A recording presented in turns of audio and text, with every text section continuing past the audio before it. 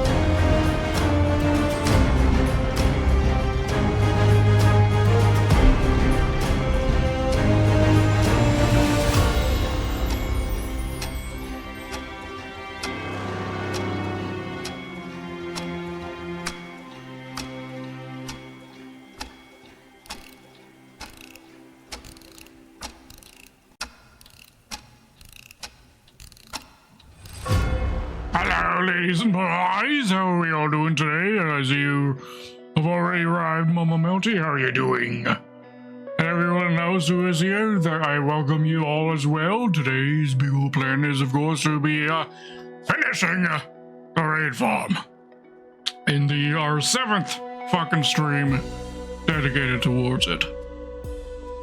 I'll be honest, I did not think it would take this many streams to do the raid farm. But here we are, on stream number 7. But this one should be the final one because it's just final infrastructure stuff to make using the farm easy to do.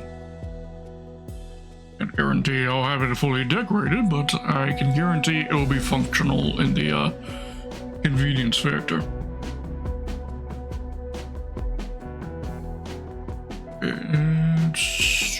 Options, video settings. I typically play when I'm just playing by myself. I typically play in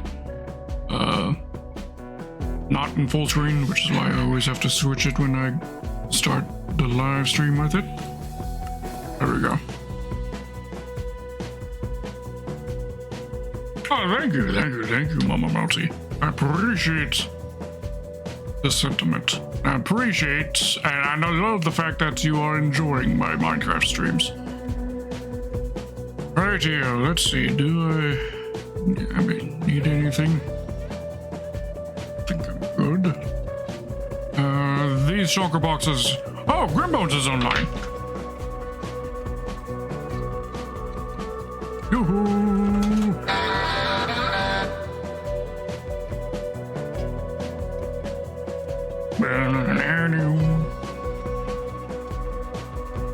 So, yeah, I didn't notice that when I was in the menu there, but Grimbones is on. All right.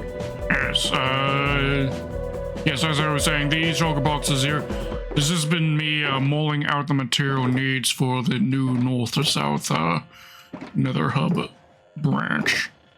I've got it, almost all of it. I think I just need more nether bricks, which I'll be able to cook up once I dig out the tunnel.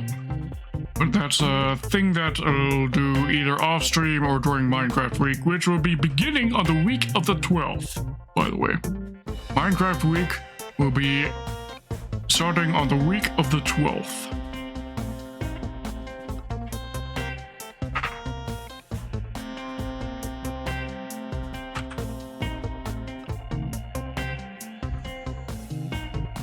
Okay. Right. What materials do I need? Let's see. I'm going to need stuff for building water vators. Because I think I need to build a total of 4 water vators. I need 4 pieces of soul sand and a couple of pieces of magma. Need some water.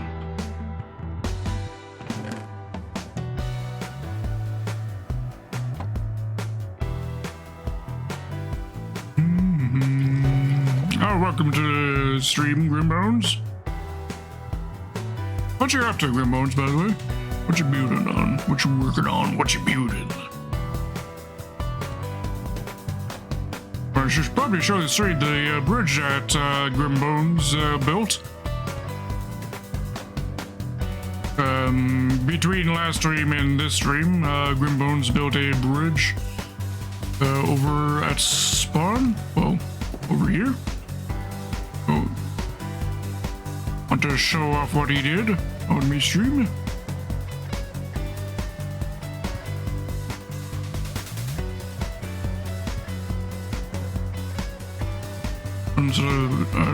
Your bridge right now. Today, Grimbones will be finishing off the raid farm project. But I'm just showing the stream the bridge you built for the North Highway. see. Went with a rather unique approach of the roofing, having it this segmented thing. I really like what he did though. Very unique. I like it. I put this here, but it looks like Grimbones added this here. I was just going to let you take full credit, Grimbones. I mean, I did a little bit of detailing, but he did the overall structure, everything that. But I wasn't going to claim any of that. I wasn't going to mention any of that. I was just going to let you take full credit, Grimbones. Here you can see the new bridge. Or the first segments for the new Northern Highway.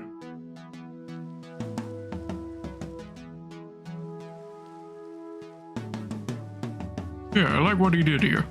I like what he did. I mean, I did a little bit. But the structure was overall yours, Grimbones. I didn't want to be stealing credit. Because of how much I do on the server already, I didn't want to be encroaching onto stealing credit from contributions that other members on the server make. But yes, the Trails and Tales update comes out on the 7th. I've asked Raven to update the server on the 8th, and the next Minecraft Monday would then be on the 12th.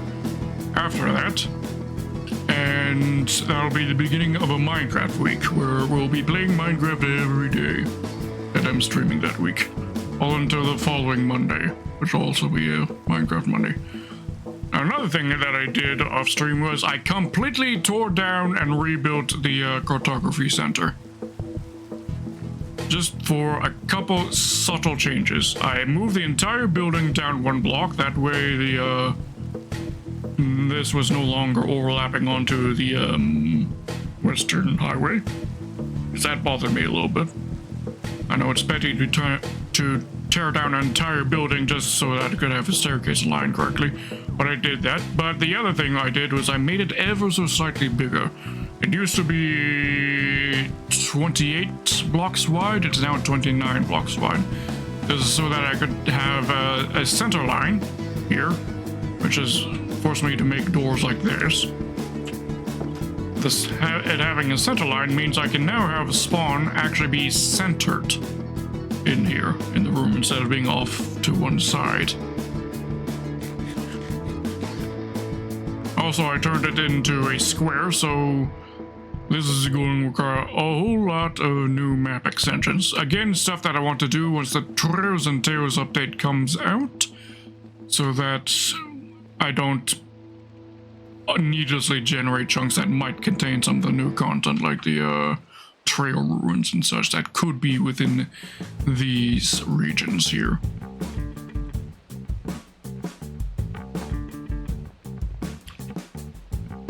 Now, I know part of this area would be generated because Grimbones' base is right here, and his bridge crosses over into this region right here, so that bit I could do now, but I'll just wait until I just do the rest of the mapping.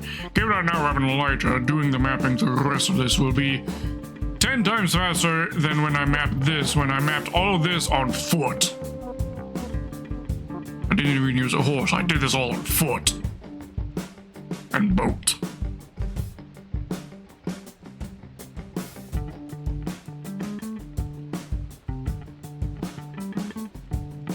Radio.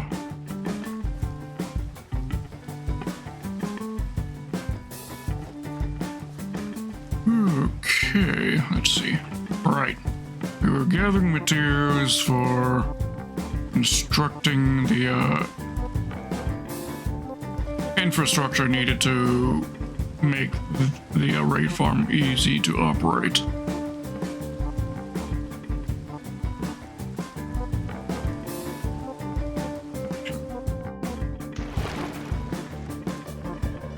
But I'm gonna need some kelp in order to turn the water into water sources for the elevator making. I'm probably gonna want a couple stacks of kelp because I know I'm gonna want some pretty tall elevators. Because I'm thinking I want to also add a couple elevators that just brings you quickly down to a room that is near bedrock level, just to reset the spawns and go back up if you so desire. Okay, kelp. Stacks of kelp. The auto smelter. We'll need to empty this at some point soon though, or craft a bunch of this up.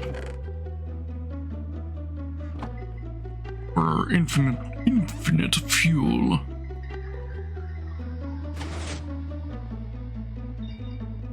Alright, what else do I need? I also want a bunch of stone block variants. I'm thinking. The tunnels I'm thinking I want to be... I'm going to model them after the what I've done in the nether hub. So glass floor, the mirror effect.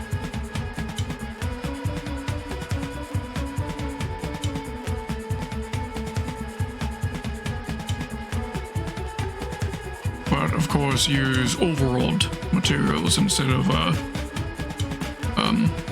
nether materials. So I want that. I'm gonna want stones.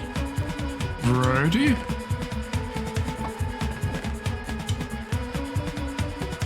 Need a lot more than that.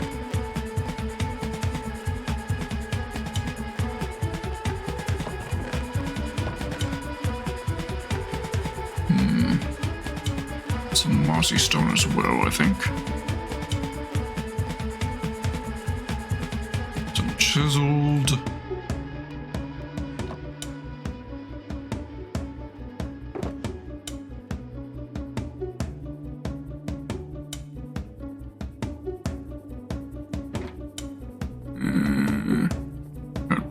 Bringing stone is actually probably silly because we're going to be digging up a bunch over there. Stone cutter.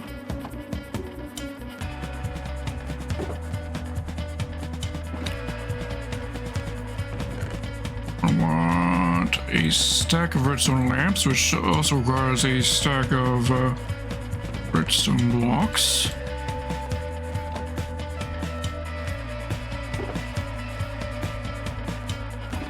To power them. What else? What else do I want?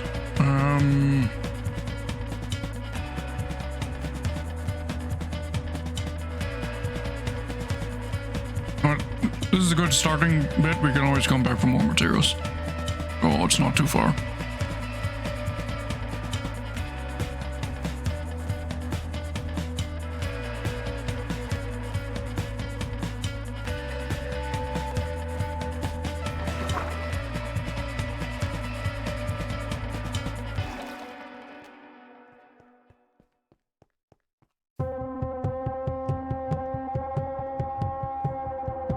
Ahoy, Winston! How you doing? I was not late for my stream today, for once. After a string of being late for my streams of the last few days, I was on time today. How about you, Winston? What you up to? Thank you for the milk.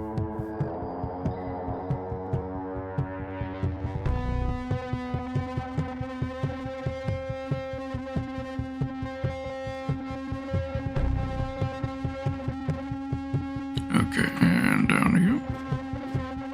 Just chilling, relaxing, gaming. Nice. Nice, nice, nice, nice, nice, nice. Okay. Let's see. This is a odd number and an even number tunnel. How am I going to adjust this?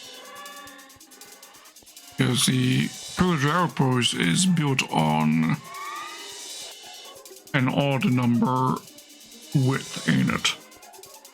I'd rather not have to, like, have to tear down or adjust this building, just adjust it, but that may be necessary.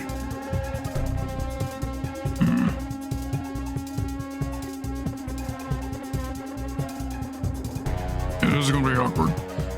And it's probably going to require me to edit this building, which I think is something I was probably going to do anyways, but forcing my hand on it is different than just hoping.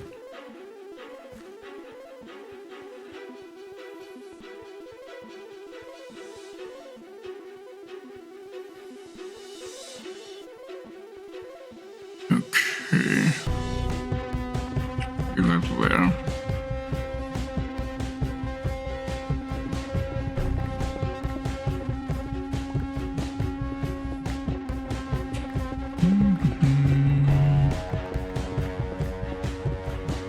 My day was pretty good.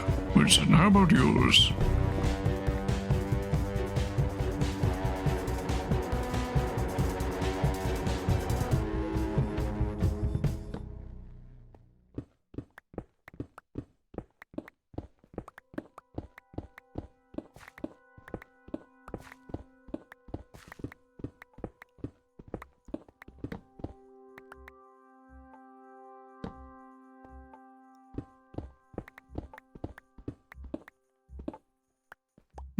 Am I able to, got my wrong pickaxe.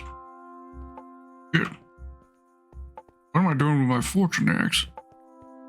Must have, simply pulled the wrong one out of my, ender chest.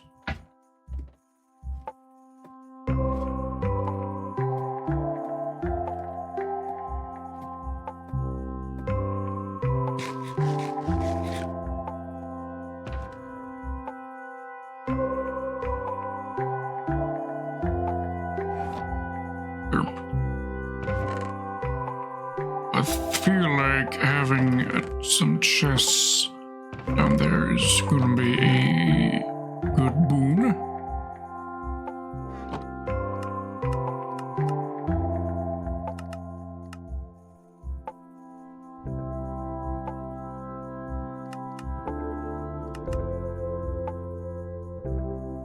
Start with a couple of double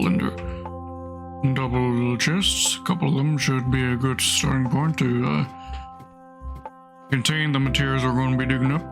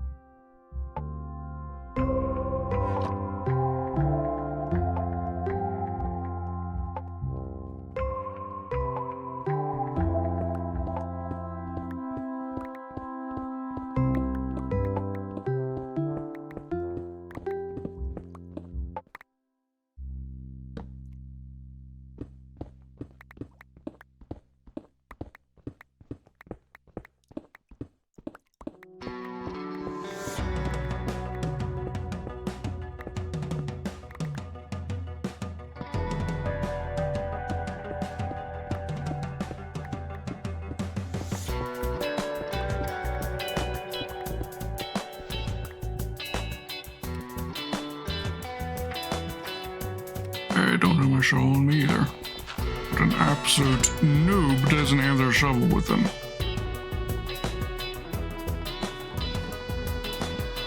Thank you for the redeems, Wilson. Stretching. And hydrating.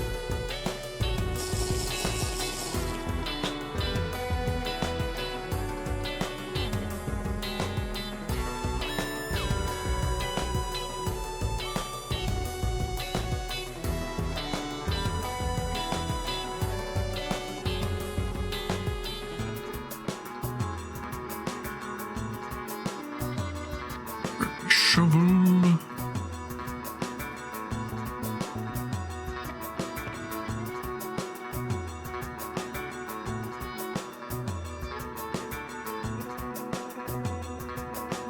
Not missing any other tools, am I?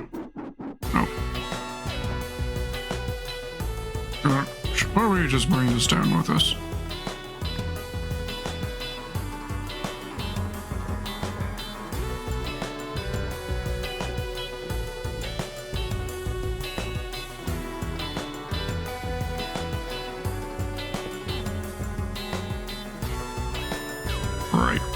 our tunnel design, I need to dig out a 6 wide space.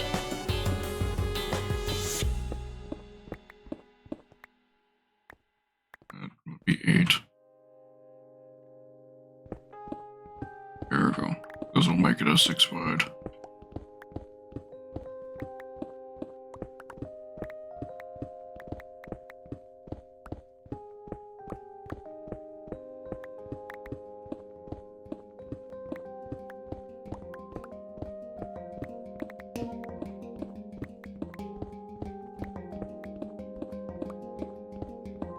I just want to get the groundwork for the tunnel's overall dimensions first before I start installing the elevators. Just to make things easier. And remove some of the guesswork. And avoid possible complications with it meshing with the tunnel.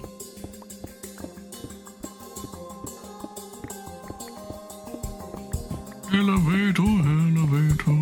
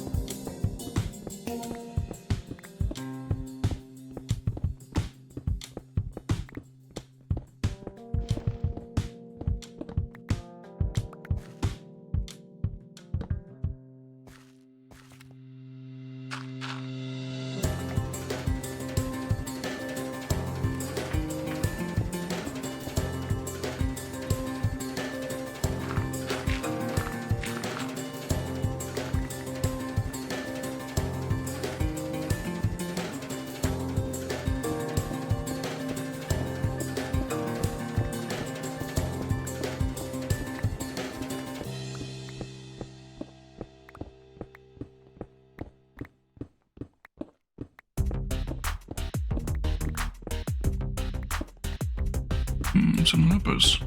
Nice. Leposaur.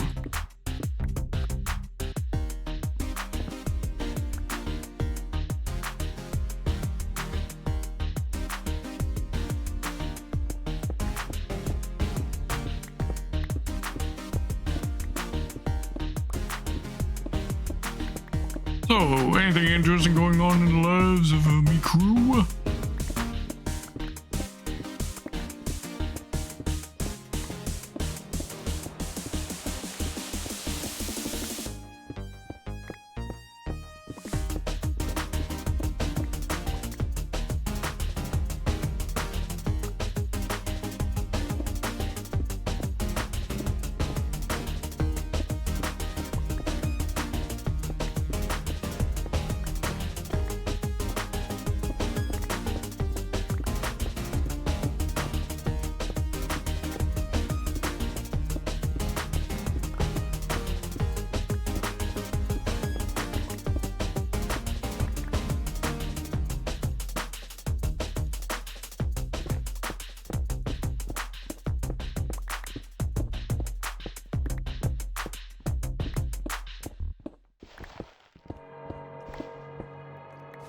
Did you see some photography yesterday? Did some photography yesterday and seen 2 special rep trends on Harry Potter. Oh, very nice, very nice.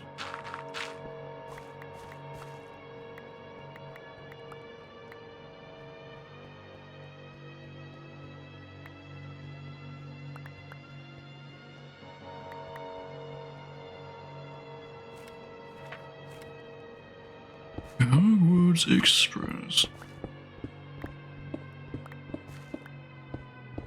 Well, I remember seeing a complaint about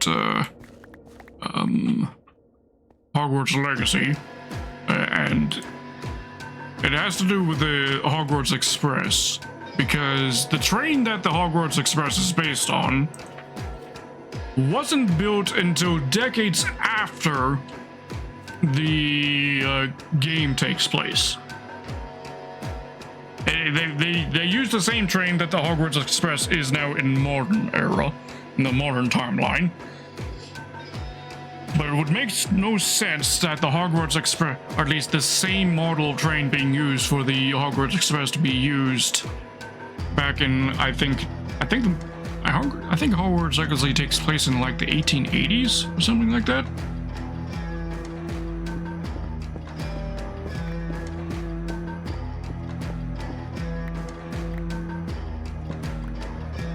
'80s or 1910s? I'm not sure. I'm not certain.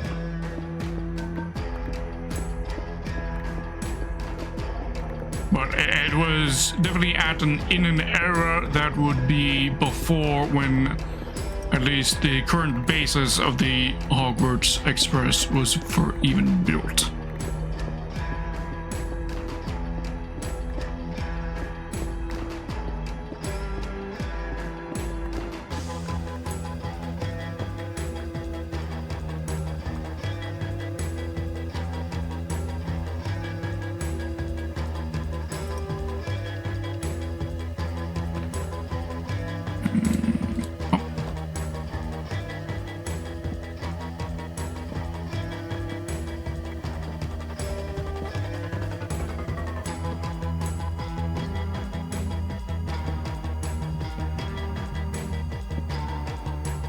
Yes, train, wrong arrow.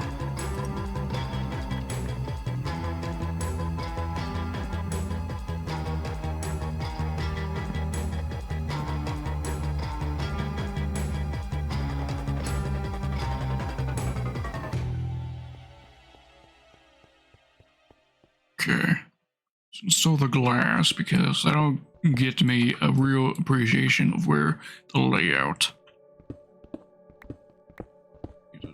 Dig this trench right here for the glass.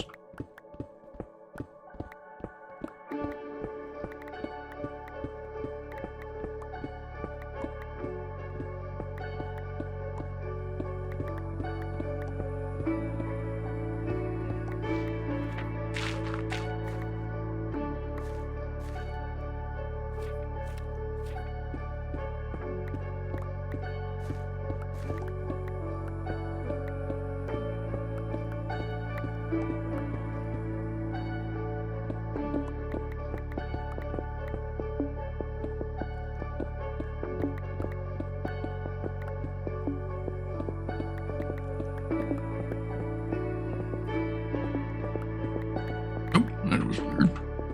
Rubius just did some weird flashy stuff. Hope that's not something bugging out.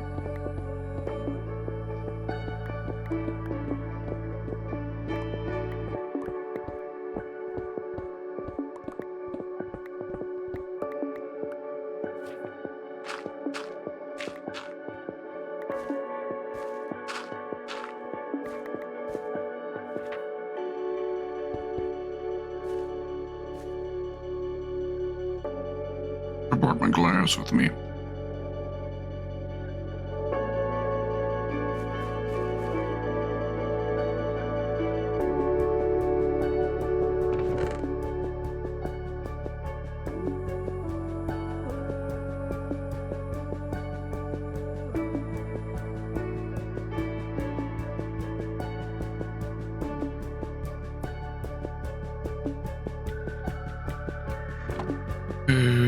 Glass here.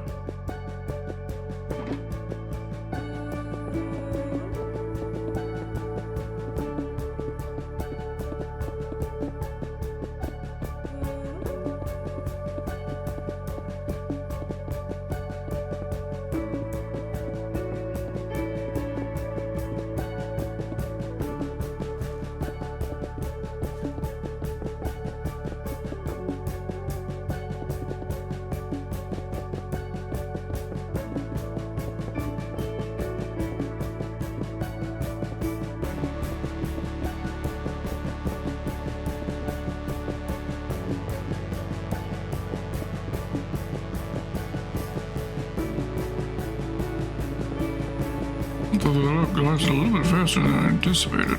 Pardon me. Surely, I thought glass would 2 stacks of glass would have been done more than enough. Clearly not.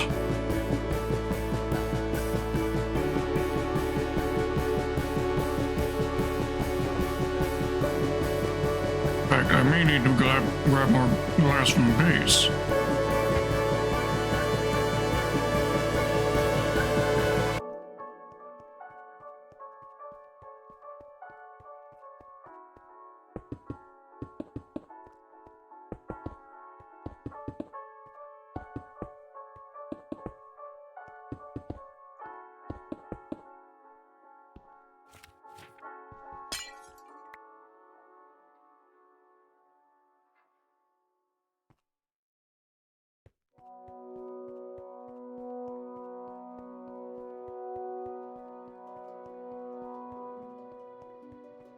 And now we start doing the branches.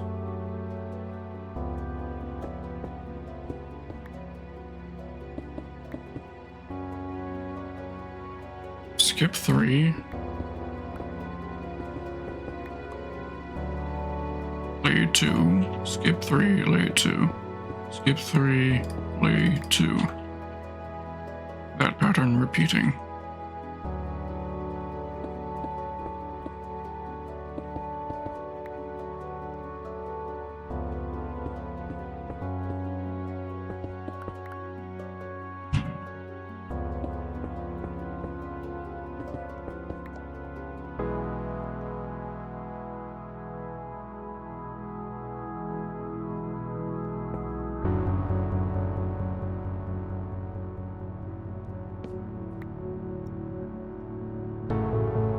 So 6 wide isn't enough. Just realized I need to dig out an 8 wide tunnel. My bad. Misremember the scale of the tunnel needing dug. Me bad.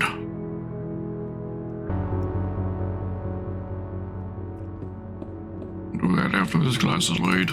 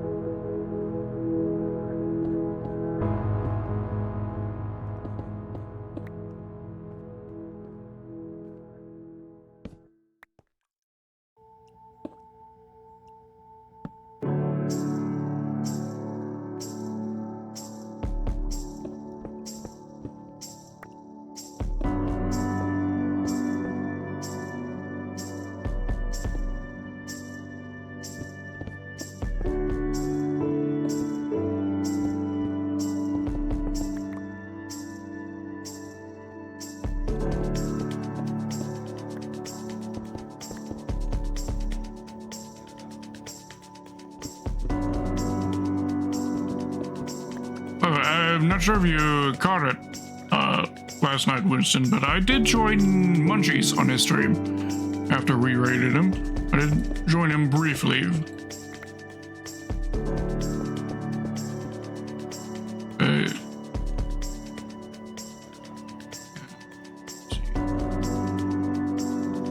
think I won't do the glass here because I'm thinking I'll be changing the design a bit when it comes to this elevator room. But I wasn't sure where the elevator room would start until I had these in place.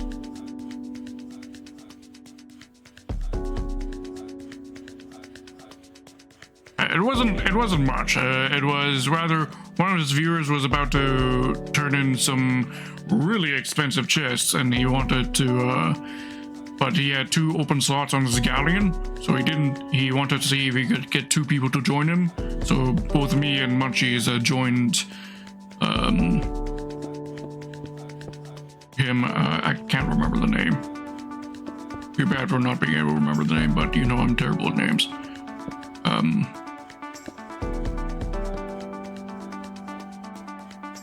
But we joined him to cash in those chests so that we could get a share of the profit as well.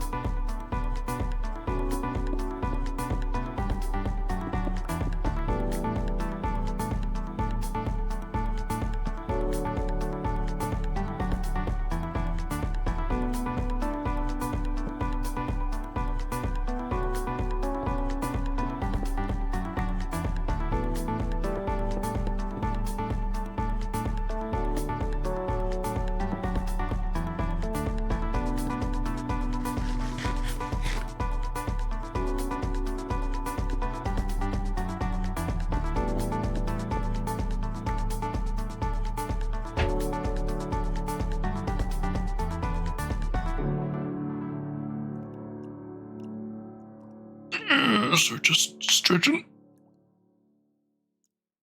I'm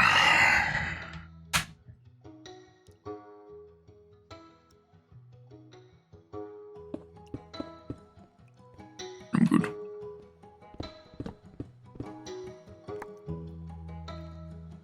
Oh, you didn't miss anything other than just me doing a stretch, Winston.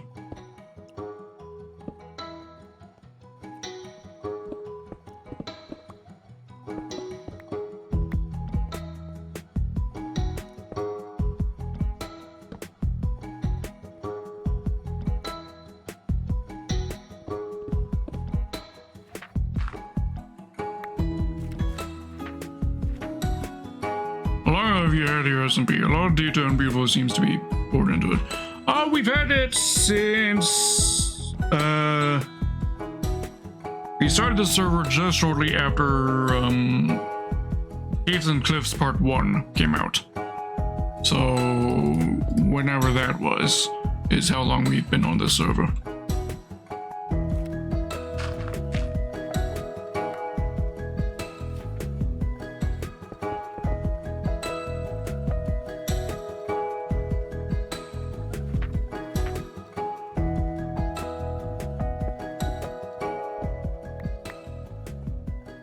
And is definitely and the intention to continue on the server for many, many years to come. And that's why I put so much effort into the infrastructure, because I want to make it as easy of an experience for new people to join the server as possible.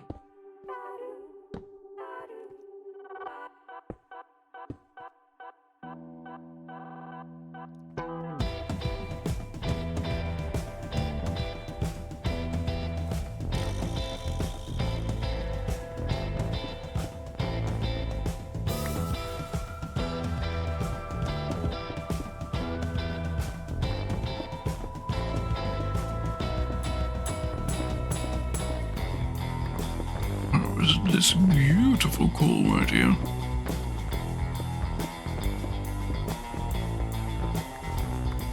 Hoarding the coal. Like a dragon hoards gold, I've been hoarding the coal. And I think I've only actually built one thing so far in the server that actually used the coal that I've been hoarding. And that was just a little bit of the detailing on my super smelter.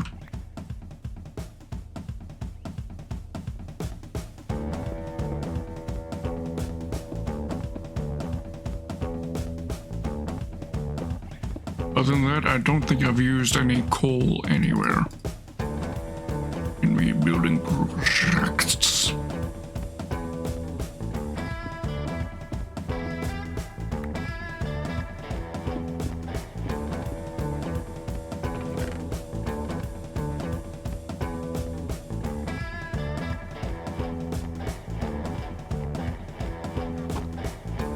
We're definitely gonna need a lot more glass in order to do that hallway.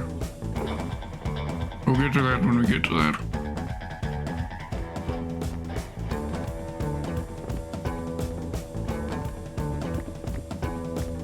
Oh, and here, just at the edge, we are within range of the beacon.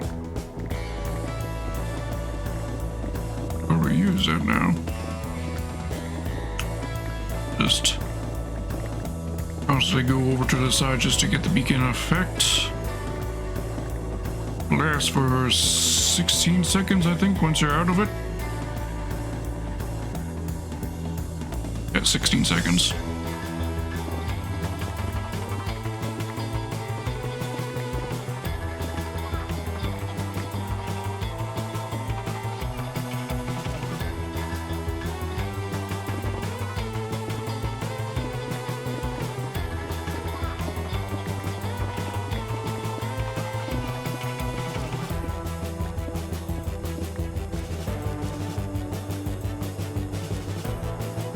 There.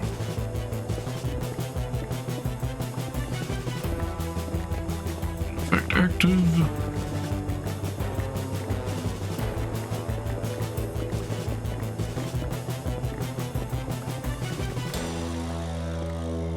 And out.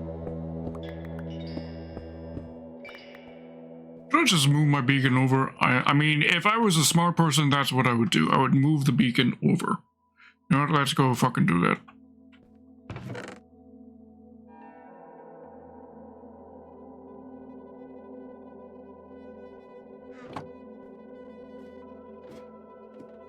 About 8 or so blocks. 10 just to be certain. Like when the card games go swoosh. Do I? So do I. Look for the brain. Look for the brain. Delicious.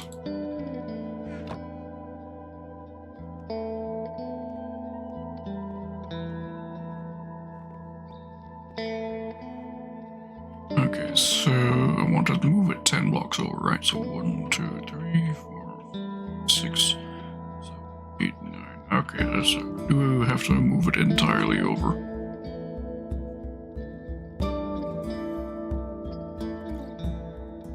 Probably leave that row intact and then rebuild the rest. Yes, I can do that.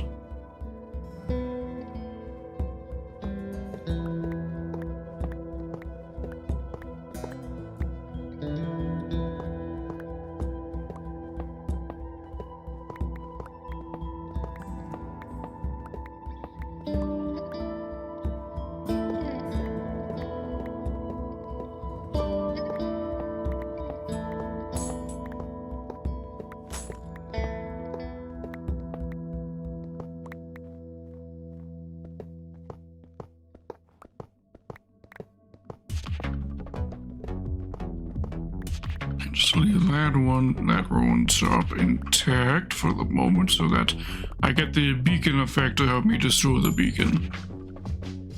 Real Thanos move there.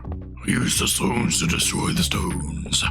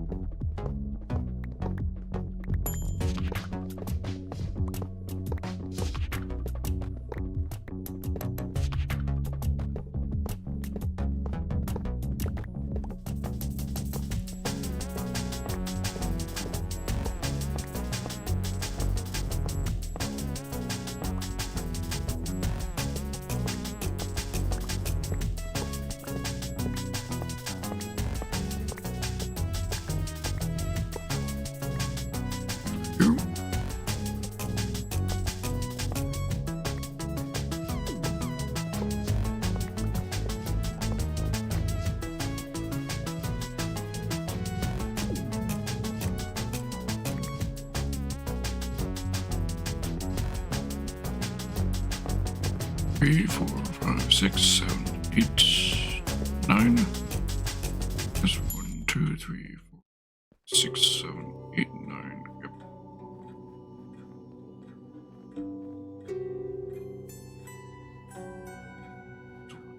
Well,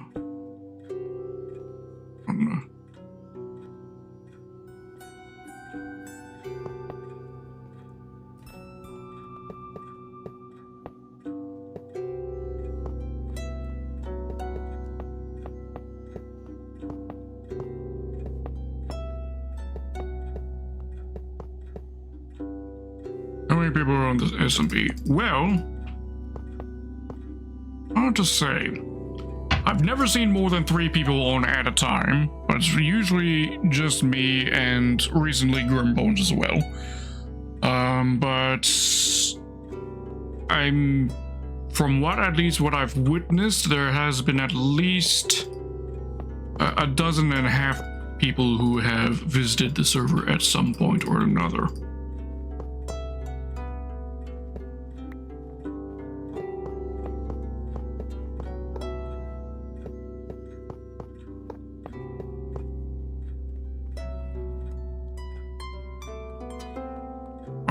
I mean visit as in like they've been on the server at some point or another, not necessarily stayed or they built something small but then left. Nibblers are here. Just one nibbler though.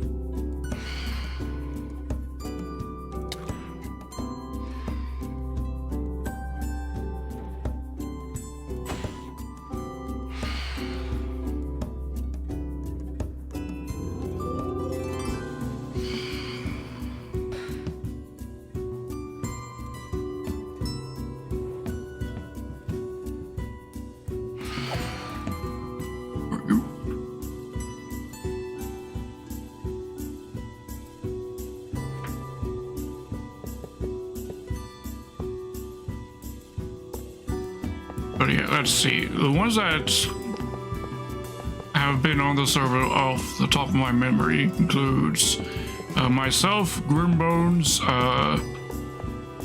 Ron the Skeleton, Captain K-Storm, Captain Faithful, Mariachi Loki,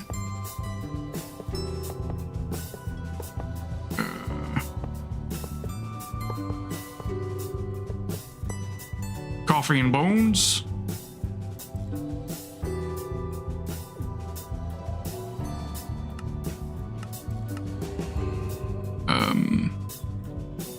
Pizza Boy.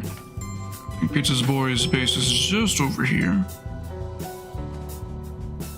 Okay, just a little bit out of render distance. Raven's base is actually below.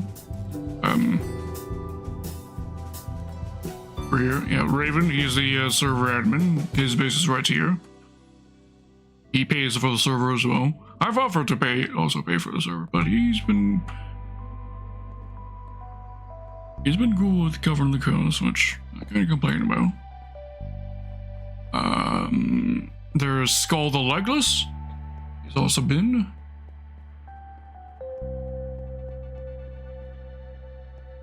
There's a couple of people who in fact, I can think of 2 or 3 people who I don't know the identities of, but there's evidence of them being on the server at some point or another. 3 or so individuals.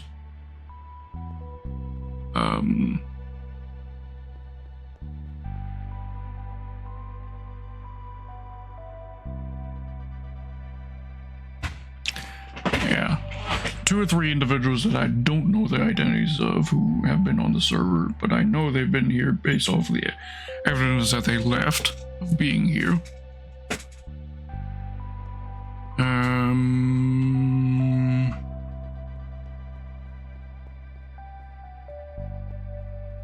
Those are the names that are just coming to mind, at least.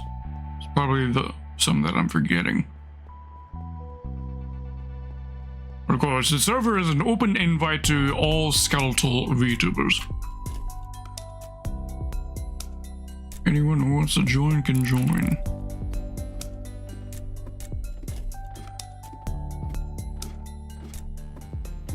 As long as you meet that one requirement. And of course, the other, more of a safety requirement is, of course, getting your name to Raven so that he can whitelist you as well.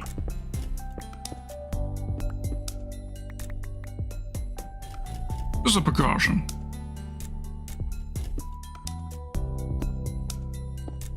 Sure that nobody strange shows up.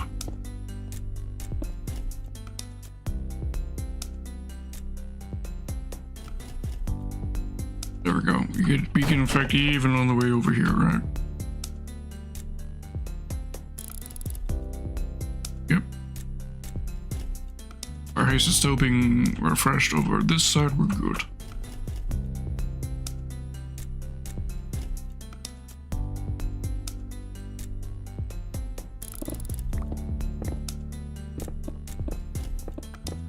Okay, how tall do I need this? Thank you for the milk.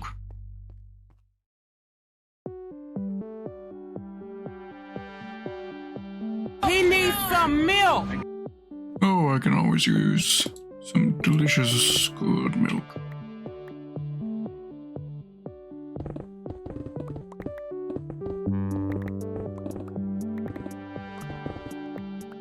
Is this high enough?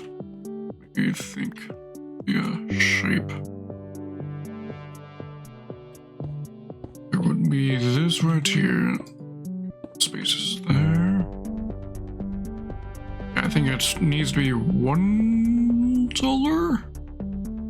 Now, let me actually check with an example of this tunnel design that I've got elsewhere, just to double check.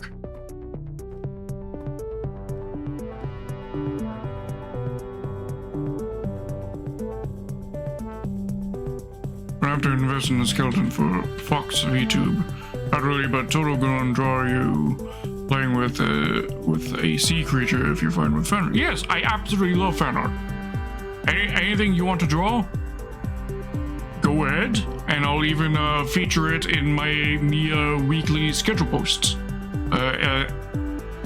If you've paid attention to my weekly schedule posts, I always put a piece of artwork that was either commissioned or fan art. All is equal to that. Of course, there is, I guess, technically a slightly finite limit to the number of those I can be using, because I rotate it out every week, and if I want to actually be fully rotating, there can be no more than 52 pieces, because there are 52 weeks in a year, right? But that's a long off concern. At that point, then I just have to start picking and choosing, but I promise I'll be just as... In fact, I'd be more preferential to fan art than commissioned art in that sense. Oh yeah, anything you want to draw, go ahead. If you need some references or something of props, of my idea of what some of my props would be, or references of me, or if you need clarifications on things of how my design works, just go ahead and shoot. Ask away.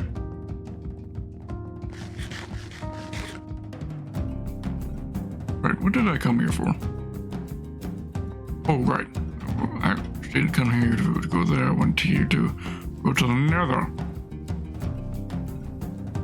Example of the tunnel design.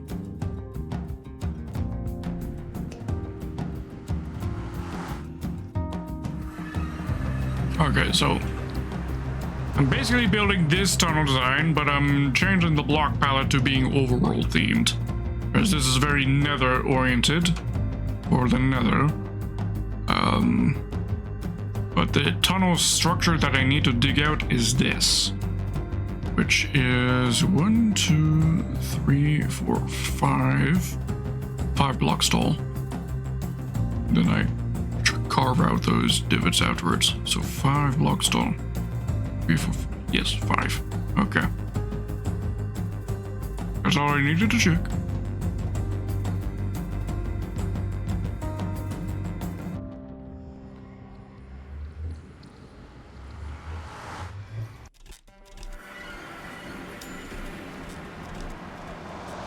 So while we're at base, I'm gonna grab myself some more glass.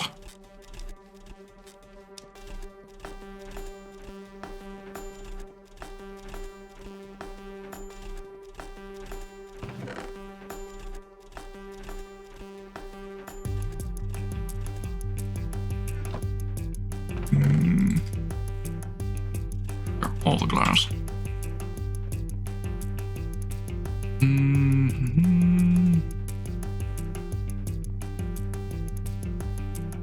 Thinking. I got like black wool as like on the sides. I'm still not 100% decided on what I want for the block palette. I know for the columns I want them to be made out of stone rather than deep slate. The shroom lights I'm replacing with redstone lamps.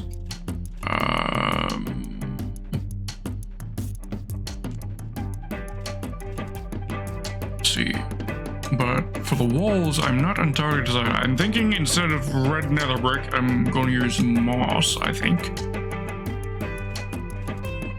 Okay, sorry, let me read your comment there, Mama. See? Your OC is fully skeletal, outfits primarily consisting of parody garb, including a fancy captain's hat with a feather, waist jacket and anchor necklace with grease carry smiley buttons in place of regular shiny buttons. A purple bandana covering most of the skull, where here would be. Yes, okay, let me do a zoom in for you, Mama Melty.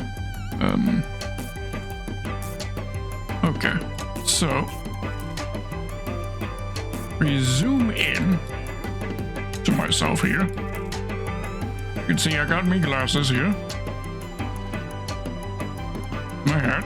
If I take off my hat, you'll see there are some seams on my skull. That's because the back of my skull actually comes off, so that I can store things inside me empty skull.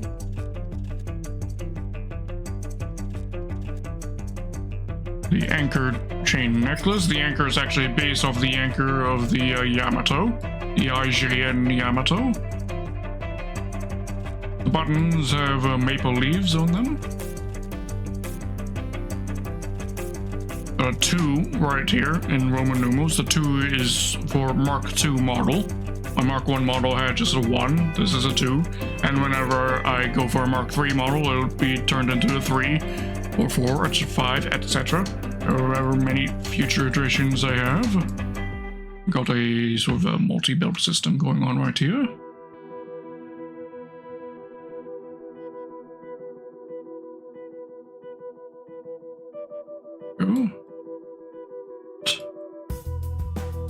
Go down to my peg leg. You see more maple leaves around the rim right there.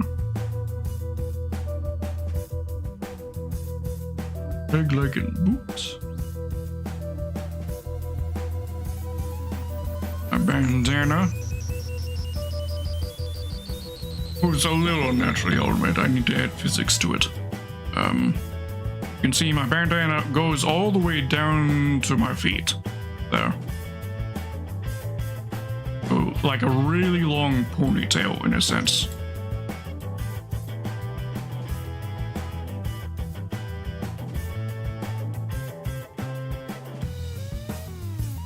Don't mind those seams that you're seeing at my elbows. Those aren't supposed to be there. For some reason, with how the layering played out, that ended up showing. So don't pay attention to those. That's my model overall.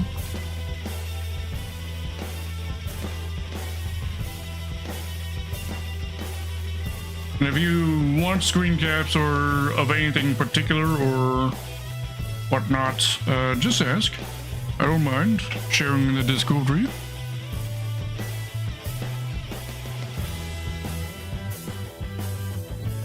Yeah, I definitely put a lot of effort in this model. Rigged it, drew it, all my... Did the rigging and drawing all myself.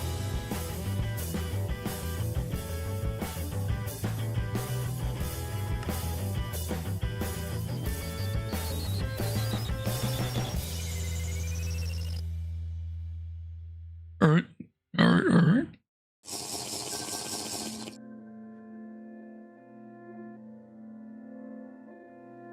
And when you have a finished piece, you can also post it into the fan art channel of the Discord, or I can post it for you. It's up to you. I know some people prefer having me post it instead. It's all up to you how we do this.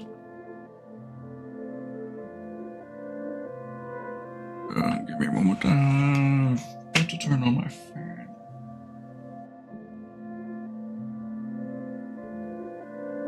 There we go, it's going.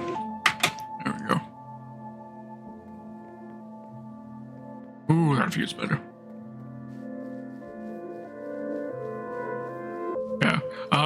If you're going to draw me shirtless, FYI, there is one thing worth of note that unfortunately I don't have an image to show off because I haven't gotten around to drawing and or rigging what I look like without my shirt. That is something that is coming in the future. The only thing of note is the fact that the right side of my rib cage is broken. Because how I died, lore-wise, is that I took a cannon shot to the chest. So the right side of my chest. So there was a distinct hole through my rib cage there. I'm going the wrong way.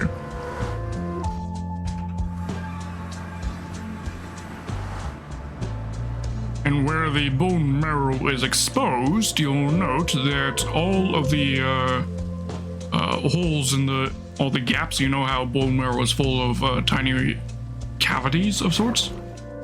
I have filled all the cavities in the bone marrow with gold. Because that gives me weight. Because the biggest weakness of a skeleton is the fact that a skeleton only weighs around 20 pounds. So it doesn't matter how strong a skeleton is. You only weigh 20 pounds. That's not going to give you much, and you're at a severe disadvantage. Either trying to lift things, or I mean, you could be lifted by a toddler.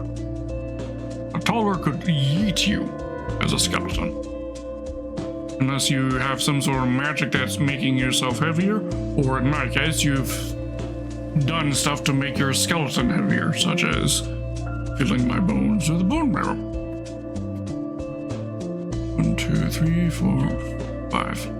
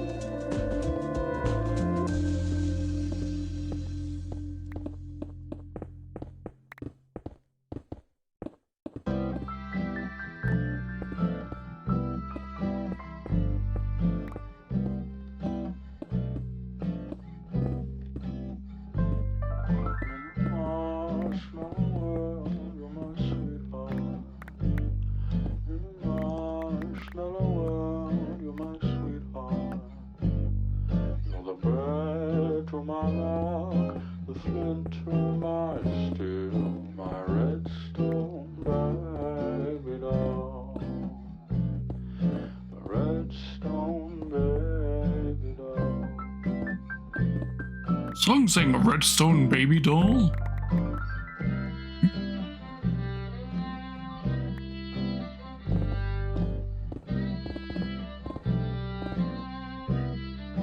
Song is called Redstone Baby.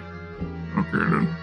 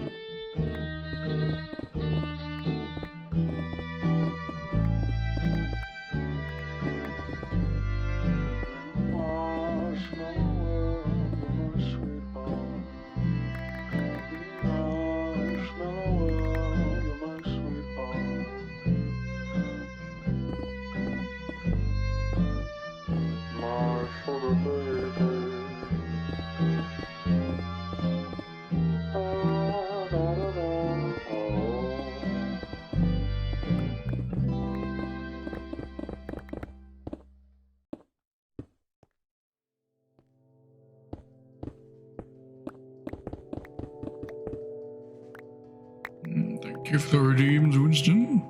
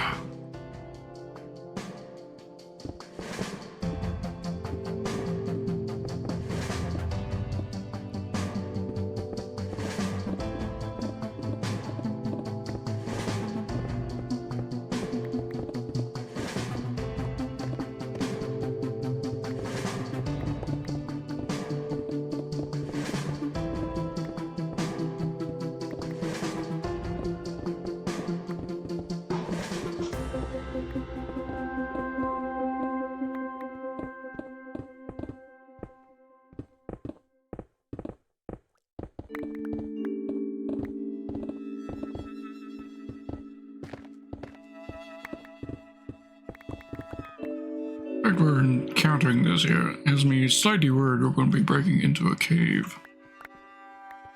I'd rather not. Hate to deal with.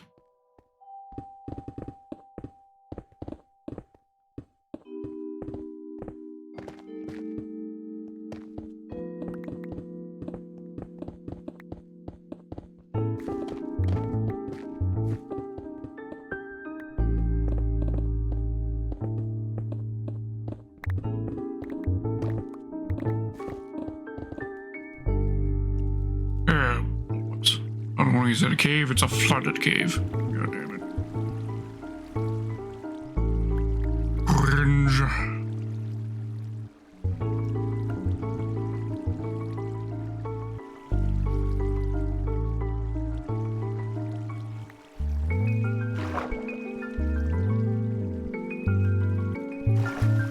Oh, okay.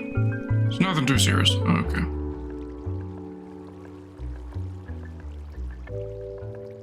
Nothing too serious.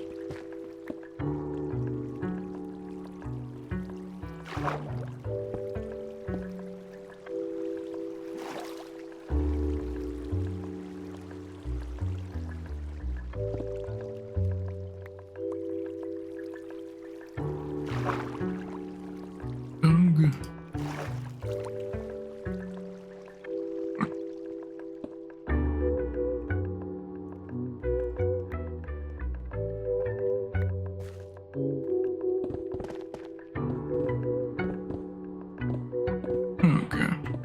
Well, as long as it's a previously lit up cave, it's good, I guess.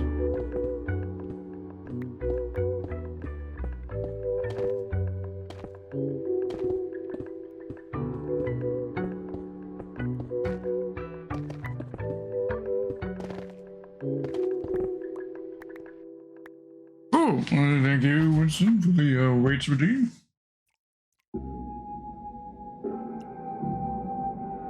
Okay. Left arm. 1, 2, 3, 4, 5, 6, 7, 8, 9, 10. Right arm. 10, 9, 8, 7, 6, 5, 4, 3, 2, 1. Alright, thank you.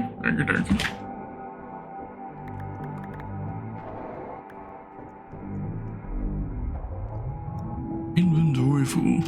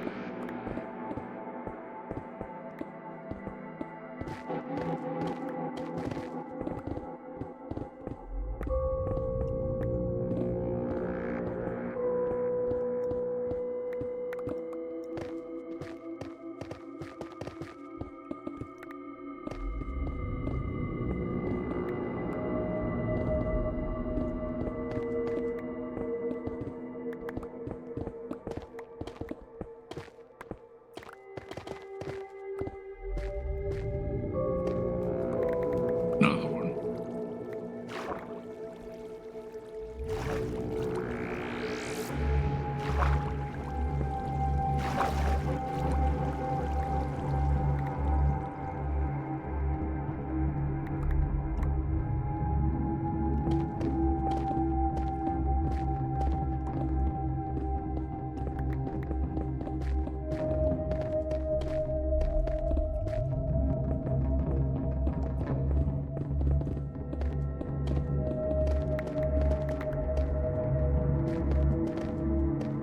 Dripstone to be a very hard block to work with. So I've never built it into anything. With all the building in Dripstone caves I've done, I have a large surplus of dripstone, but I've never really been able to use it on anything because I can't find any sort of color palette that it works into. For build.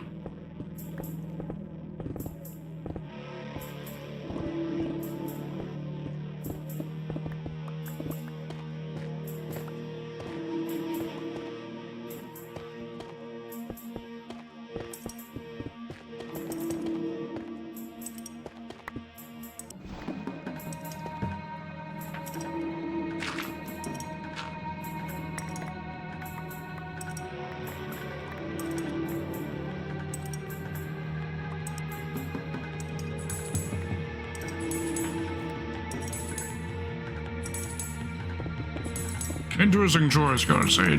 Putting what sounds like mouse clicking into a song. Oh, you hear that clicking noise? That's not me, that's the song.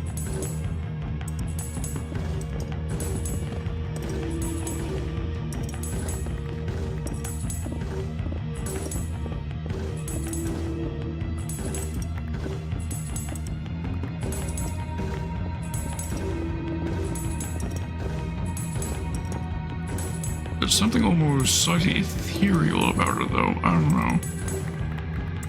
I like it.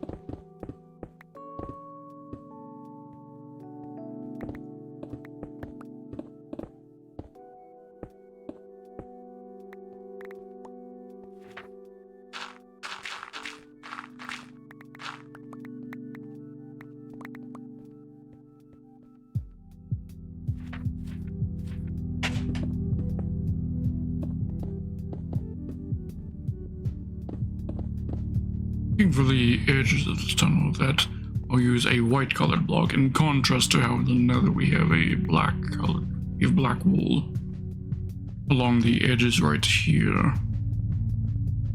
Maybe quartz. Not use. Oh no, that wouldn't be just strictly true. I have used quartz on the build. I've used quartz in spawn build.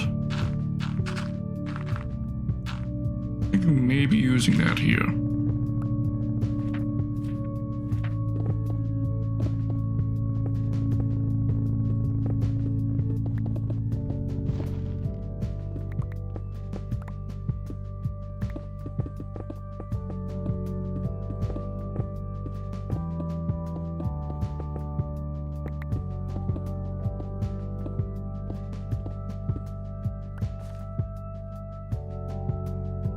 Inventory full. Now a real smart person wouldn't be carrying their build materials when they're just digging. That's what a real smart person would do.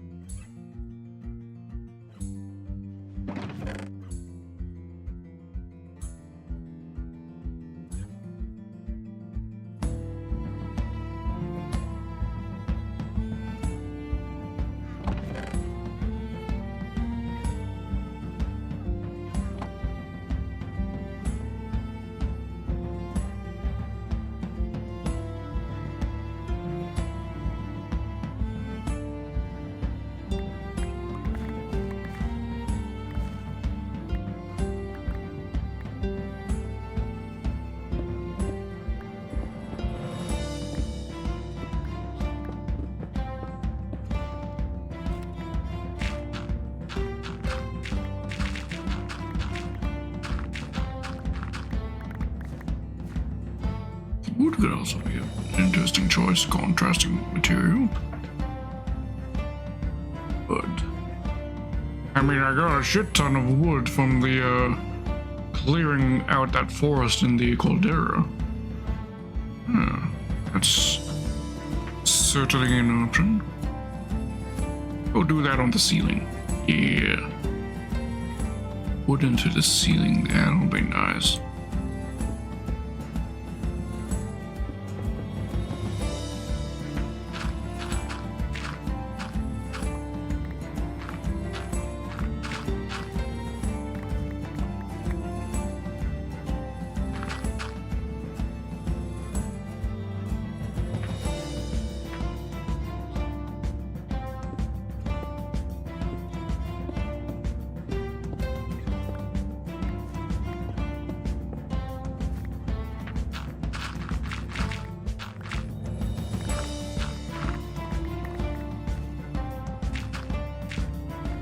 Oh, have you been hearing the most recent news about the Ahsoka series?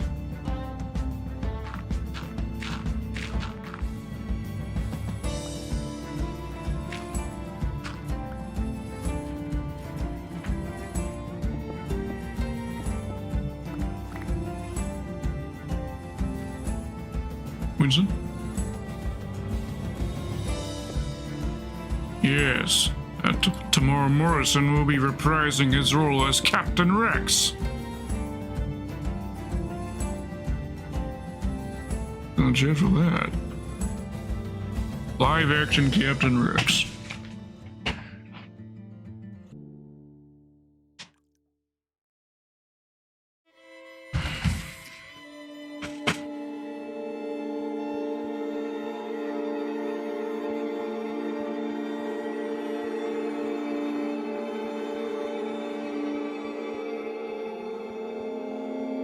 Alright, that's the top half of the tunnel dug out. I should probably dig out the bottom half now, I think. Or I could install the lights, I guess. Could do that. The actual proper lights, the redstone lamps. Get a feel for if we're having enough of these or not.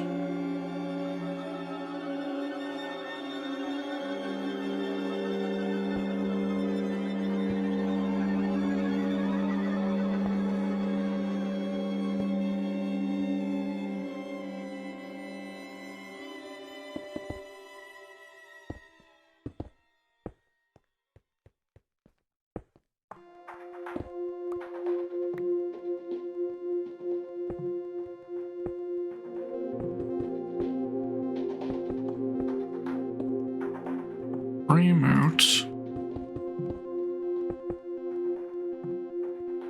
He's here.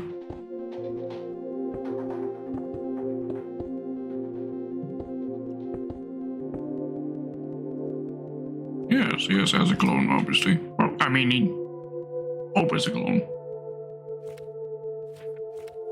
So he's always been live action as a clone.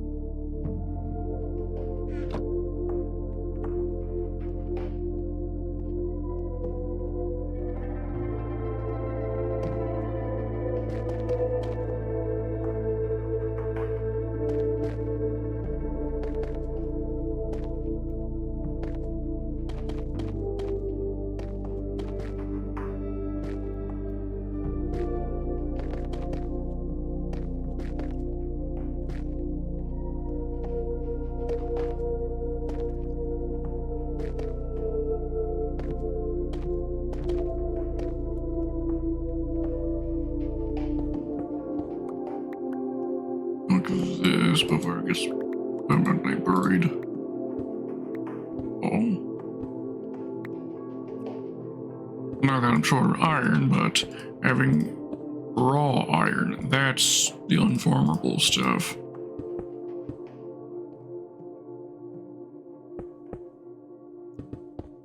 Been thinking about plans regarding this forest right here. I want to completely replace this entire forest right here with a cherry blossom forest. Little lanterns for lighting. Lanterns hanging off of the trees, I mean.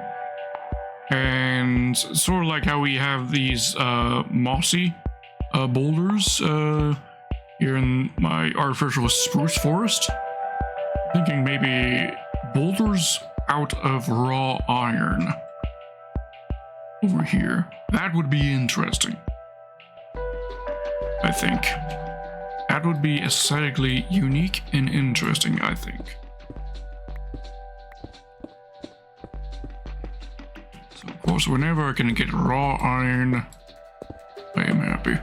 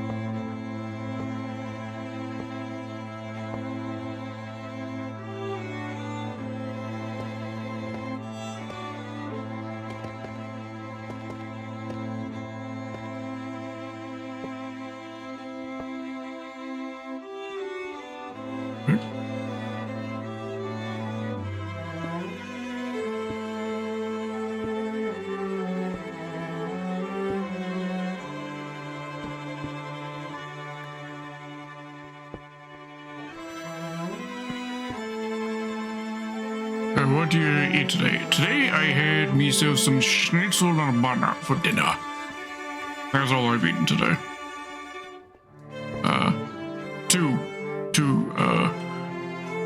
Two sandwiches of that.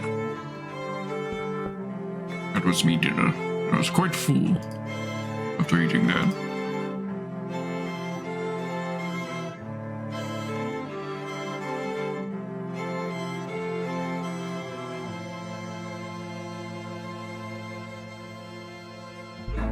I think I definitely got plenty. I think my lantern and redstone splash ought to be, well, let's see. That was how many? Started with a stack of 64. Take away the 2 that I placed on that side. So there would be 49 left in the stack. That means 64 take 49. How much is that? 64 take 49.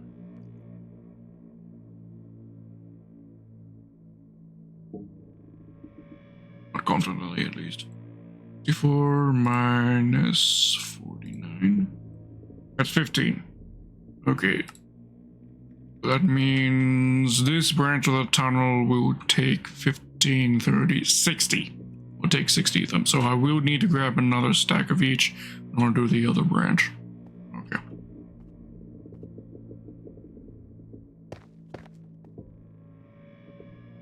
Grab this coal as well.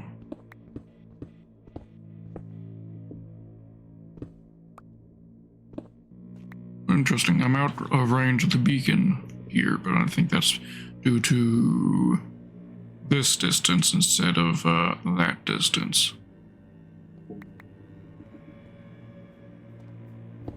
That's actually fine. At this end where I'm going to be a little more experimental in designing the elevator room, I think it would be better to have the slower mining speed.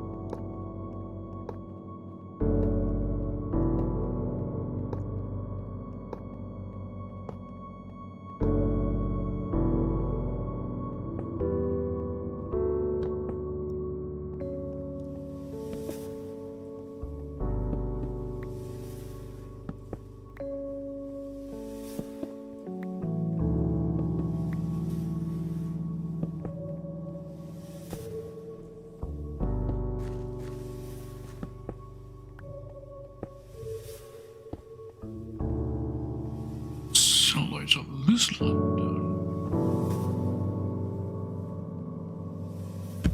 Well, the upper half we still did with the lower half for the mirror effect.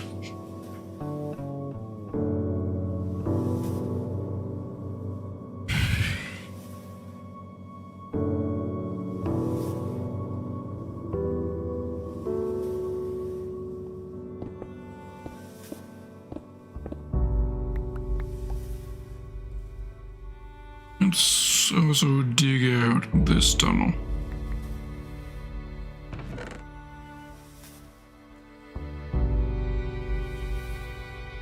This one I'm pretty sure is shorter than that one. This should be quicker.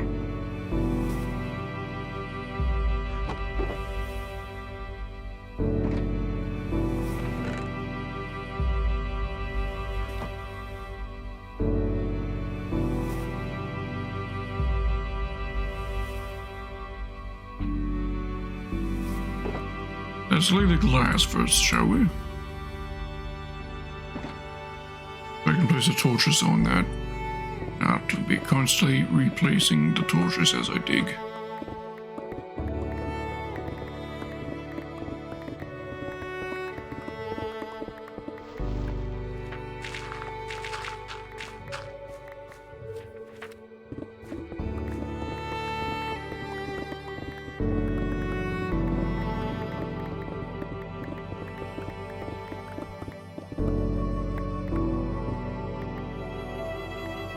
My brain hurts, but I did a quick sketch. Alright, alright.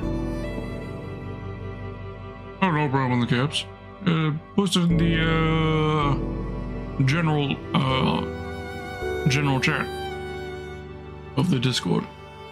And I'll give you my opinion.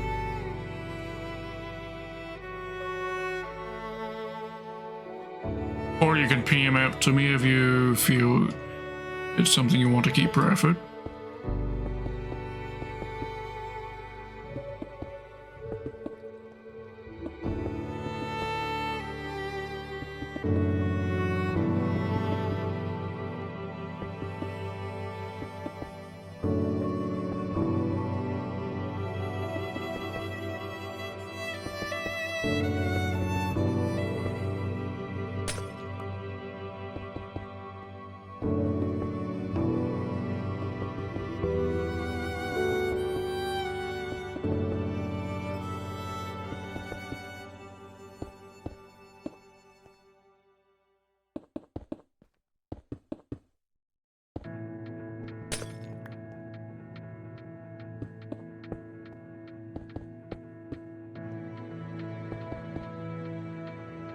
Ooh, I love your style.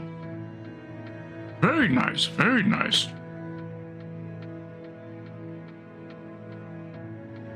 I like it.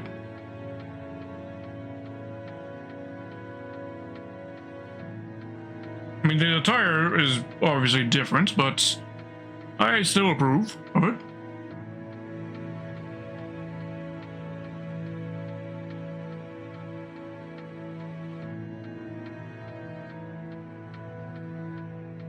Yeah, appreciate. I like what you're going for.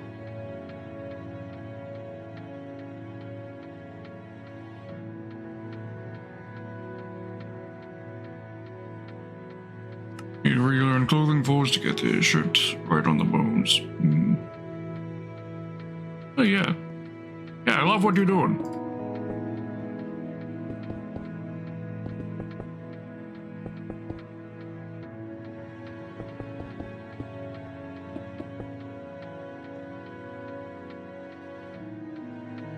I did not bring enough glass. Again.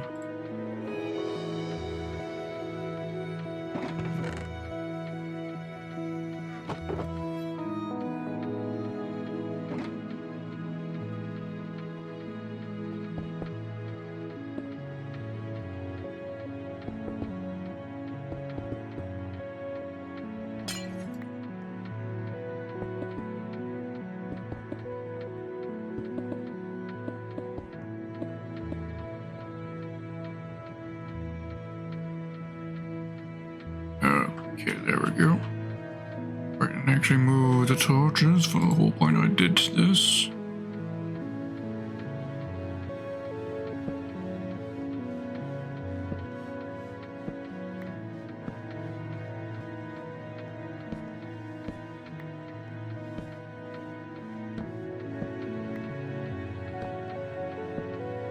There we go. Alright. So I need to dig out 3 out to either side.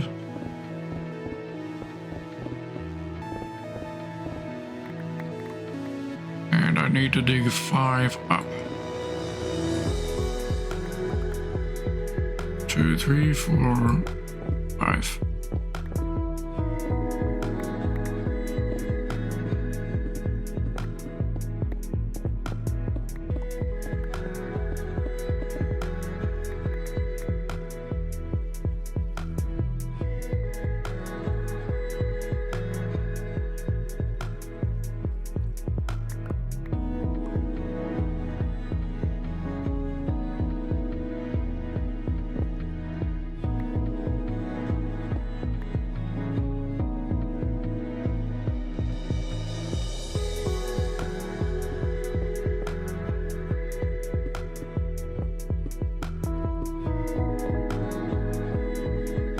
Yeah, no need to rush the art either, Mama Melty. You can do it at your own time, your own pace as well.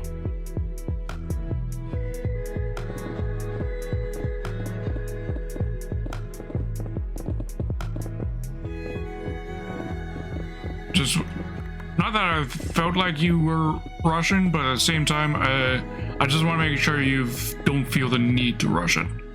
Just take your time. I prefer genuine. I don't want to say I like to have preferences because you're doing this for me for free, after all. So I don't want to mention preferences. But I like art where effort over speed was the focus. You get what I mean? Or am I being unreasonable in my preference there?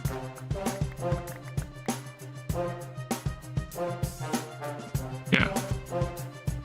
Okay.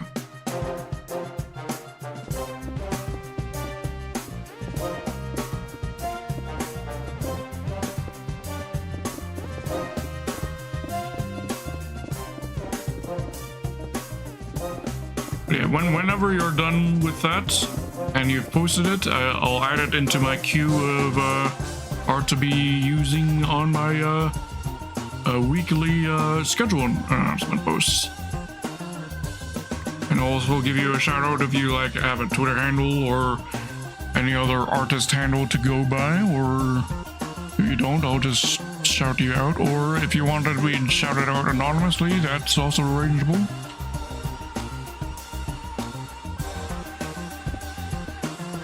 Not trying to say I want to pay an exposure bucks. I know there's a bunch of entitled individuals like that on the internet, but at the same time, I don't really have like budget to be commissioning, not currently at least.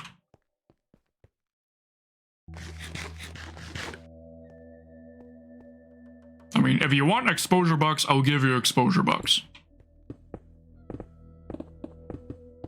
If you don't want exposure bucks, then just have it be an anonymous submission. Ooh.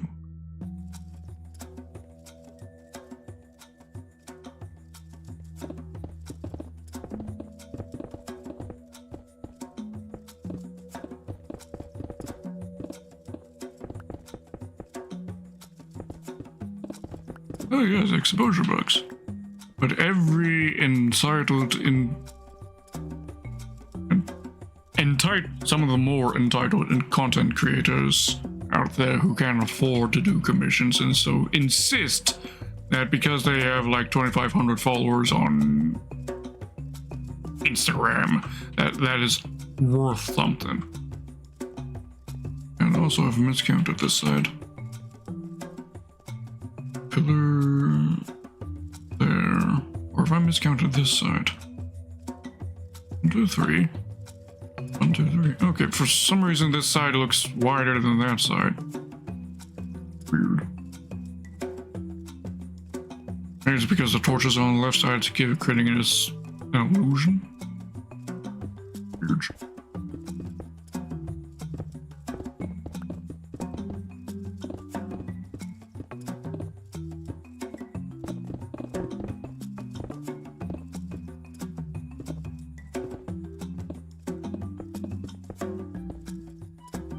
Oh, I've heard the term exposure books. I'm not sure where I heard the term, but it's definitely probably in one. I probably heard that story, that term, listening to one of those stories on the internet of somebody insisting that because they got some following on Twitter or Instagram, that their exposure bucks mean something towards an artist, and try to pay for their commission with their exposure bucks.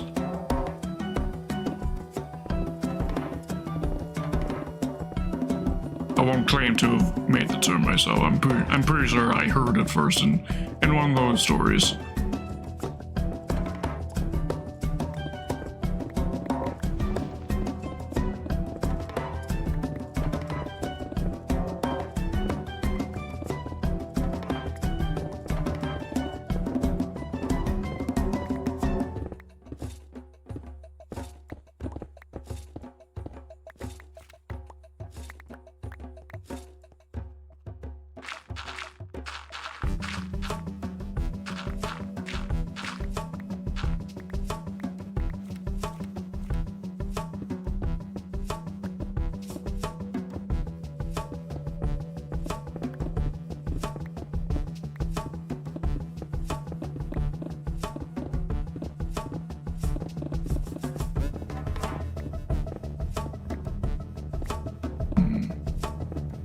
My pick may not last for this whole project. Kinda hoping it would.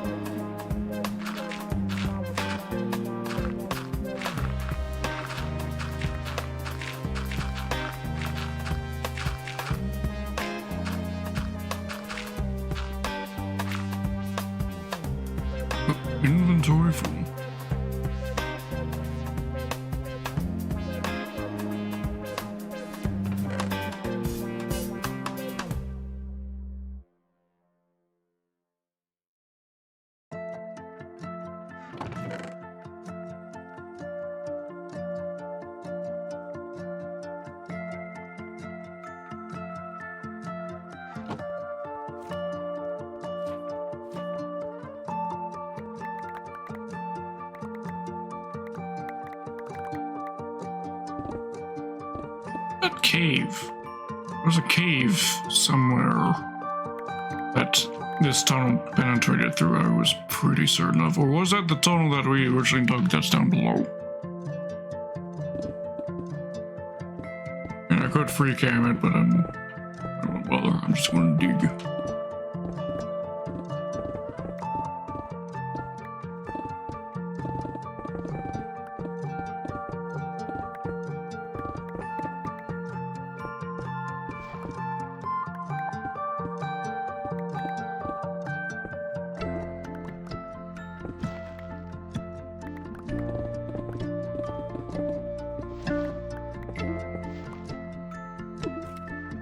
Oops, oh, well.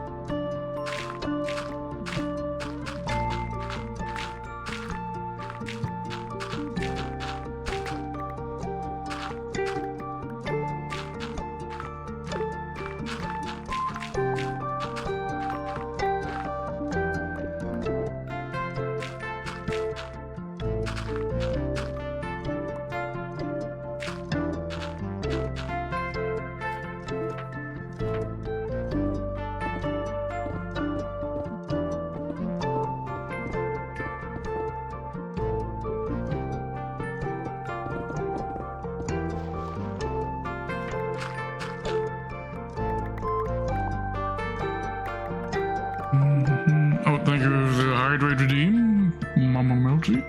Hydrating.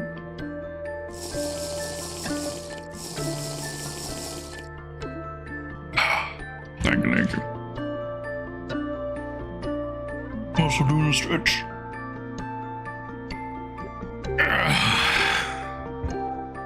And I'm good.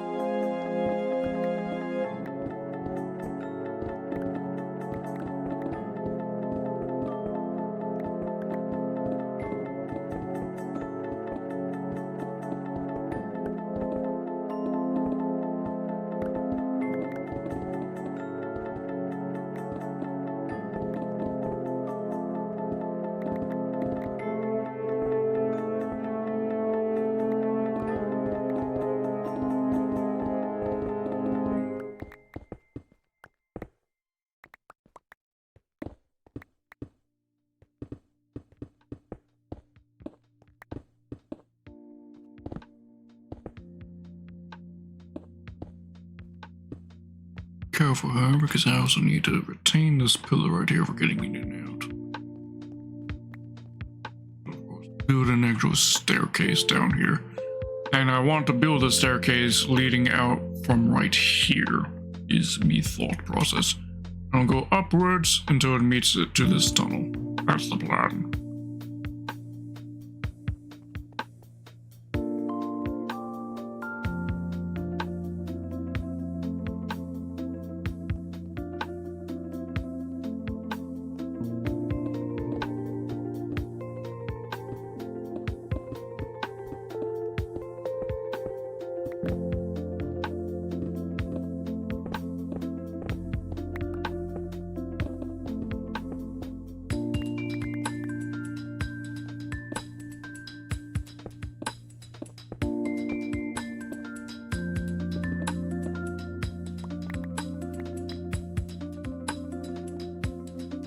Right, that's the top half of the tunnel completely dug now.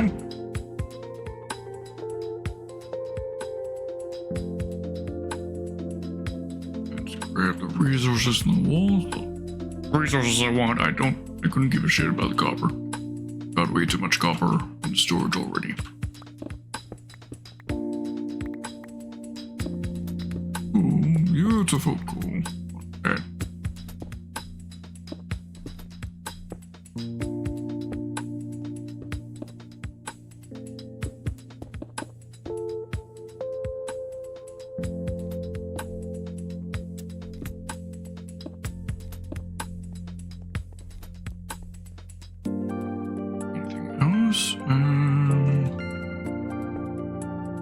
Lapis right there.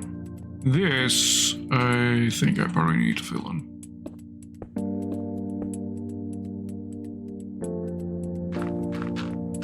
Fill it in or light it up, but I'll got a bunch of infill material to use it on hand already, so we'll do that.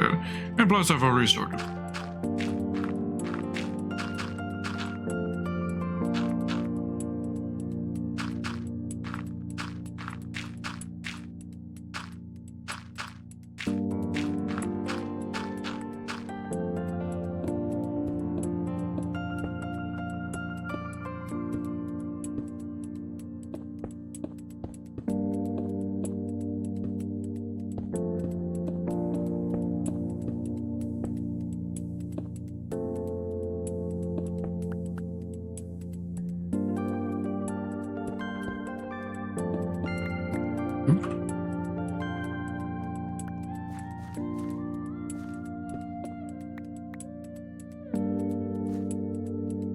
Coal vein right there.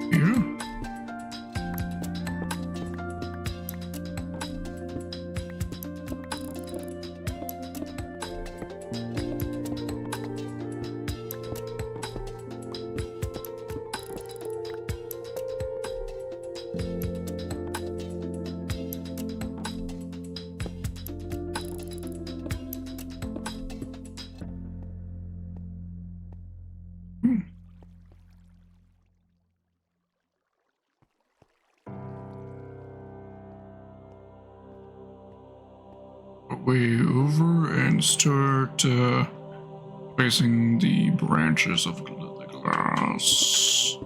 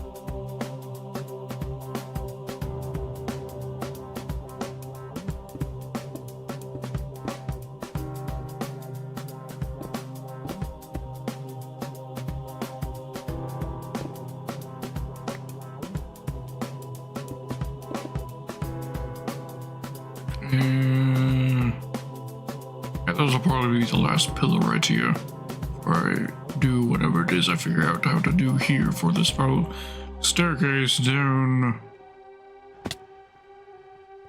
hidden chamber.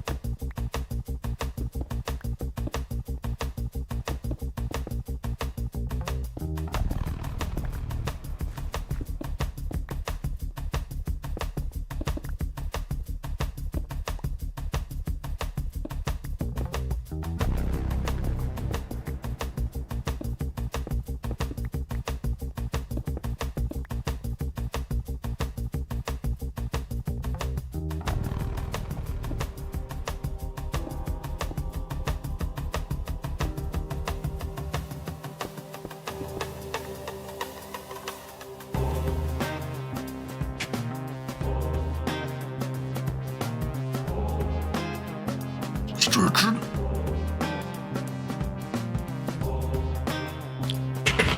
Alright. Okay, we're good.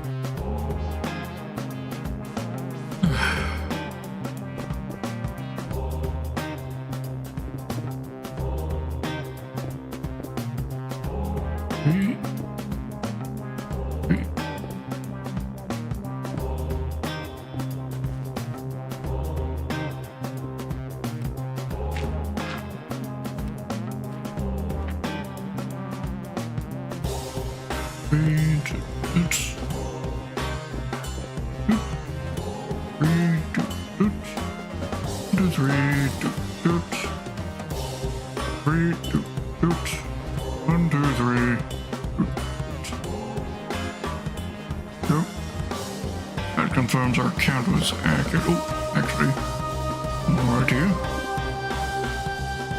There we go.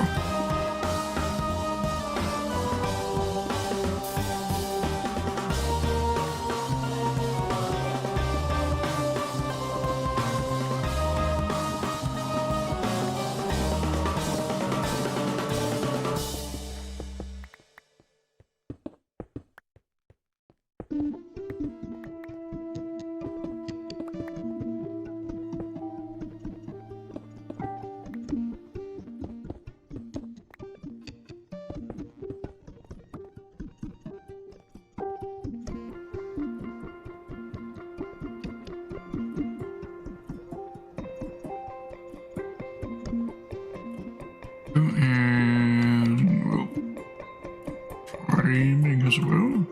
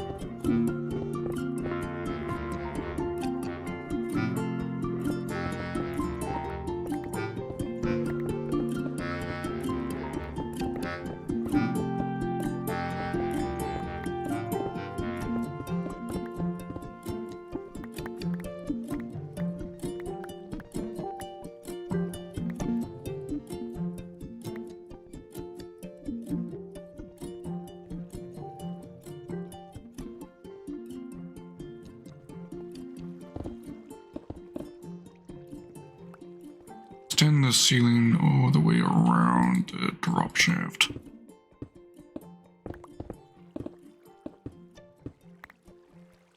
Also, I also want to... Eventually, I'll be replacing the drop shaft with something a little fancier. I'm thinking having glass with wood logs to, at the corners. That'd be what I'd be thinking.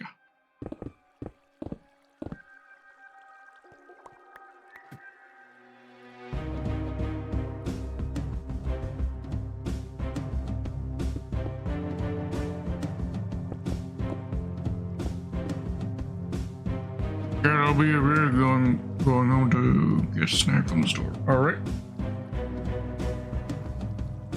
Alright. Grab me one too.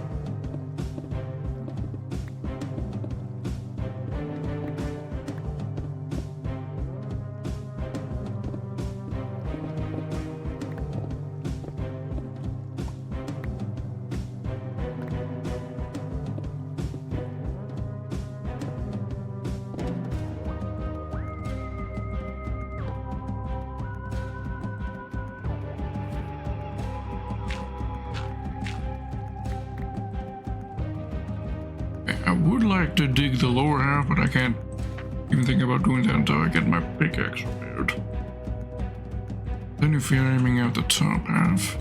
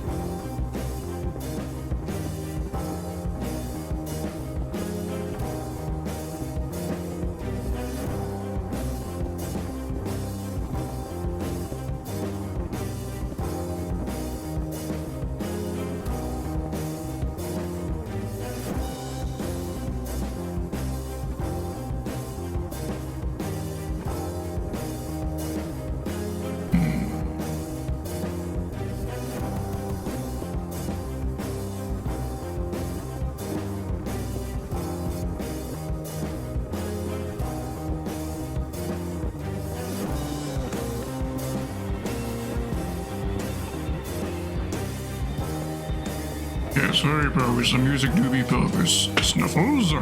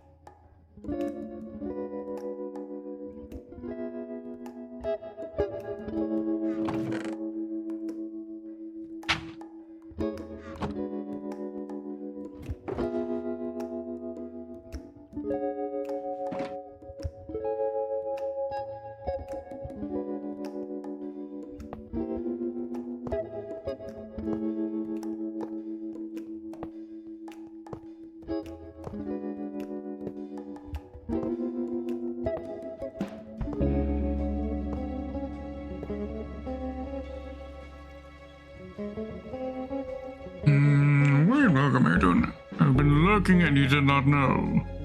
No, I did not. That is something I could change in the future. I have, once I get me, stream avatars that I do want, but I want to have some custom, sprites for you lot on it. So that's something that hasn't been worked on yet, but it has been researched upon, and some rudimentary plans have been made in that regard.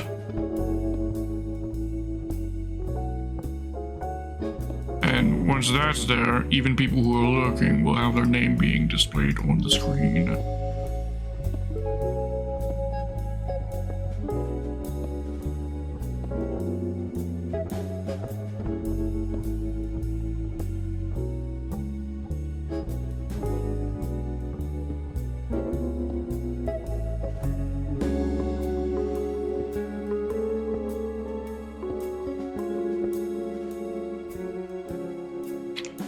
Shit.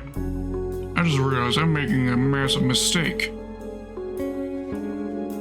I've placed all of these lights in the wrong position.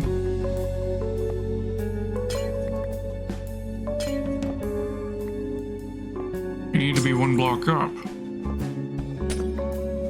Because, of course, the frame needs to be slightly different in order to account for the redstone block that the Shroomlight version of this pattern doesn't use.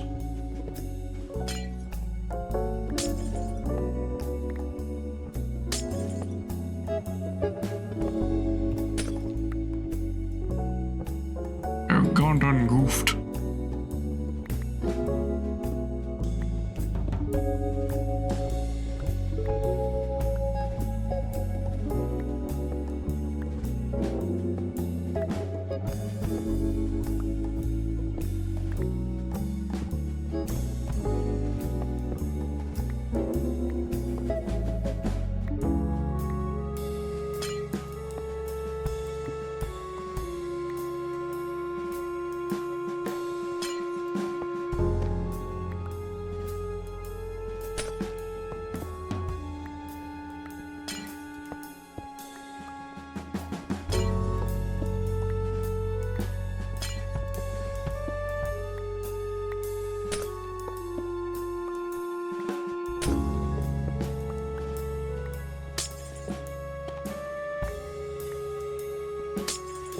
Well, I appreciate the lurk, regardless. If I do appreciate the lurkers as much as I appreciate the chatters. PSN.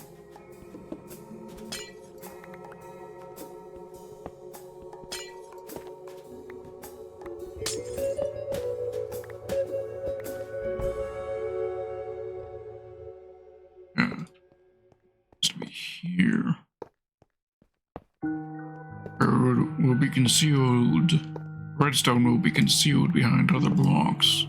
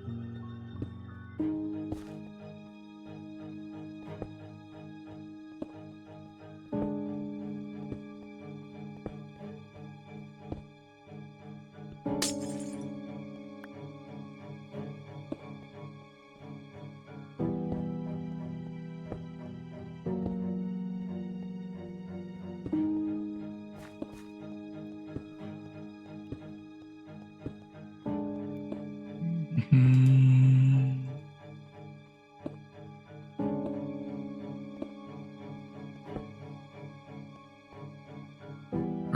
do the same with the other side.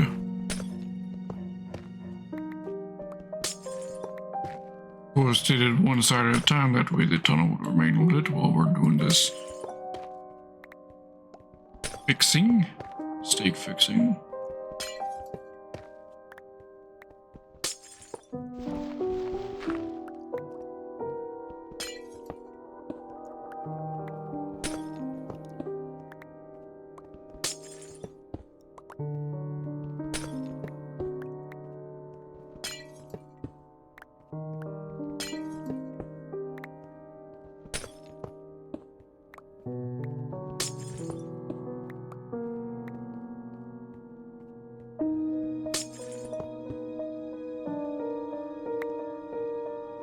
Missing a redstone.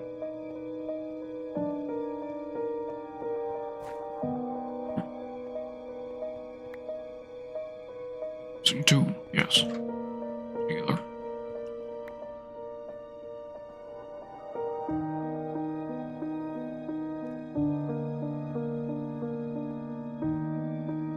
There we go, recovered.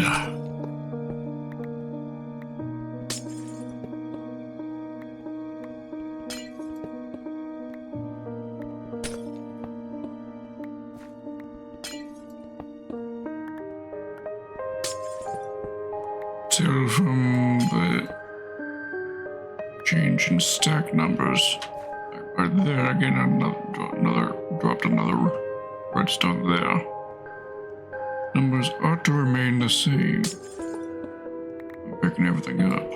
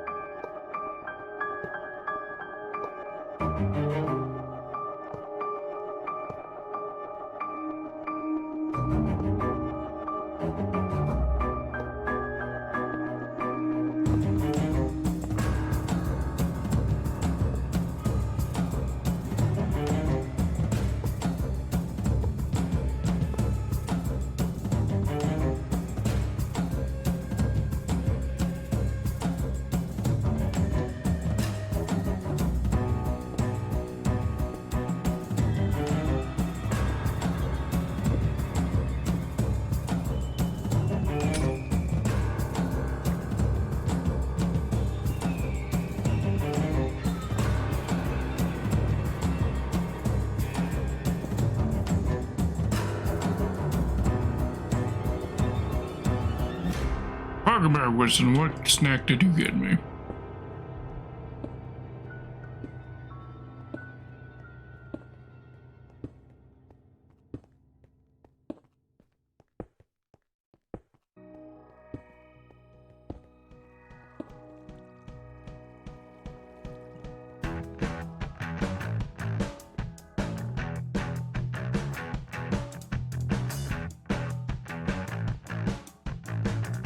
In place I know all I need is one more stack of redstone.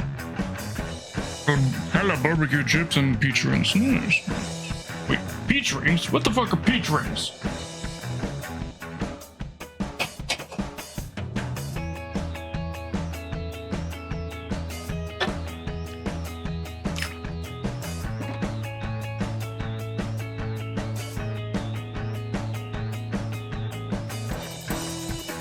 What the fuck is a peach ring? You heard me right.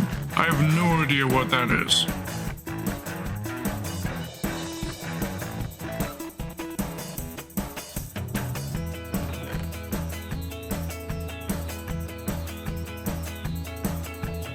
Don't tell me you've never had peach rings. It's a candy.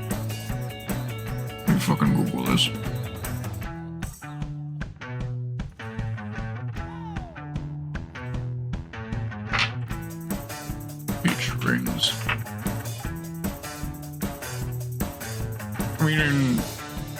I certainly have had stuff that's vaguely similar to this, but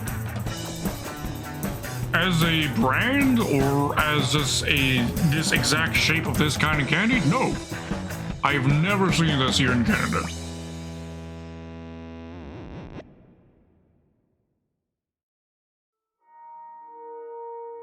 I have never heard and never seen the existence of a peach ring.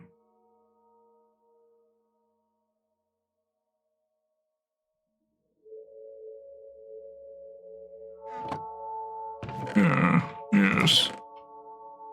Perhaps. Maybe someday when I'm no longer on a very strict diet. I mean, I already pushed the edges of my diet on a non-fasting day by eating myself a couple of cans of Pringles. The last non-fasting day, which was a couple days ago.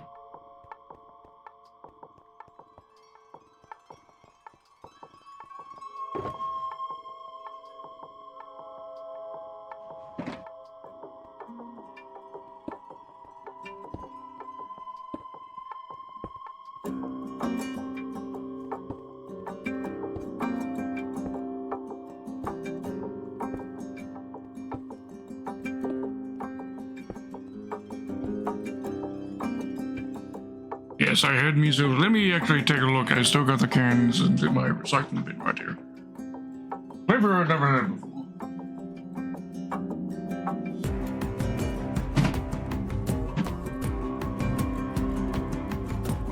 These were Pringles Scorchin' sour cream and onion flavor.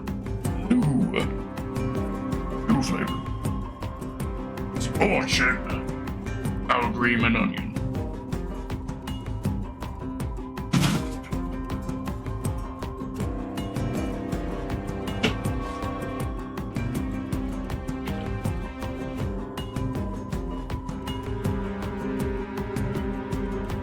They slap your dad on your report card day? What? What is this turn phrase? I don't... Or are you being literal?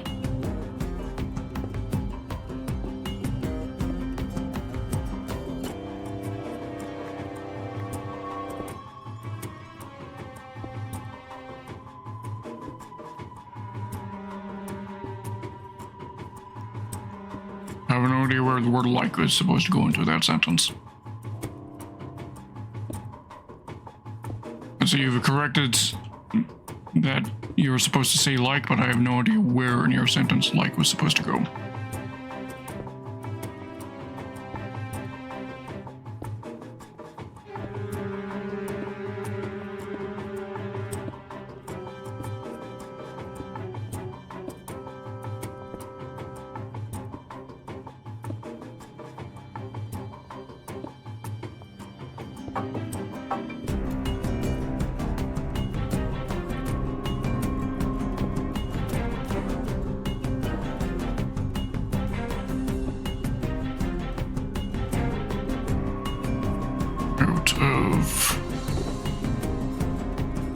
Chiseled. Make some more chiseled.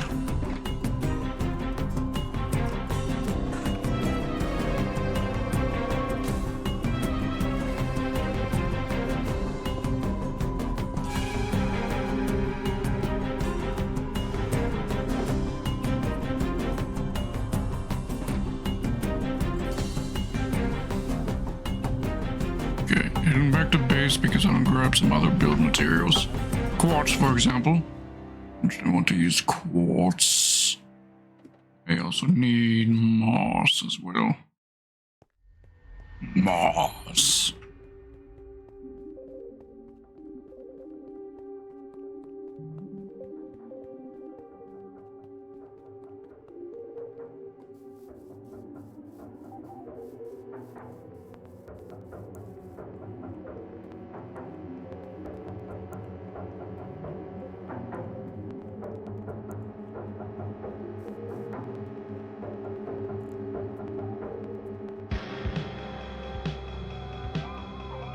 I'm also thinking maybe some emerald blocks as well. Consider this as an emerald farm. Well, it produces emeralds. It's a byproduct. Or main product, depending on what you're using it for, I guess. Give me some emeralds. Blocks. Moss. Quartz. Let's see, we'll grab 1, 2, 3, 4 stacks of emeralds. That ought to be enough.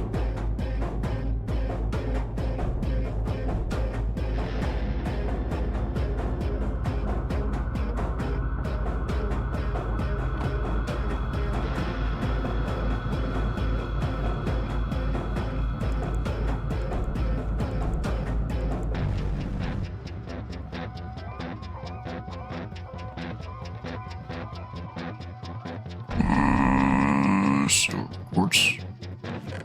What's here? Let's see.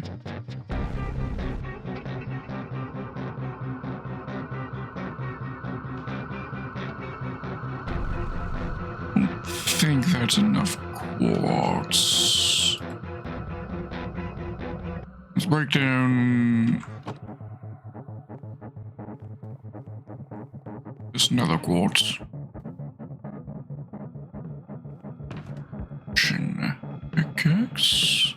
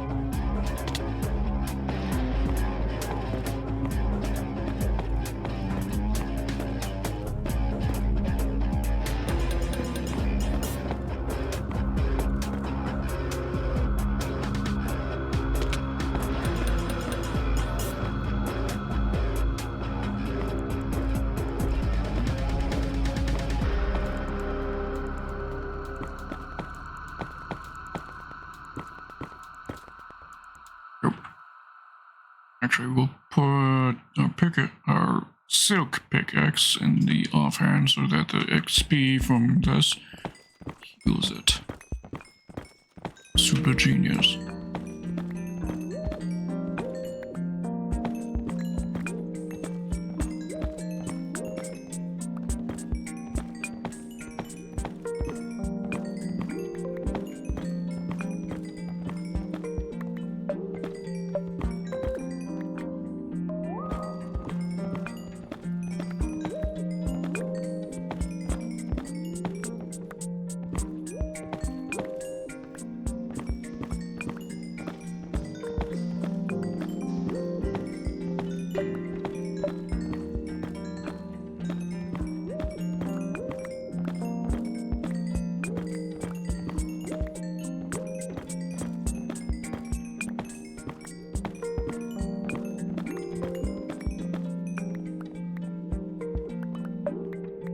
With that, got the silk axe over half, which means we could dig the under half of the, There's only one stack of quartz, not even. Bro. Thank you for the readings. Understood.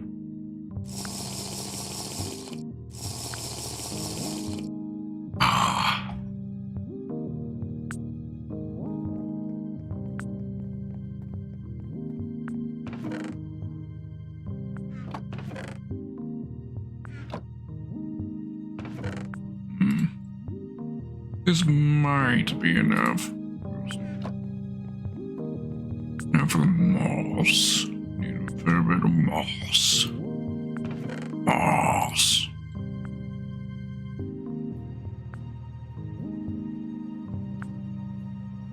There should be more than enough.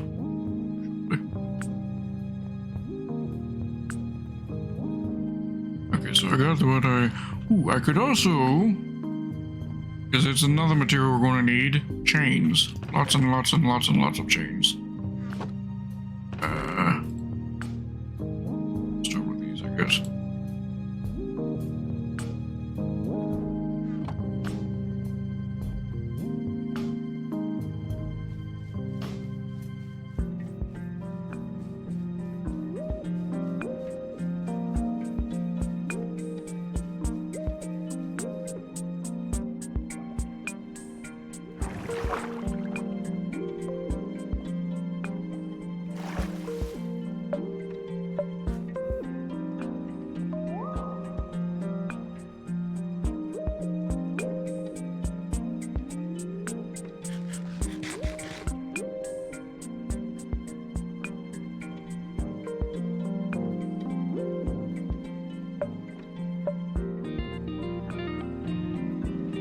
by the way, you will recall on the Discord I mentioned I got myself some new skeletal, as another set of skeletal horses.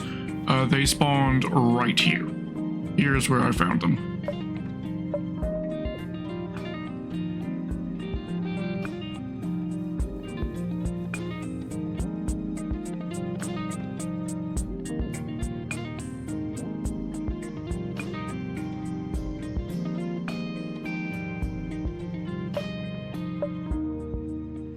Want to be kidnapped? Well, I mean, certainly considering one of the skeletal archers killed one of them, so clearly not very good owners.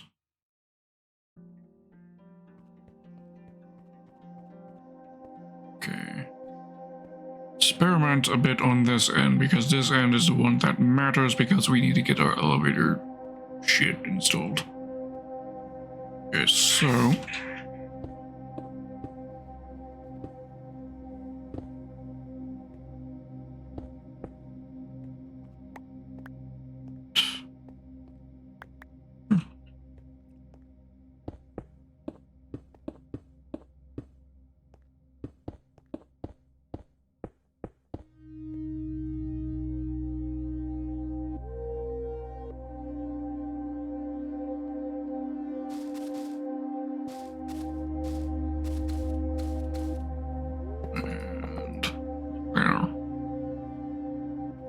That's what I'm thinking.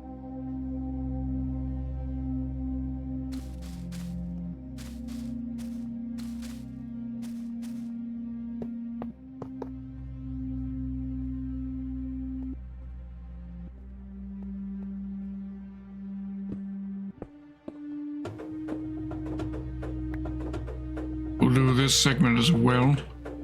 This is a full segment, whereas this one's going to be a little awkward because it bores us room.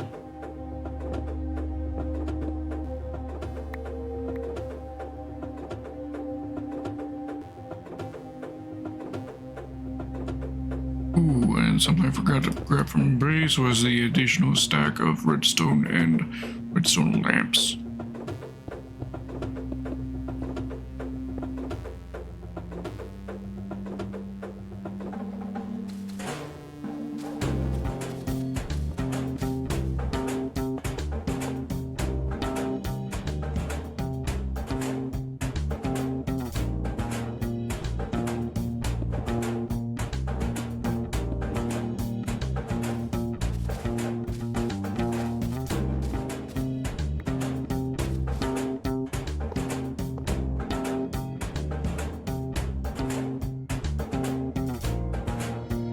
Right.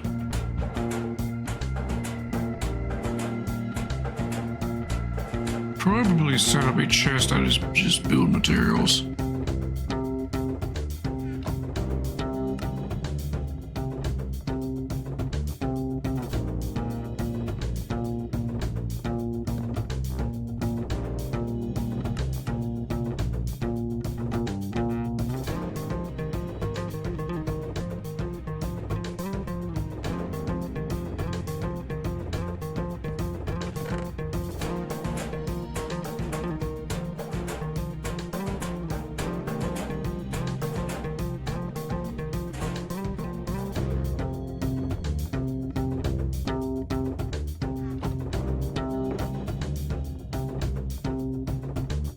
Stone.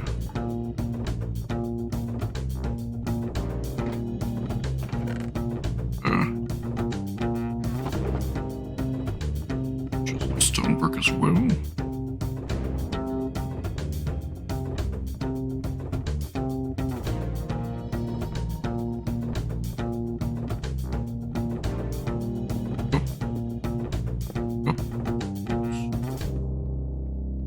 Oops.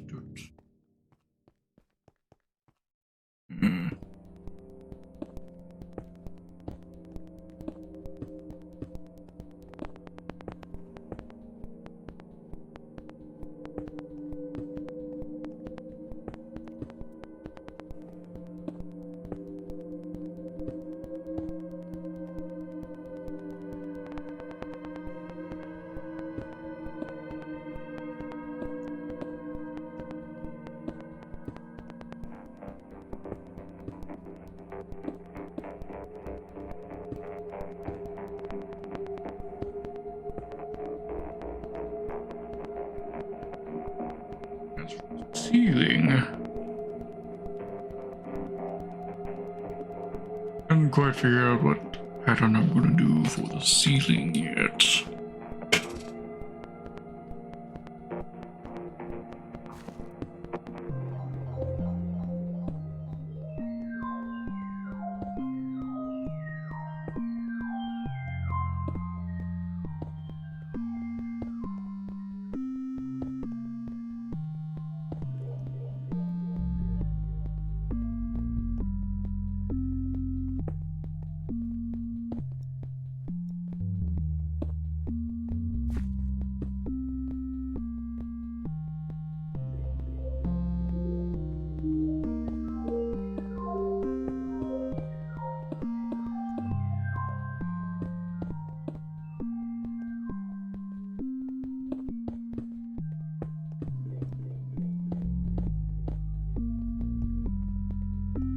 That this gives an approximation of what we're going to have after.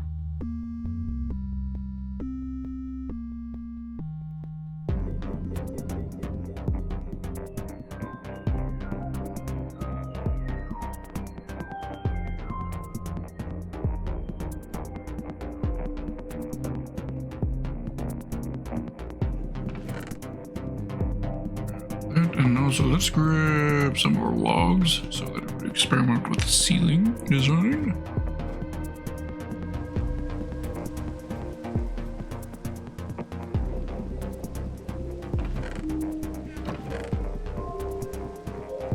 Bugs.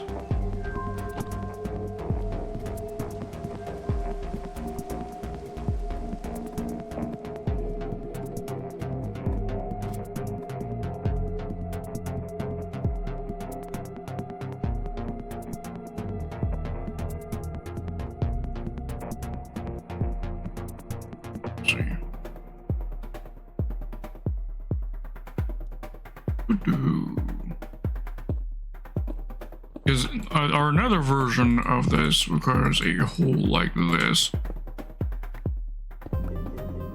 Here. Could instead go for something a little more square.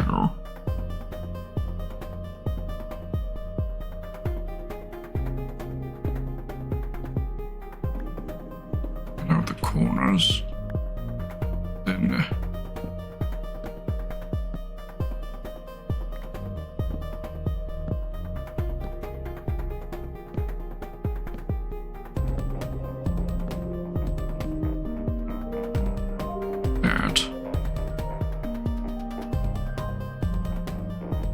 what to do in the middle, though? Perhaps planks? Spruce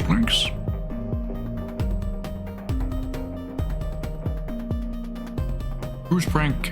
Spruce plank slabs. Or stairs.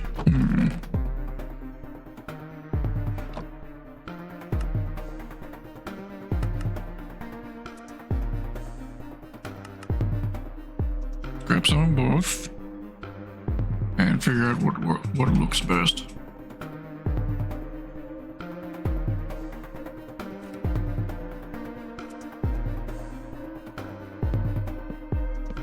Do that,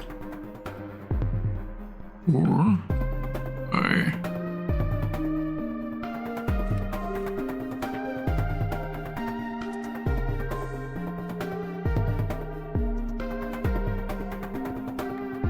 this out so that I can experiment with this one as well.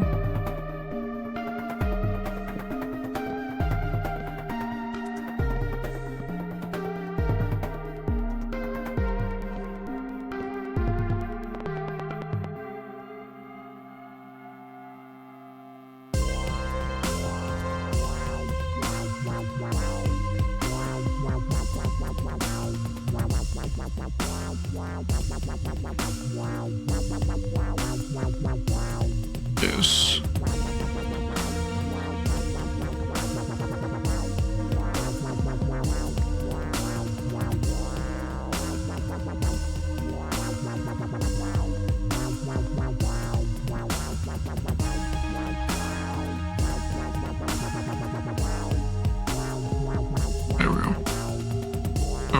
two choices here. I need opinion as to what looks better. Does this look better? Or does this look better?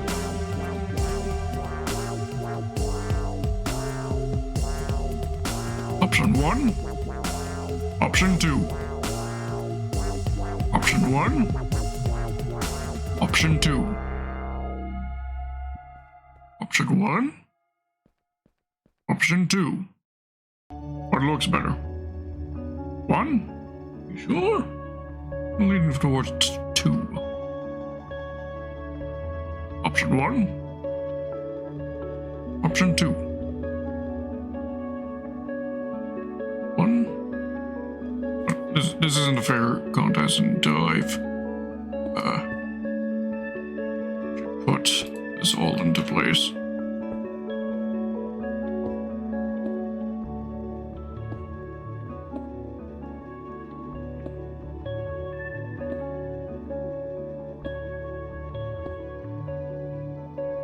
There we go. Okay, so option 1, option 2, option 1, option 2. What do you all think?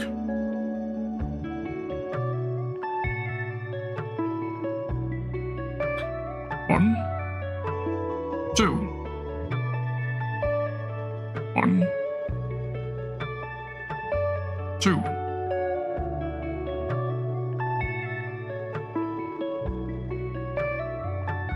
Like 2 more? Alright, I am in agreement. I like 2 more as well.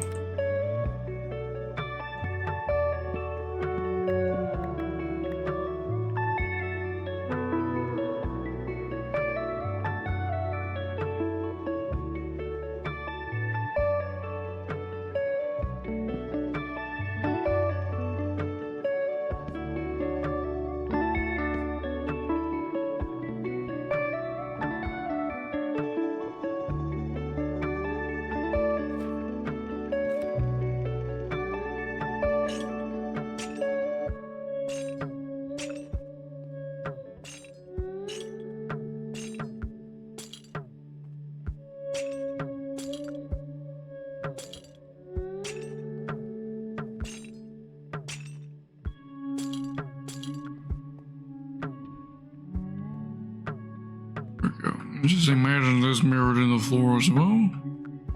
I think it will grow on me. Don't see anything obvious that I hate. I think it can grow on me. We'll give it some time.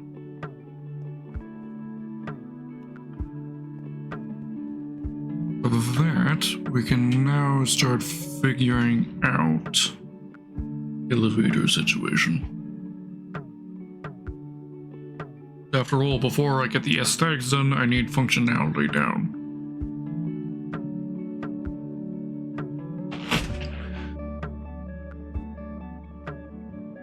Oh, sorry, just stretching.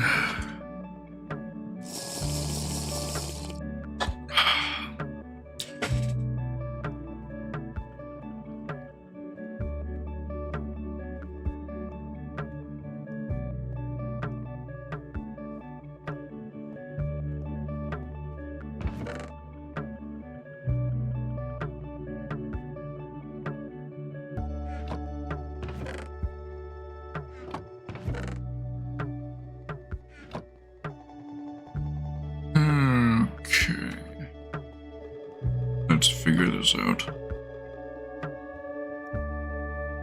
Where this ladder is right now, that's the dead center of the pillager outpost. How much room to either side do we have? That we have. It's 1, 2, 3, 4 blocks that side. 1, 2, 3. And we've got 4 blocks to either side that we could play with. Anything larger than that, we would start having to consider expanding the size of reconstructing the pillager outpost itself, which is something that I may do to a small degree anyways. Just doing so is of course risky because you're doing it while also being attacked by the pillagers. changes to the outside of the building I want to keep as minimal as possible.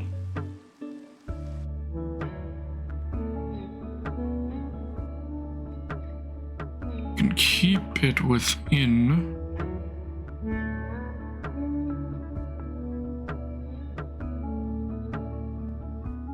our parameters.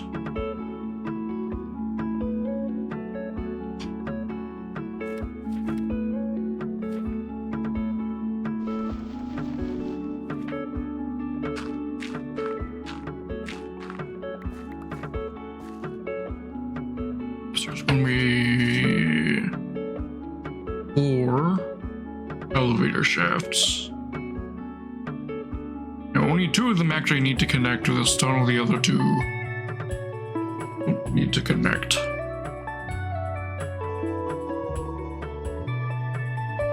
Have maybe 1 go up the up elevator here, and then down elevator right here.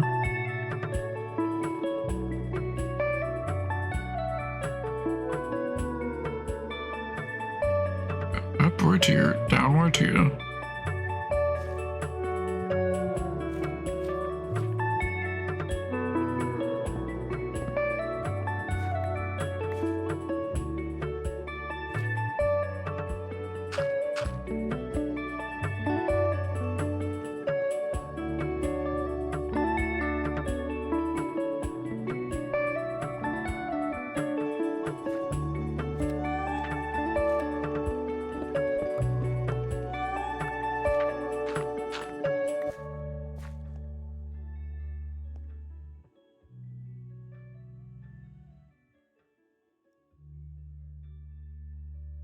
Too close for me to be able to make this nice and decorated. That's the issue. Worry about. Let's actually bring some our build blocks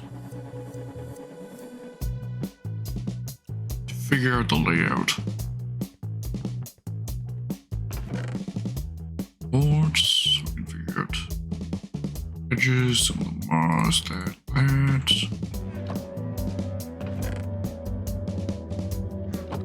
Turn some of this into regular stone bricks.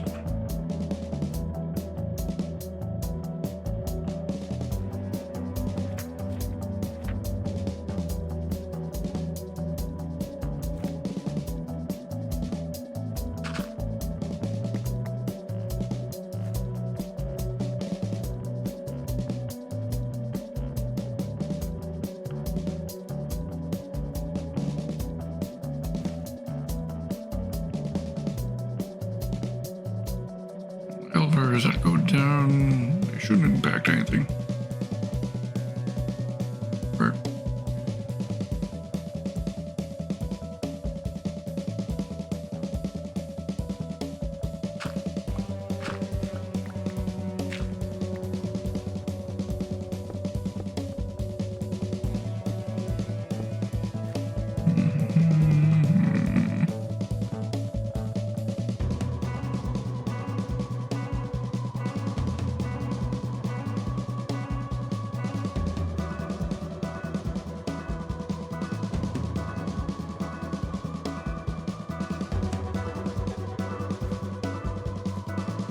We have the shaft go up here. Is that within the outpost?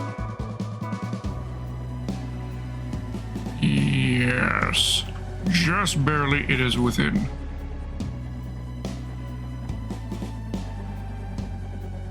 Could have the up elevator go here.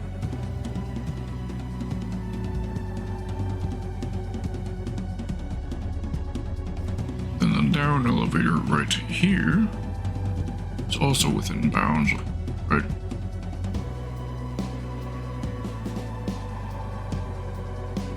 It's very comfortably within the bounds.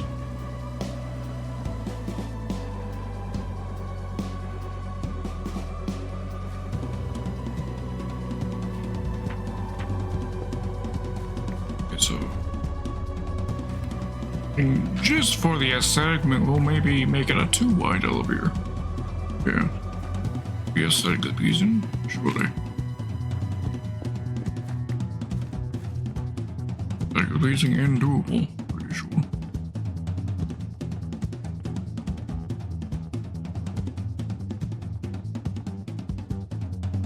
Then we could have an actual pillar right here. Another pillar right here. Frame it in. Ears do be turning.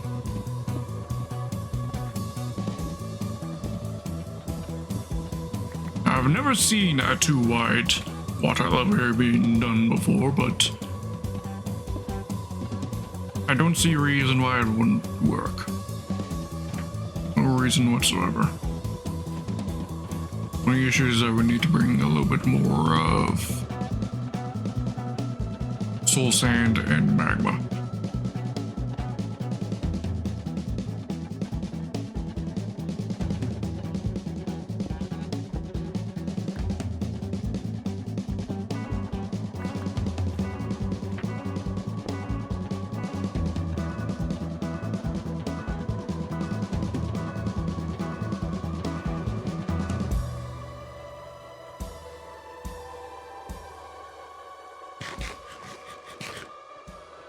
Let's bring those.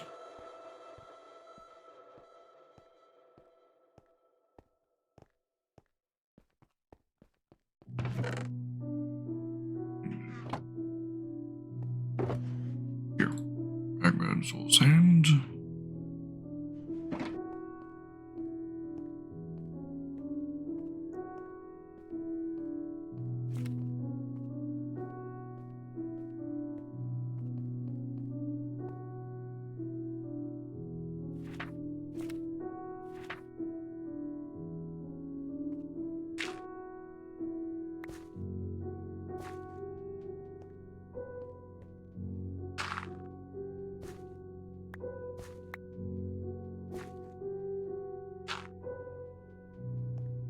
Which side should be up and which side should be down? Well, typically, I think everywhere in my base, I've always had the down elevator being...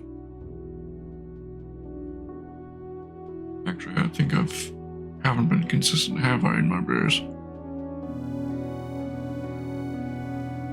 In my let's see. The mob farm, going down is left, and going up is right.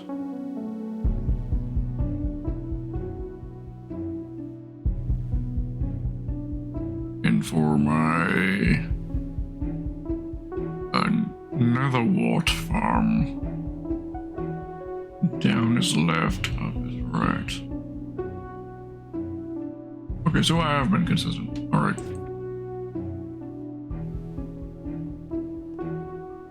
Down, up.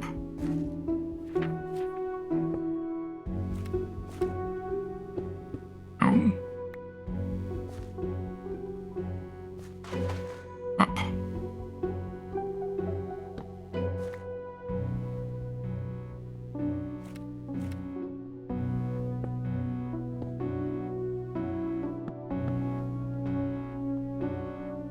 Let's dig the shafts now.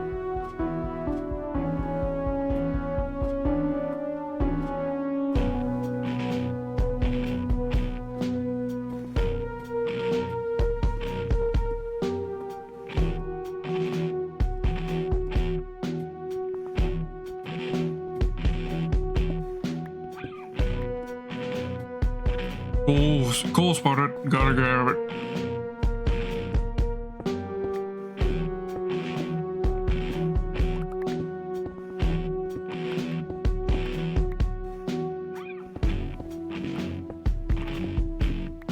A coal addiction.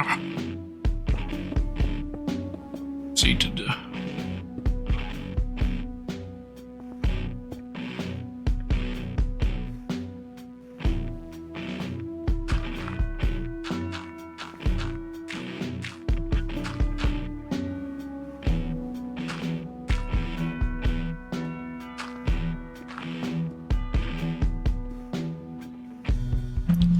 Back onto task.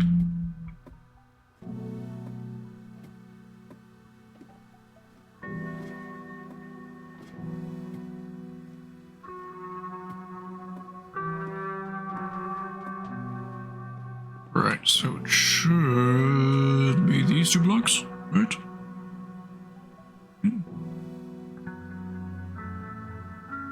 I'm on the left block right now, so it's these 2 blocks.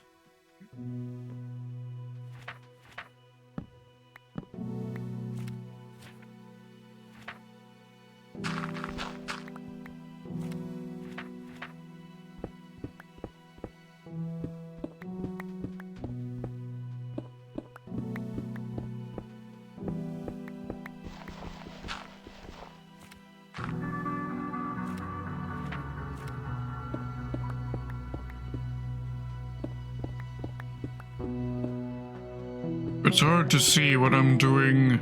Trust me, it's hard for you guys to see what I'm doing. Trust me, it's hard for me to see as well. But see well enough to see that we've encountered some coal, so I'm nabbing that.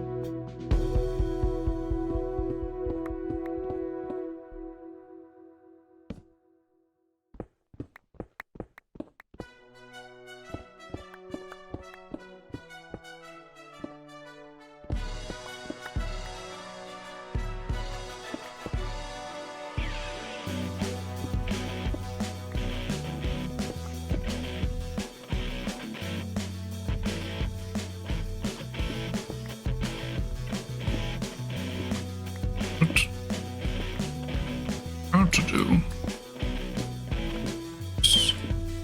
while I'm at these areas, make it clean with stone. I'm not sure.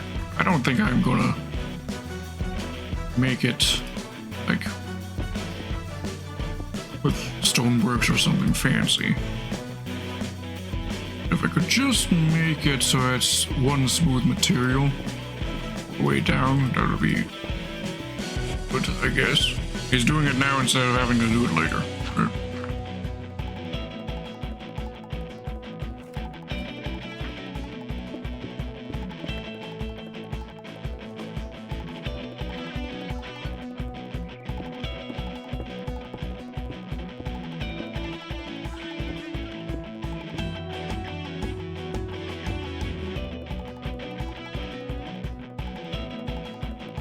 Is there any of the material?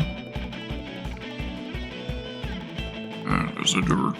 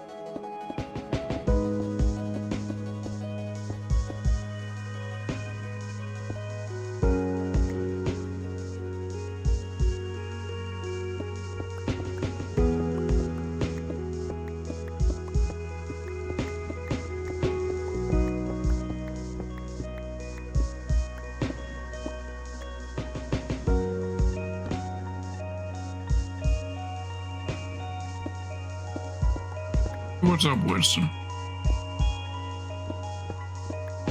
What is that emote? Is Nekrim Reeve.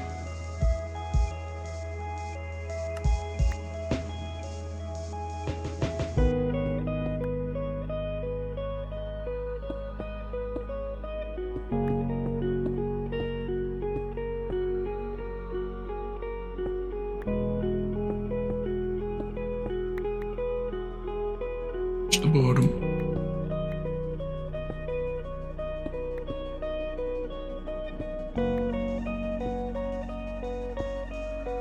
Down to the sun. I see.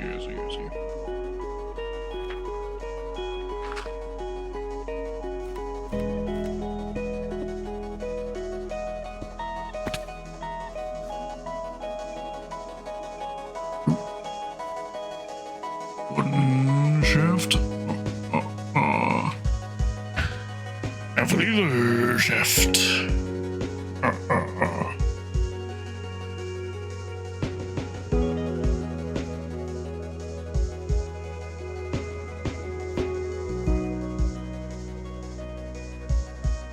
Did I use something fancier than stone?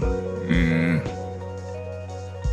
For the shaft itself, I think stone's fine.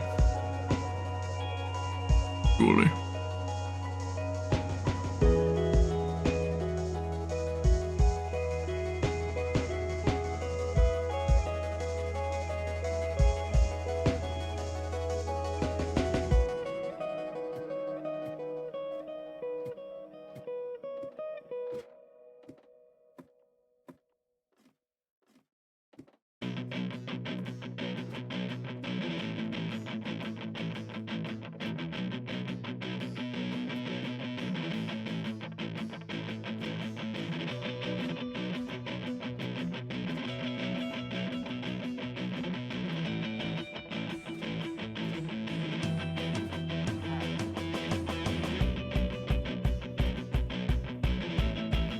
That's one shaft. The other one should be right here. Double check, triple check, thrice check. Yep, we're good.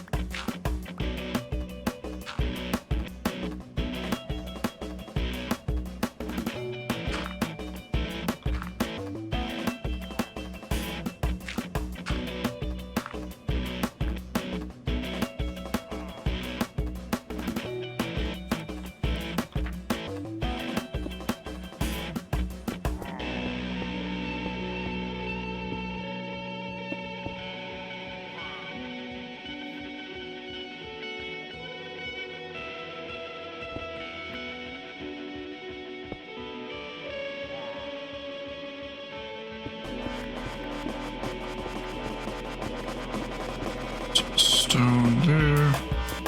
Up with the diorite. Stone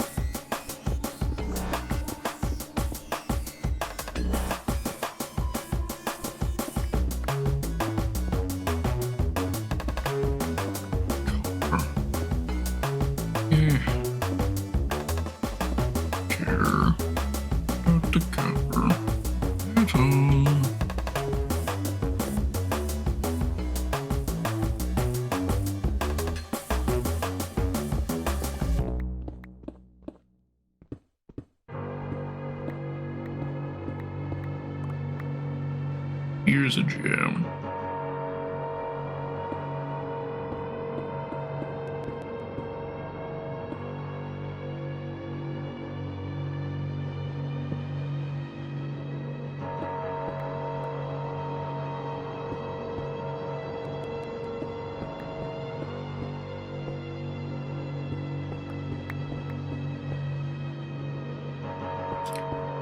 Thing is, Minecraft Story Mode is a very kid-friendly version of the game, or version of the game. It is its own game.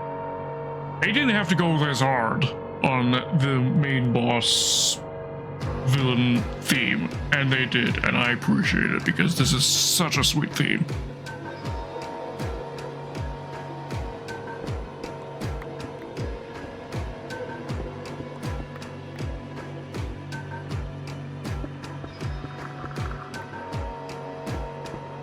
With a gem, also a threatening aura to it.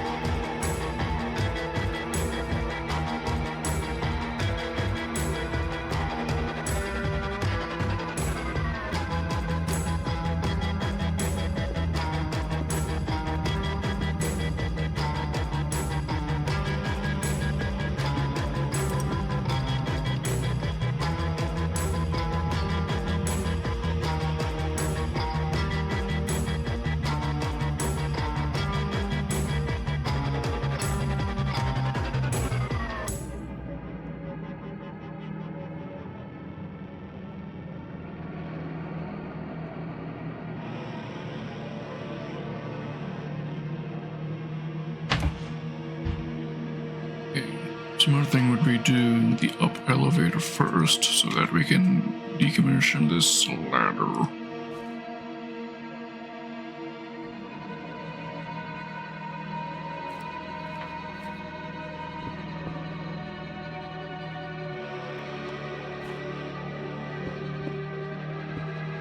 Let's figure out this wall here.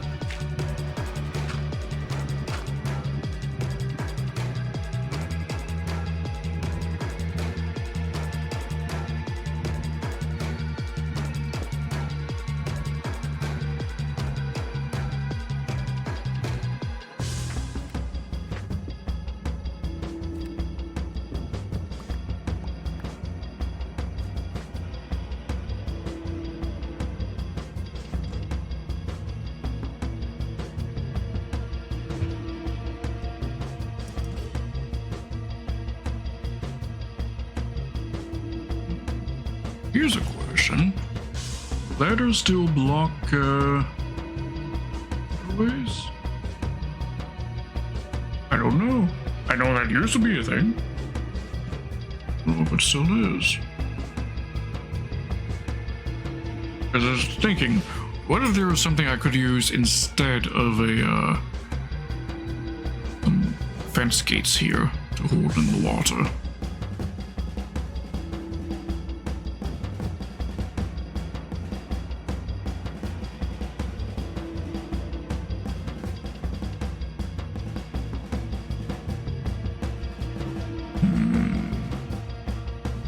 But this was experimentation in the redstone testing world. To hold in the water that is in the elevator. Let me show you what I mean. Oh, that's just that's just a mock-up for thinking of having like smaller signs along the highway, highways. That's just me prototyping. Anyways, let me show you what I mean. Okay.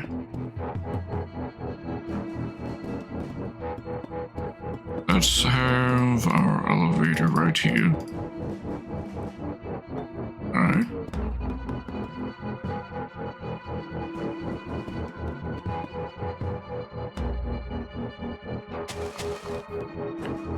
Now, traditionally, let's see, water bucket,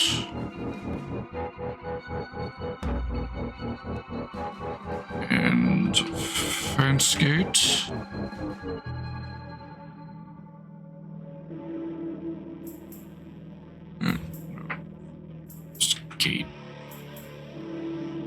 gate, and dark oak. That's what we're using here. Normally, holding the water.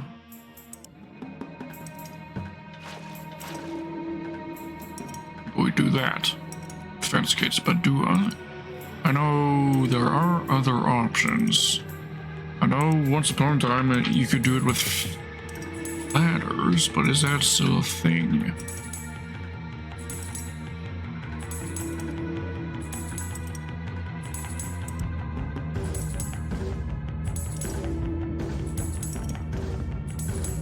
It is still a thing.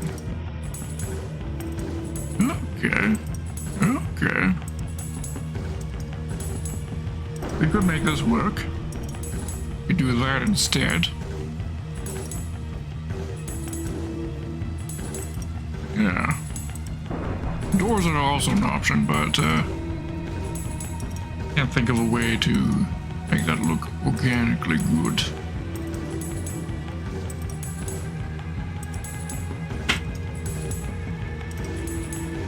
Let's see, what else do we have? Do we have trapdoors? Trapdoors would also work. Right? Yeah. That would also work. We do have a few options, don't we?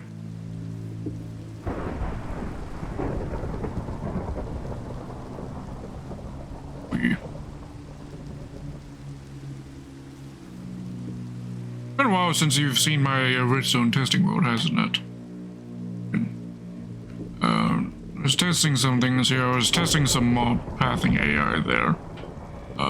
Here was an experiment that a failed experiment, and trying to create a obsidian generator sorts.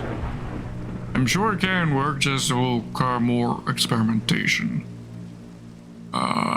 This was me experimenting whether or not a couple of conduits would be powerful enough to kill a witch that's drowning.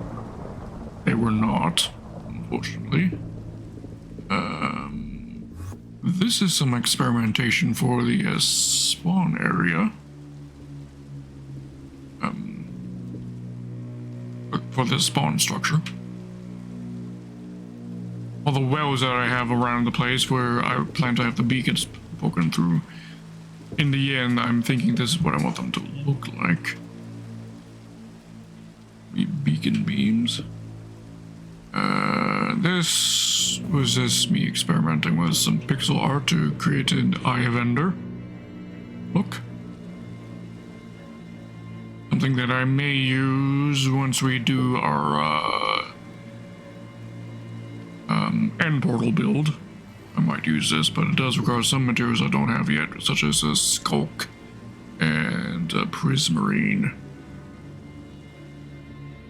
What else interesting have I built here?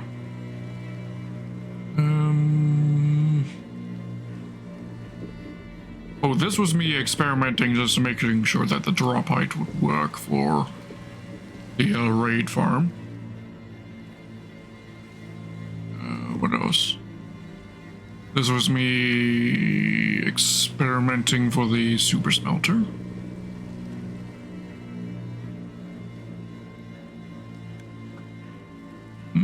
Ooh, and this was me experimenting for the library. Or at least the original library I was thinking of building. I've decided to scrap this instead in favor of converting the 4th floor of the villager trading hall into a library instead. Store all the enchanted books. These were just placeholder books until the chiseled bookshelves arrive in Tales and Trails.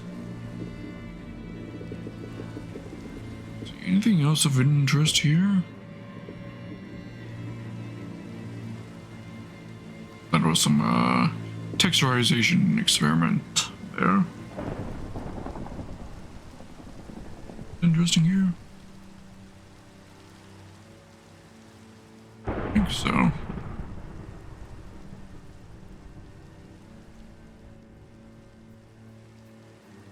This was me testing the pathfinding AI of the axolotls for the squid farm.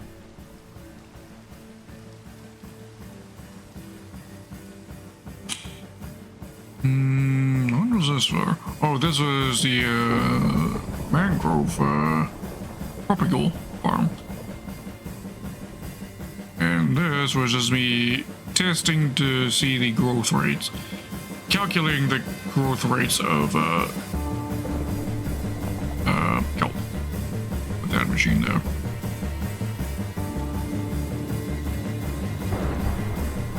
Tarnation. Oh, this is the conduit power. Because it's raining right now, the conduit power is actually working beyond its just a flooded area. Conduits will do damage over time to a specific mob. To hostile mobs that are either in water or, in the case right now, rain. I'll be honest, the killing power of these things really needs to be up because the conduits are very niche and not very useful in their current state. Kinda useful if you want to do like a flooded base, because they'll also provide vision underwater and breathing.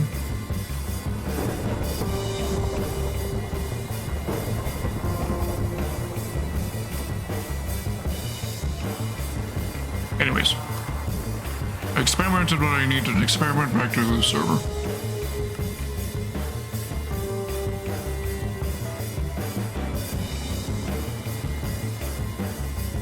Alright, if I wanted to utilize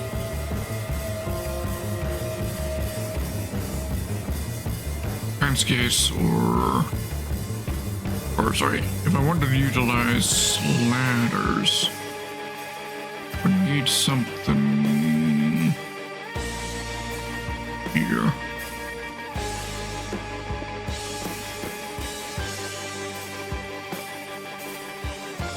I think.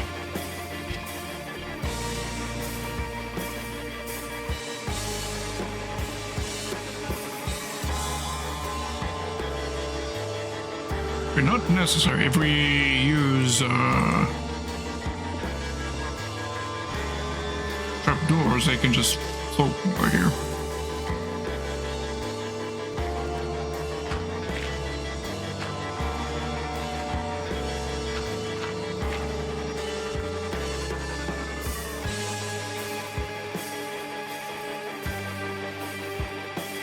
let's go grab some.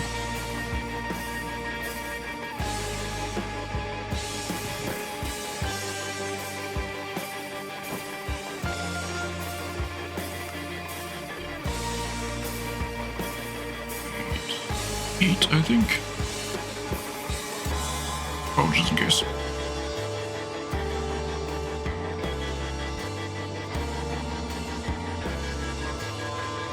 Oh, and I also want to grab some glass.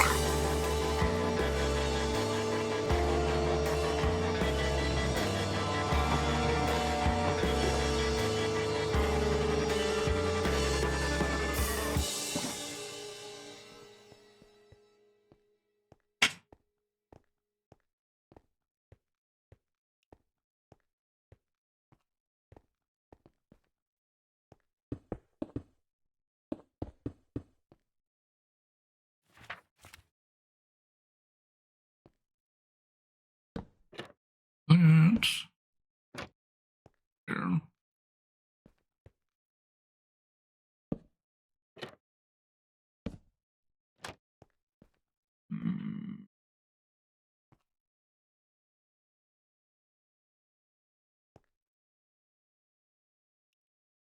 matter what I do, it's gonna look a little on the awkward side.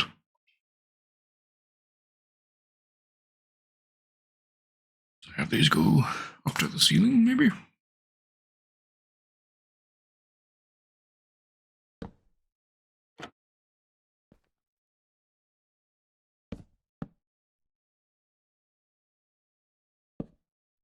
Music do be out though.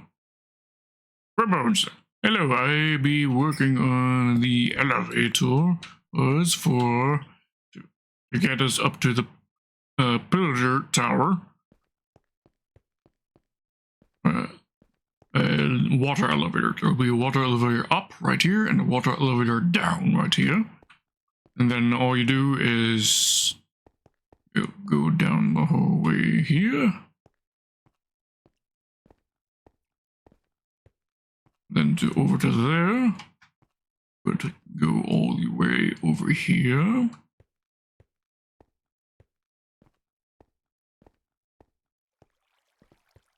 I got the music restarted, Mom. Just give me a sec. You come down here, and then you whack at, the feet of the pillagers that spawn and go into raid farm trap right here.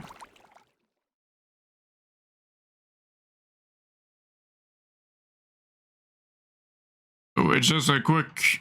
We're creating a tunnel to get us from there to there, quickly and efficiently.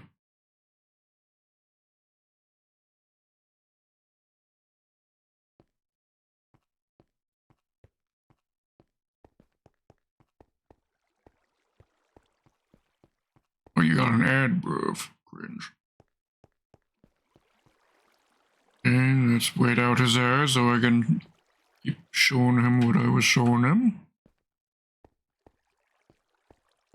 By the way, if to anyone listening, it's not cringe that he's getting an ad because he isn't subbed. It's cringe because of Jeff Bezos forcing ads onto everyone. That's what's cringe.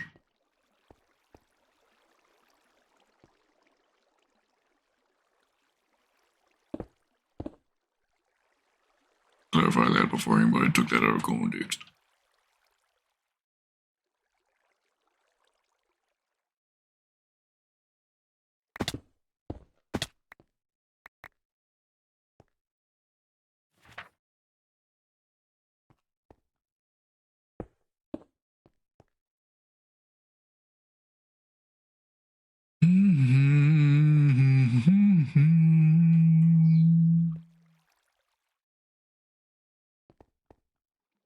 As a French. Alright, so how much did you miss?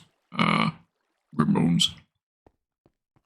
So we come down this tunnel after we've killed our pillager raid captains at the pillager outpost. We come over here. We stand here, just get close enough here so that we get close enough to McGee right here for the raid to trigger. Once we're here, we go down the stairs here. Then we swipe at the feet of the pillagers that fall down the chute. That'd be how this be working. What we're working on is this tunnel that you just go down here and go to the pillager elevators right there. By the way, right here, there's also going to be a staircase, which will connect over to the hallway here, is the plan. Be a staircase that leads us down to this. We're very close to, this. That means a zombie. I can't really think of a good usage for a zombie spawner, so. I mean, if you're gonna think of one, you're free to it, I guess.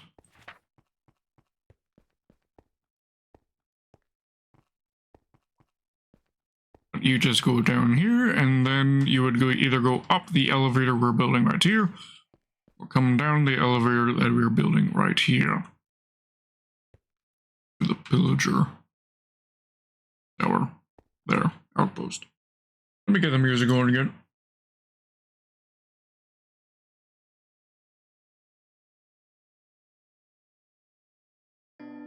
There we go. Should have set to loop.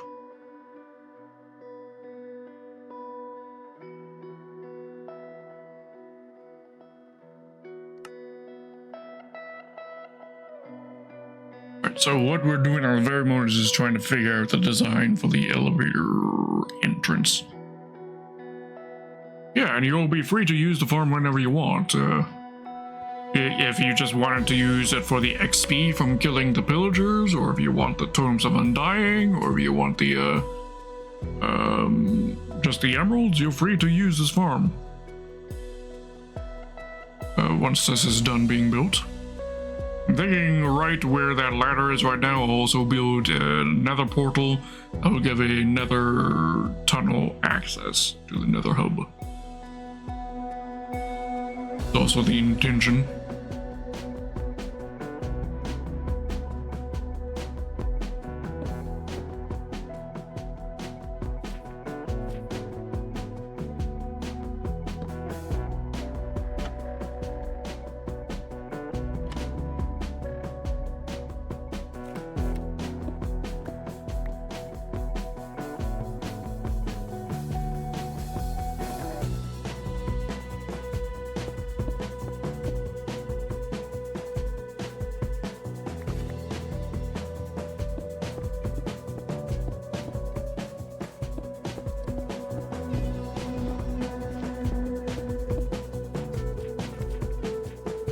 And that goes with the same with all my farms, Grimbones. You're free to use any and all of my farms.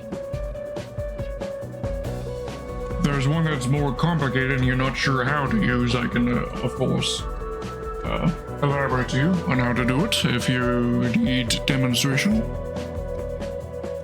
Well, I think the only farm of mine that's actually important to know how to use correctly is my mud converter. Everything else is pretty self-explanatory, I think.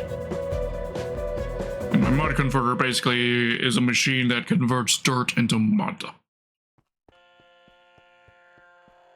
That one you do have to be a little, just a little careful with how you use it. Otherwise, it gets a little messy. So, you want to see how to use it, or do you know how to use a mud converting machine? Grimbones. Alright, given you're here, Grimbones, I'll show you how to do it. Pretty straightforward.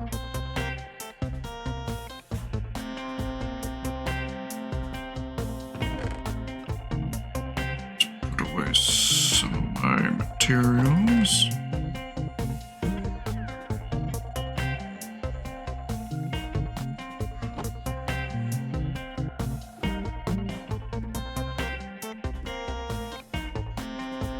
Pretty easy.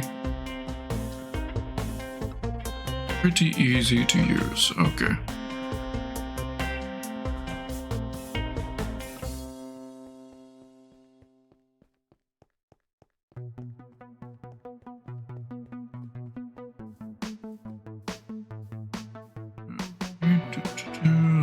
right base.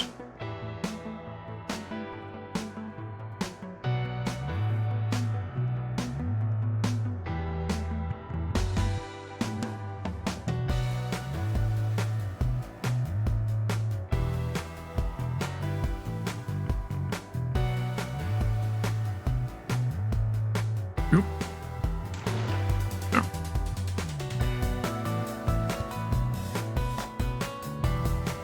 So all you want to do is first of all grab yourself some dirt that you want converted into mud. Grab some dirt. I think I might have some in the system already, but I'm not certain. So grab a little bit of dirt.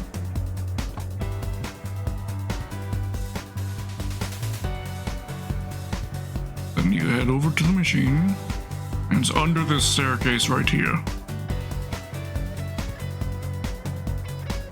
Oh yeah, sure. Button tarnation.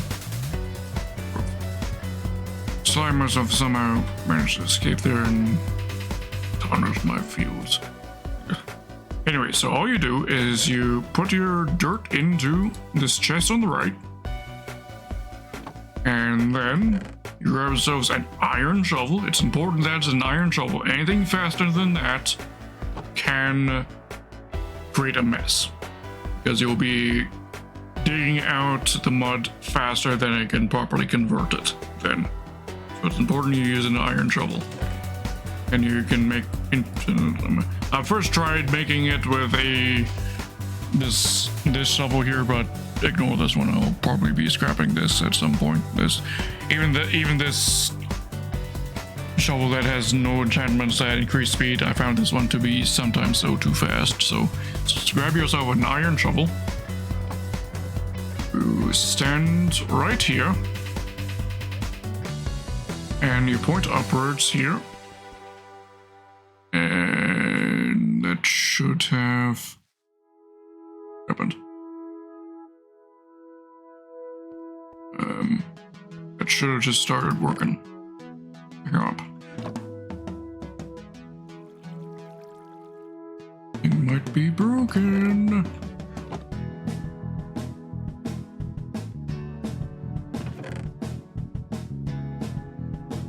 Oh, I know. I know what's wrong. Right. Okay. I forgot a step. Right. What do you also need is you need some dirt in your offhand. Dirt in your offhand. I find having half a sack is actually better. You have that in offhand. Shovel in main hand. And you want to hold both your left and right clicks mouse so that you're doing both.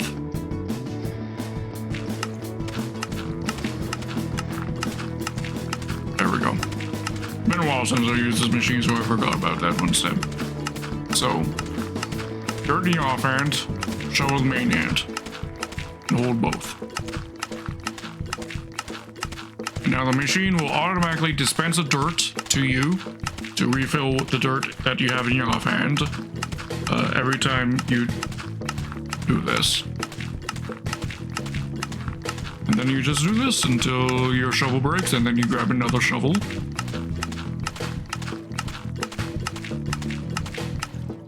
Every so often you pick up some of the bits that didn't quite land in the hopper correctly. And your output mud will be in this chest. Pretty straightforward, I think. Does that all make sense? Grimbones?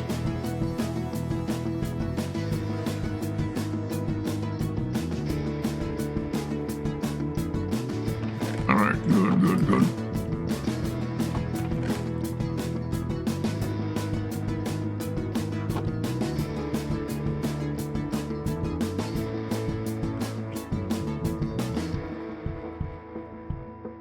Everything else is pretty straightforward. Of course, also my villagers, you're free to trade with them as well. I might decide whether or not I want to be sharing these emeralds, so I mean, if it's just for a few trades, I don't mind usually taking some of the emeralds to do a few trades, I guess. I mean, especially after I got the raid farm up and running, I'll have an additional supply of emeralds, so it should be no problem.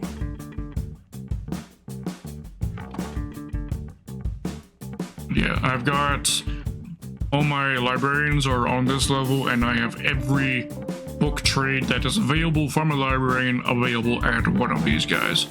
I've only listed the ones that they are the best trade of for that enchantment. So Unbreaking, so Yoshiro here has Unbreaking 3. There are probably others that have Unbreaking 3, but Yoshiro is the best one to be getting the Unbreaking 3 from, for example. And it's the same case for all these other labels here. Labeled is just simply the ones that villager is the best of the lot at trading.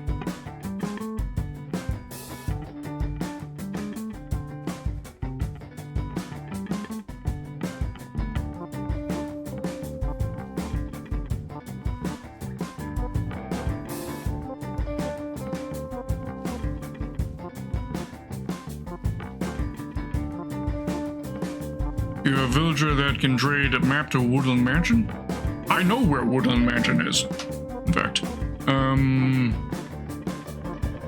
That would be a cartographer. Not sure if he trades Woodland Mansion map. I do know where the closest Woodland Mansion is to the northeast of here. You, of course, could just use the seed map and put it into the seed map website. But cartographer here, let's see. Yep, Woodland Explorer map right there. In fact, I think I might have a few of them in storage already just to use as decor. If you don't want to use the seed map, website. I understand everyone has their own preferences on how they want to get their information, but let's see. Buried treasure, explorer. There we go. Woodland Explorer map. There. So I could send this over to you if you want.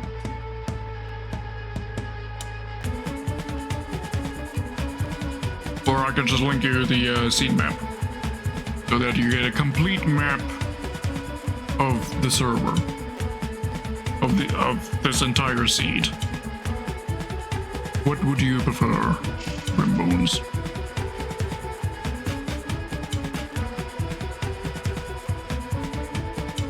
Go to the map. All right. Let me quickly deliver this to you, and I can also see what you've done with your bridge as well.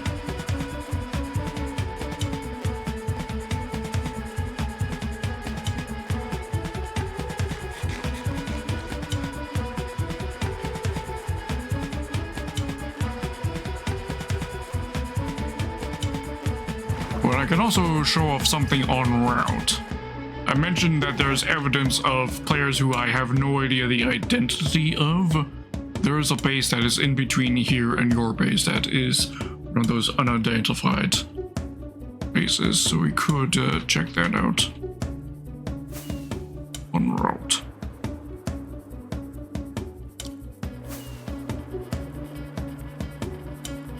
If I can remember its exact location at least.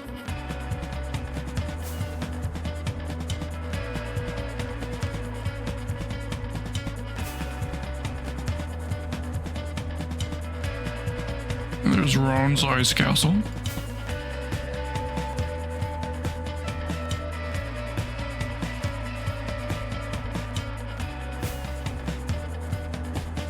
Okay.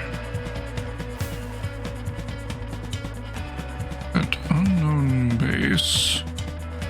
Pretty sure it's within the ice region. Ah, there it is. Okay, this base right here. This is a naturally generated ruined nether portal, however the house is not natural. I have no idea who built this. No one I've spoken to knows whose base this is. I mean, it's obviously a real base because, I mean, that's their stuff. Whoever's base this is, they have not been on for eons.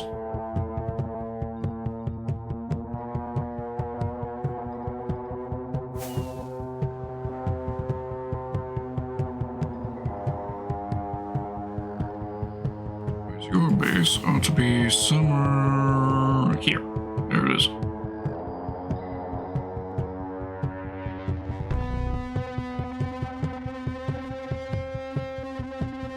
There we go.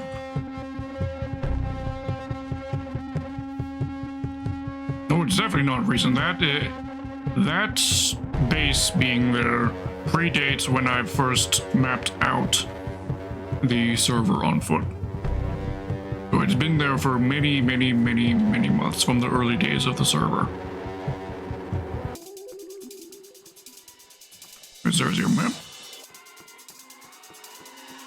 Alright, interesting, very interesting. Let's see with the drone camera. Ah, you got yourself a track underneath. Very cool.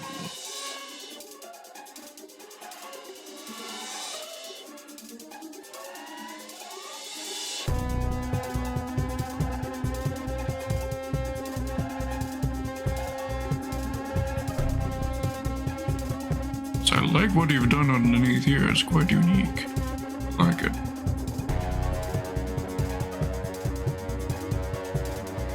See the other side.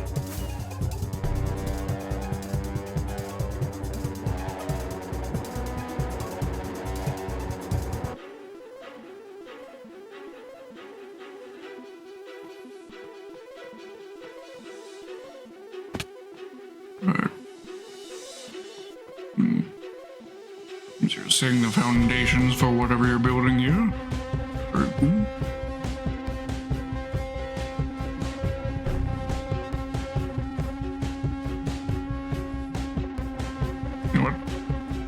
You know what I have never done on this server up to this date? I have never ridden a minecart.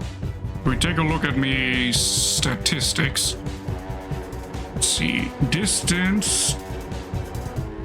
There we go. Distance walk, distance by boat, horse minecart, 0 centimeters. I have never been in a minecart on this server to this date.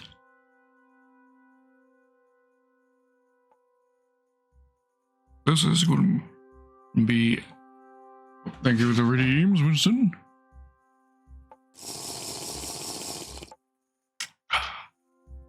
So this is a momentous occasion. This is going to be my first ever ride in a minecart.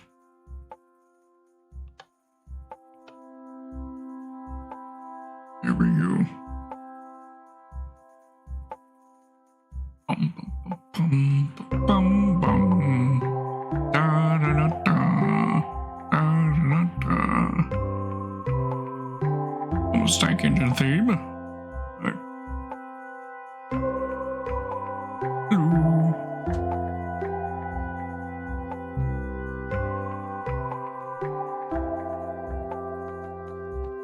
Right now. Got a nice map as well. Very nice.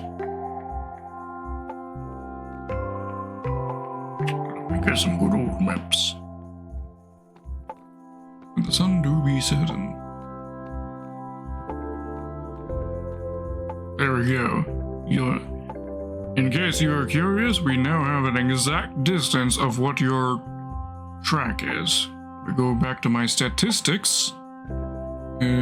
Which was... Where are they? There. Distance traveled by minecart. Your track distance is 183.76 meters that you travel on that track.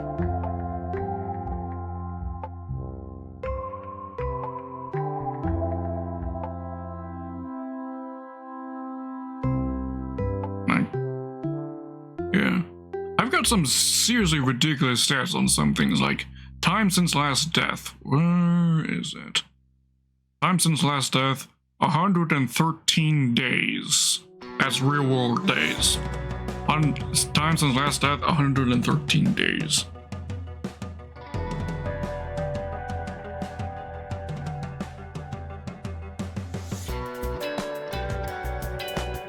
And time with world open, 124 days.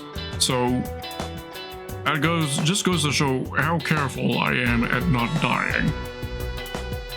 that my streak, my time since last death streak, consists of the majority of my gameplay on this server.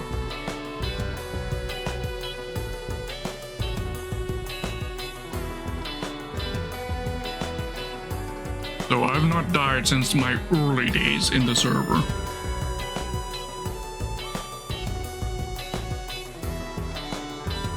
Tried with villagers 92,000 times. Let's see. Taken from Cauldron. What? Now that stat doesn't make sense. We've not taken that much from Cauldron.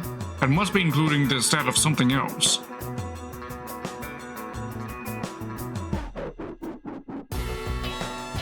Oh, this must also be taken into account lava taken from Cauldron. That would make sense. Because I've definitely taken a lot of lava from Cauldrons from my lava factory.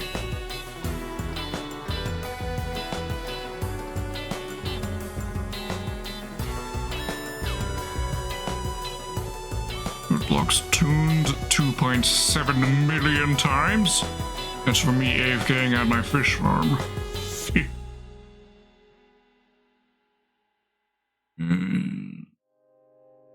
300,000 time jump. 300,000 jumps.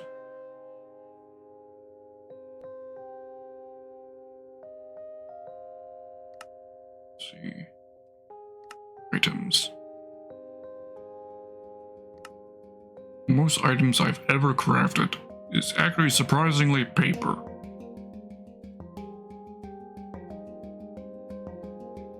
And I don't really think of myself as crafting paper very often to be trading to my villagers, but apparently enough that it's my top statistic.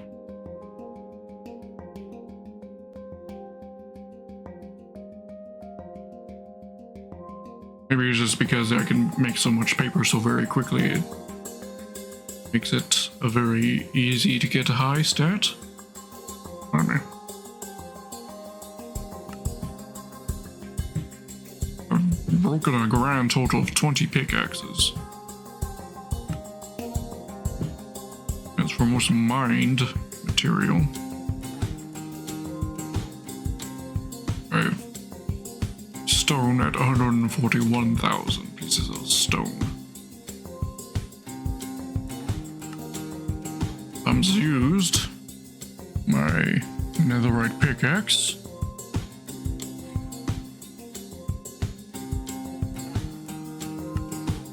It's a weird way to be ordering it.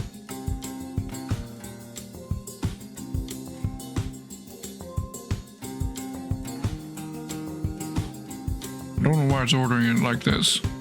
Diamond pickaxe at 30 million and netherite at 2.3. How is that a correct number? I mean, I'd like to think it wasn't that recent that I got my netherite tools upgraded from diamond to netherite. Maybe that is the case. Feels like I've had netherite tools forever.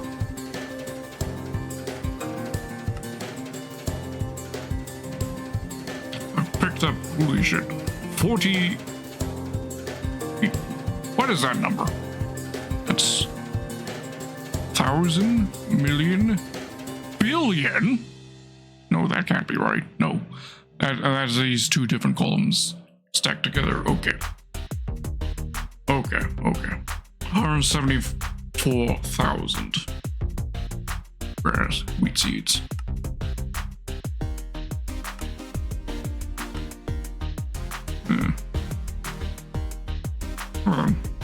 Interesting, very interesting, but I really got to get the elevator working before the end of the stream, because I swore I would get my elevator functional so that my farm is technically in a completely functional state by the end of this stream, because this is stream number 7 of working on my raid farm. Hurry up.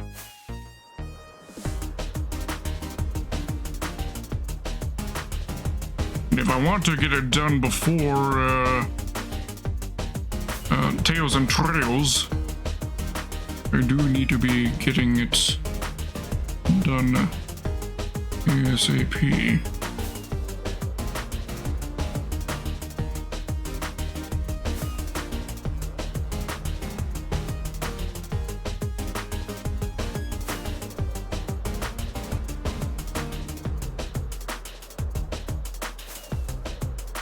This is the mountain the caldera's in for reed farm.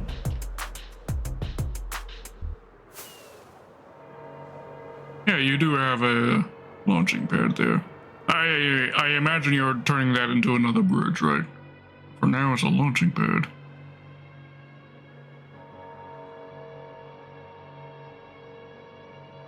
I mean, I don't actually really like flying. I feel like a lighter is broken.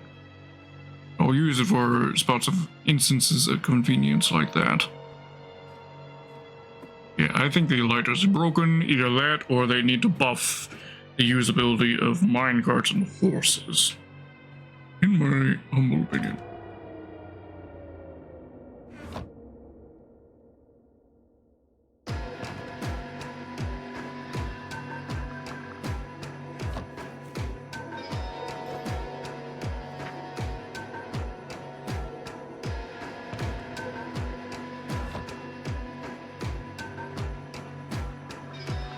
Scramble more wood.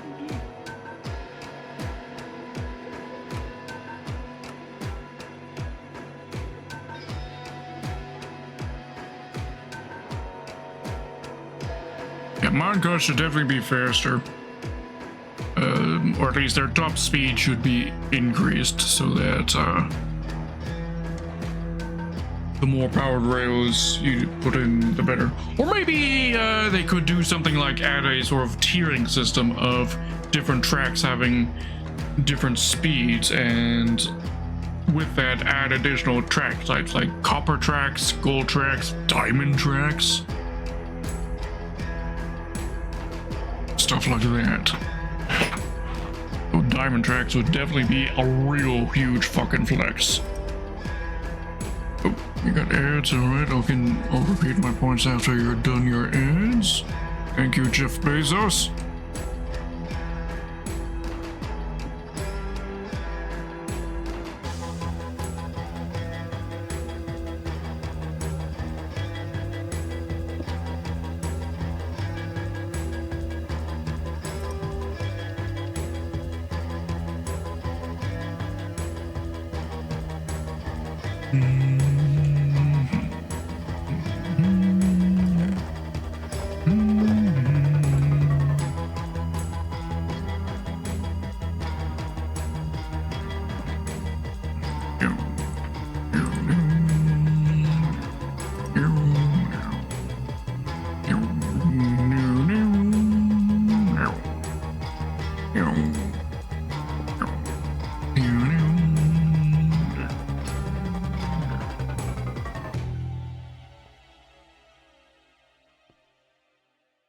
I know what else I need. Me mossy brick. Of course, it's going to be wet, so it makes sense to be using mossy brick. Here.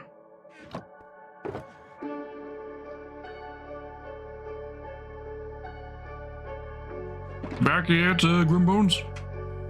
There you are. Alright, to reiterate what I was saying before you got interrupted by Jeff Bezos himself with the ads. Yeah, I think what they could do is add a tiering system of sorts to track speed and add different track types. So like, currently there is just regular iron tracks and there are gold tracks, right? What they could do is add other types like copper tracks, and if you are like really rich and really want to flex, diamond tracks. And these different tracks would add different speed potentials. So the current maximum speed of gold rails right now should become what is the speed limit of copper tracks, and then have gold tracks be even faster, and then diamond tracks be even faster than that. I think that's how they could buff the speed of tracks in a familiar way that is similar to how tools work, right? You could do that. And as for the other thing that needs buffing is horses. Now horse breeding did get a bit of a buff in the latest, in the new version. Was it in 1.19.4 or was it in 1.20 that the buff to horse breeding is happening? I can't remember. But basically, it's made it so that you can breed horses and get better results a lot easier. They're less weighted towards median average of what a horse can have. It's more weighted towards what the parents have. The best of what the parents have. So they buffed it a little bit that way. But I think what they should do, what horses really need, is make it so that the jumping feature of horses, I think, is completely outdated. I think the maximum jump height of a horse should also be counted as how much blocks a horse can just walk up. You know how you can just walk up a block, right? You can walk up one block. I think a horse's maximum height that they can walk up should be equal to what their maximum jumping height is. That would make the ability for a horse to traverse the terrain far more capable. And sure, it would be like a bit of a meme of the Skyrim horse in a way, but I think it's necessary in order to make horses viable in comparison to an Elytra.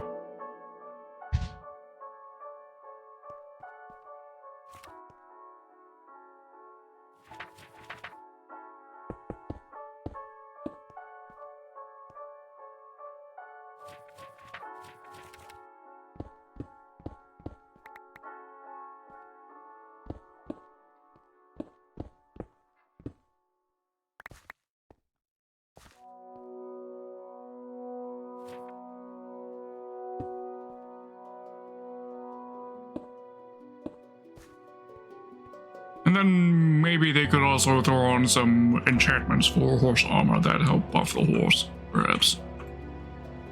Stuff that is currently equipable to, I guess, your boots right now, like soul speed, feather falling.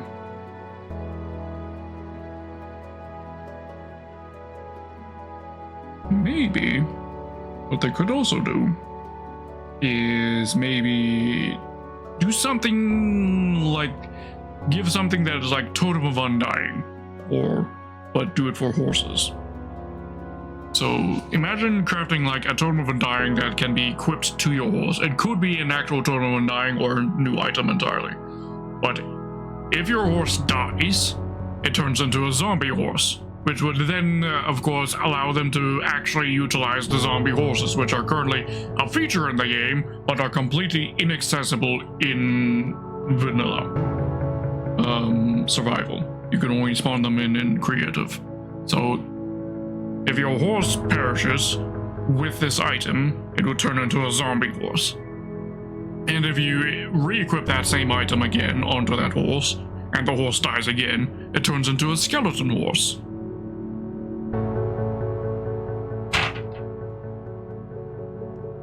Whether or not they also add some means to bring it back into, like, to convert a skeleton horse into a zombie horse and a zombie horse back into a living horse, they could add that mechanic as well, but I'm not sure if that would be necessary. That would require some game balance testing to see what is actually good. I think that is how that should be done. Yes, make the horse jumping height be their auto jump height.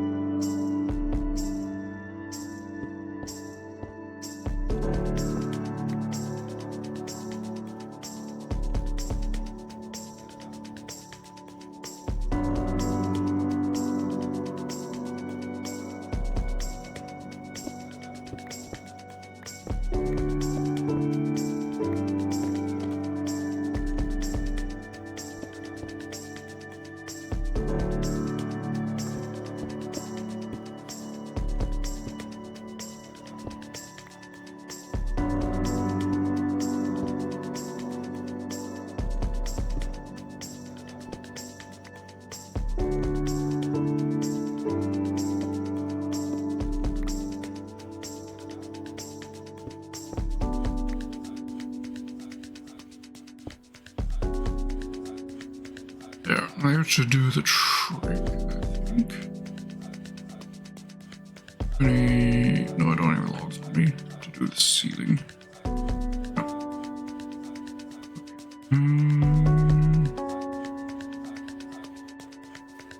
It's sealed, not quite, not yet.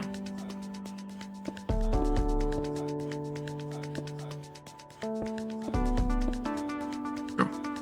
Alright, with that, I can install the water column. And actually, well, temporarily, we have to remove that in order to put stone so that we can put the kelp in. It's really here.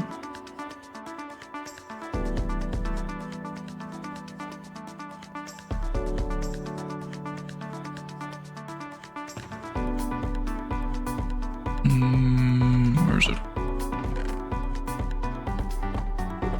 There it is. And, oh, of course. The necessary part of installing the water is actually bringing the water.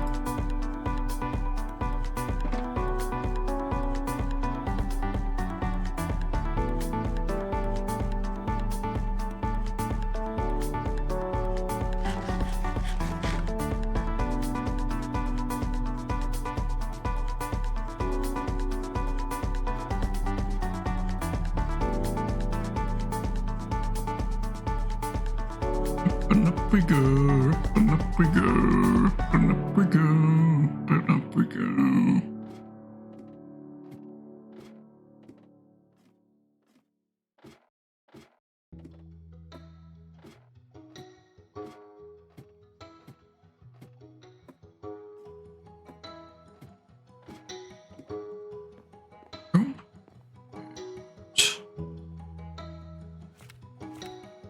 Now, do that. I'll make this a little more nice looking in the future.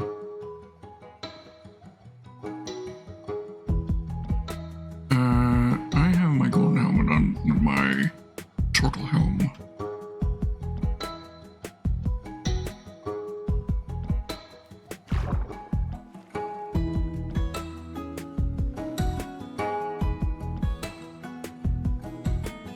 Get down before I drown. It's just barely. There we go. Oof, that was close.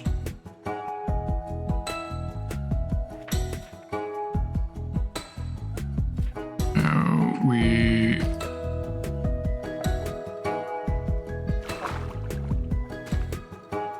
I'm gonna need my turtle helmet. Give me a moment.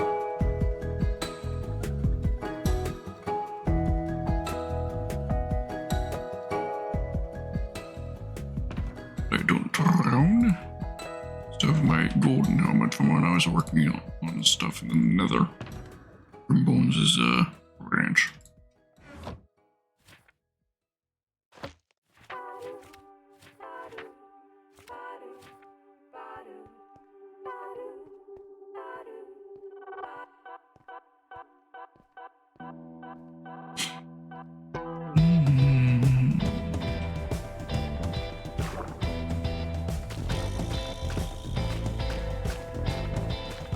We put the kelp in because it converts the flowing water that currently fills this elevator into water source blocks.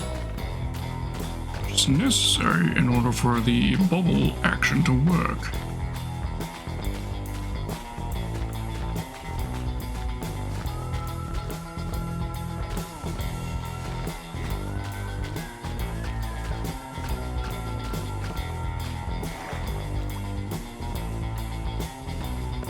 Ooh.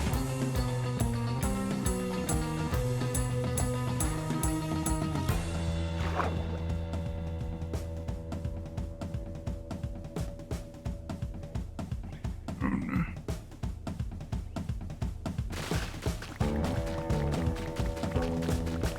Break some of these because I didn't have quite enough of both columns, but that's fine.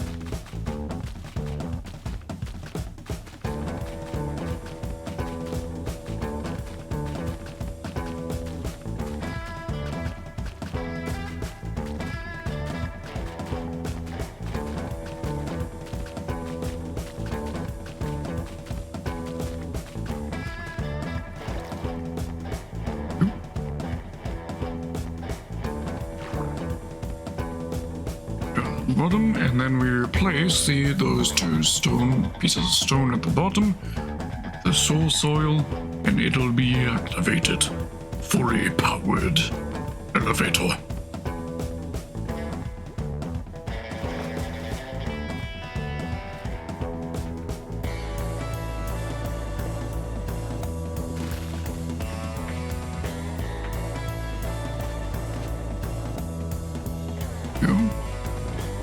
Should work.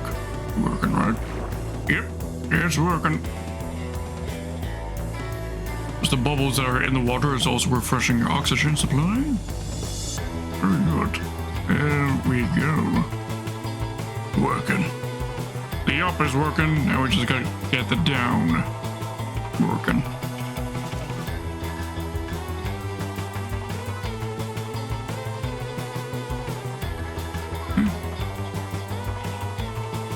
Why is that not magma right there? If I dug that in the wrong spot, I would not.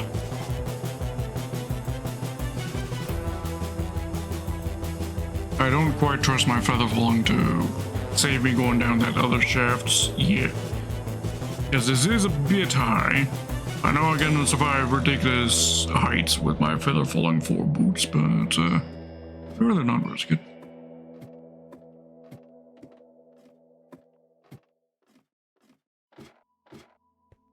This way. Oh.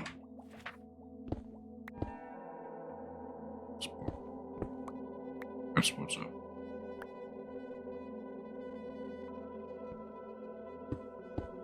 But because, of course, I need to.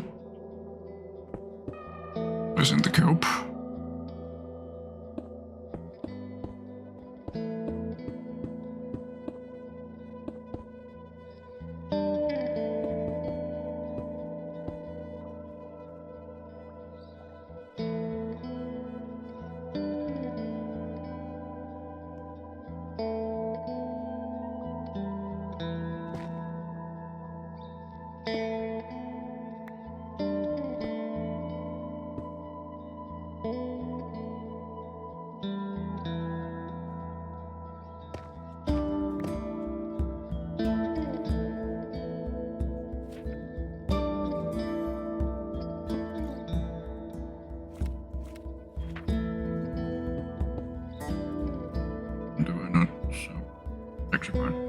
Use stone here. See, brick. I mean, mossy stone is a different thing entirely.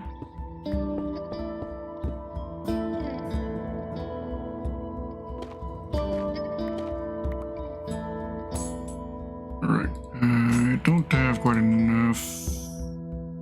Easier.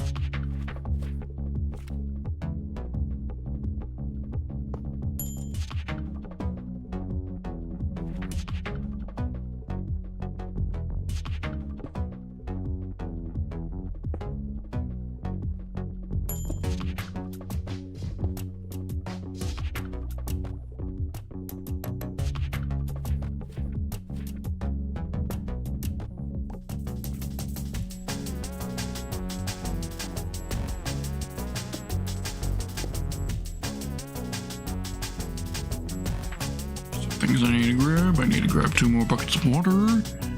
And I need 4 more of these, I think.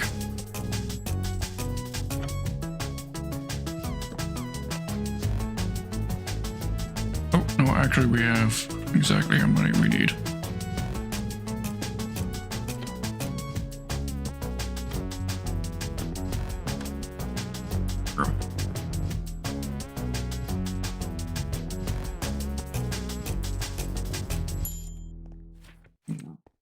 Buckets.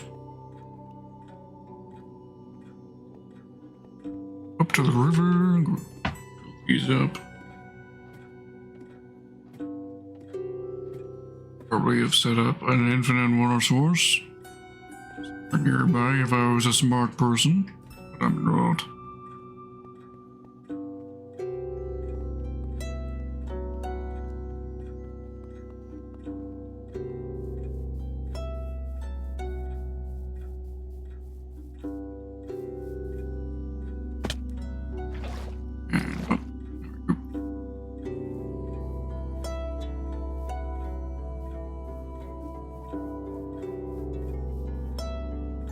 That ain't right. Okay, let me clear that up. No oversight when I clear trees here.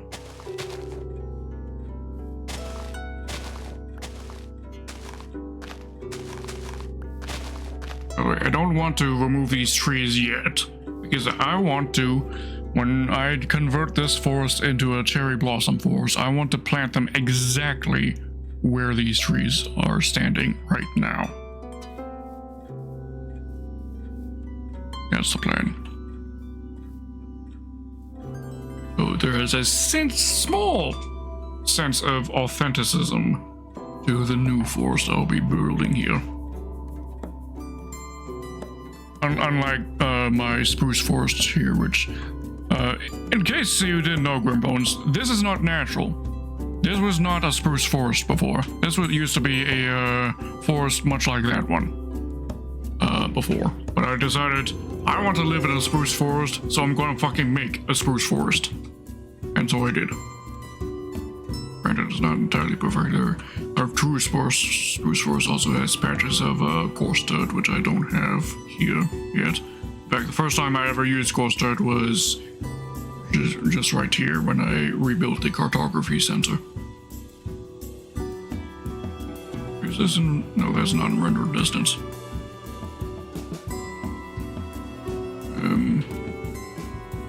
Was going to show something, but gonna wait for later.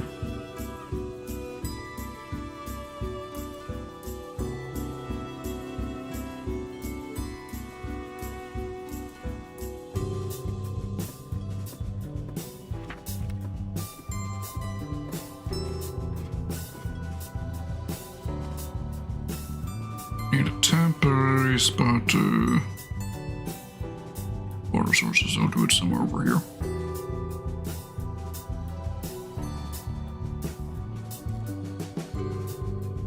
Or I could do it above. In fact, doing it above makes more sense, which we can go this way to do.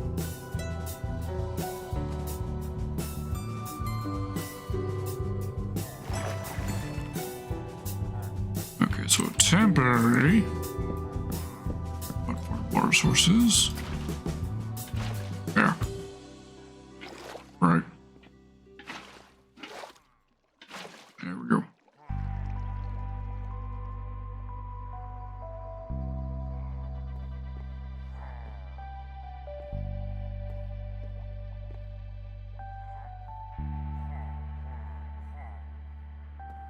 And down we go.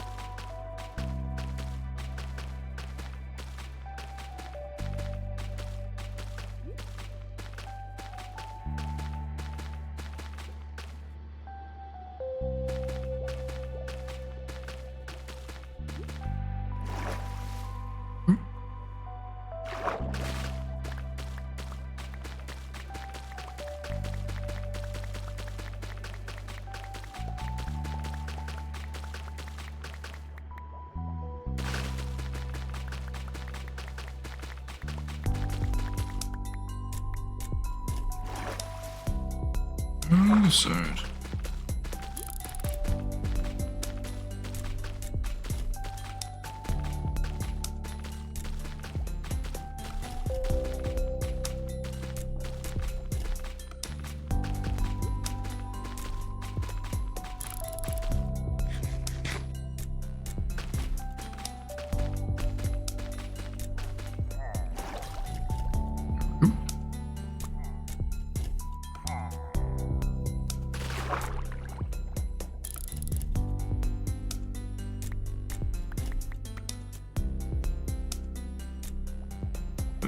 like a matter of going down to the bottom, swapping out the stone for the magma, and we will be golden.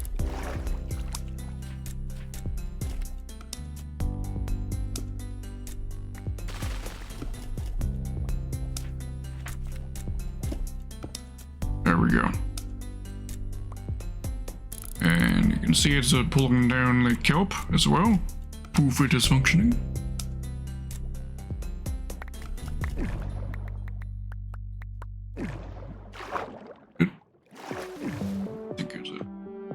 Yep. Both stacks are right. So go up.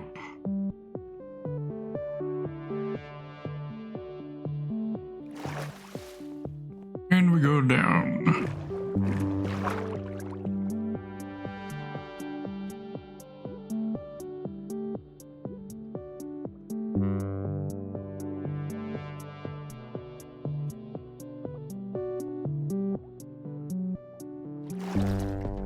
Perfect.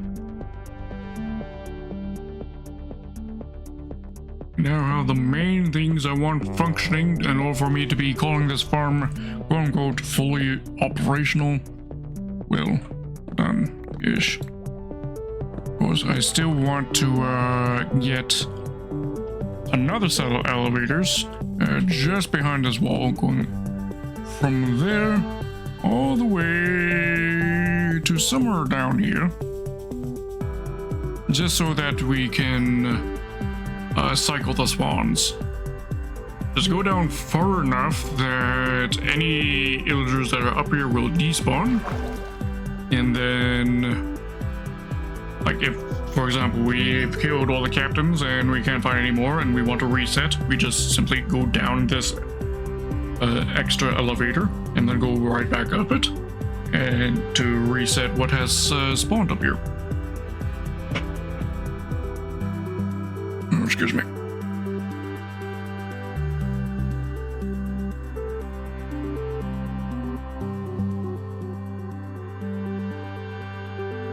Well, thank you for the compliment about my artificial spruce forest.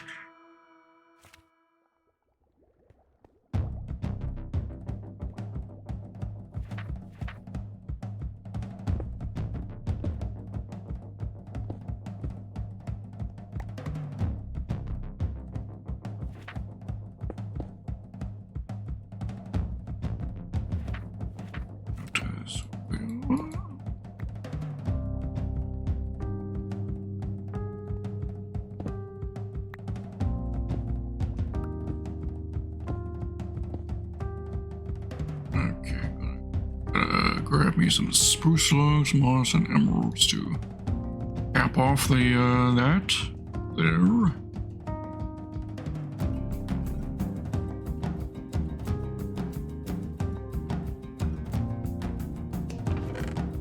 Logs.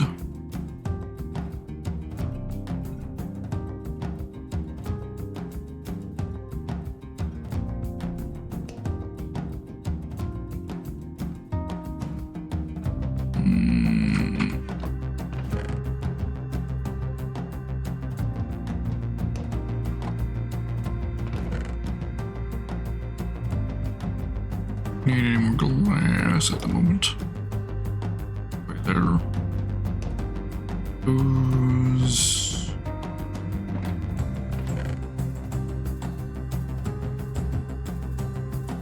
That's. Alright. And slabs.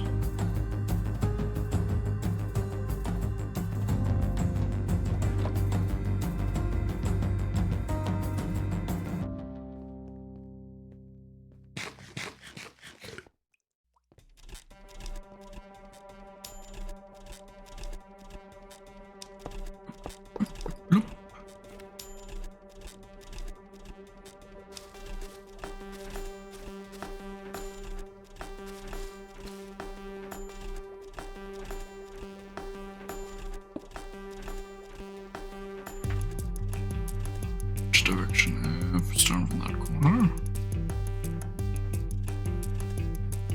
Yeah, fill this in. Oh. Rather have not any gaps or buffs could be spawning and then groaning at us. Spawning or groaning or hissing or, you know, all the general mob noises.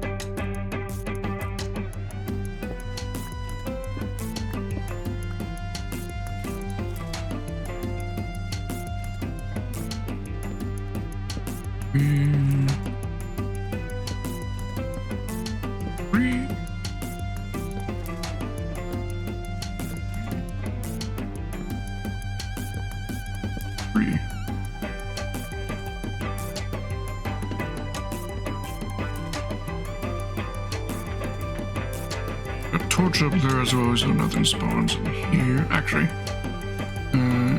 yes. Get out.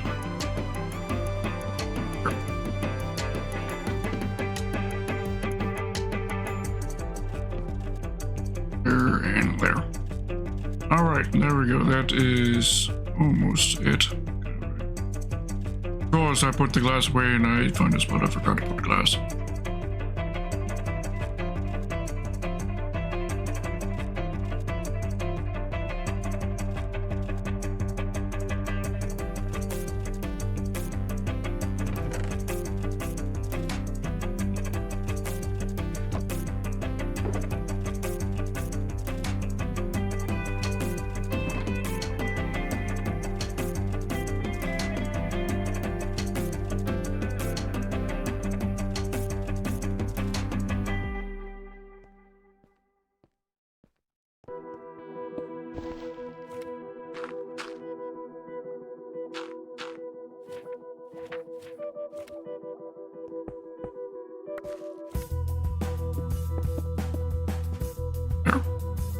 Alright, that's almost how this area will look. Of course, I have to rebuild this except upside down underneath for the full mirror, for the mirror effect to be looking right. But otherwise, the end of this hallway is optional.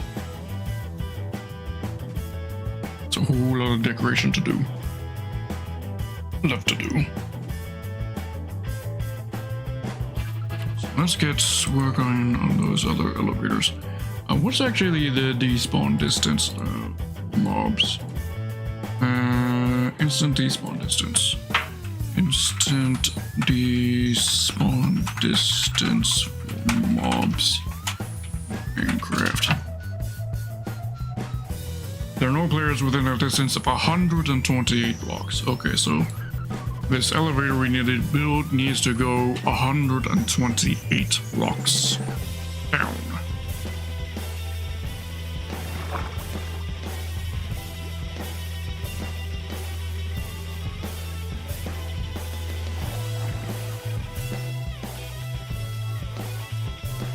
Of course, when you use this farm, you just simply go up the staircase and you use your ranged weapon to snipe these guys until you get yourself a Bad Omen 2, and then you head down and you head over to the killing chamber. That's how you use this place.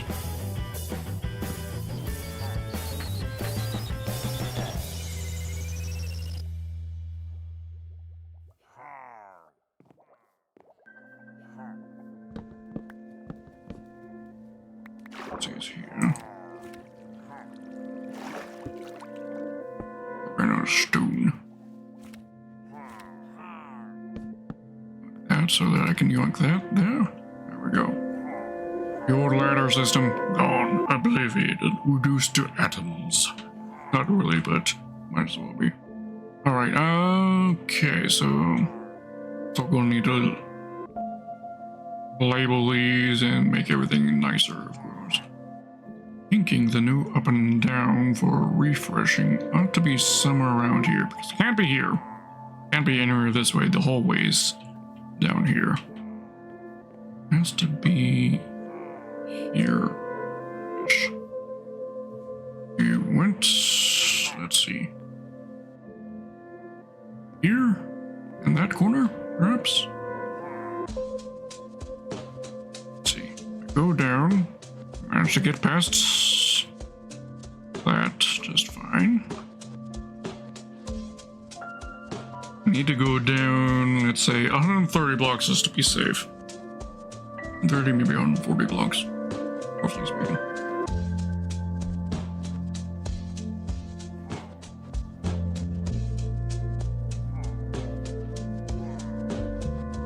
Need to make ladders for setting this up in the first place. Yeah, do you want to see what natural spawn actually looked like in Grimbones? Because I do have that on a separate world save. Source wall. It's a little edited, but it's closer to what natural spawn looked like.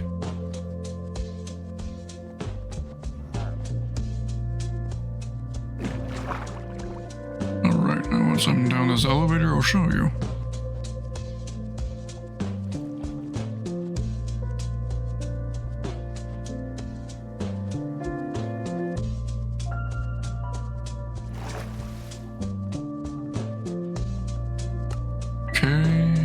Single player, a Bonepile test here.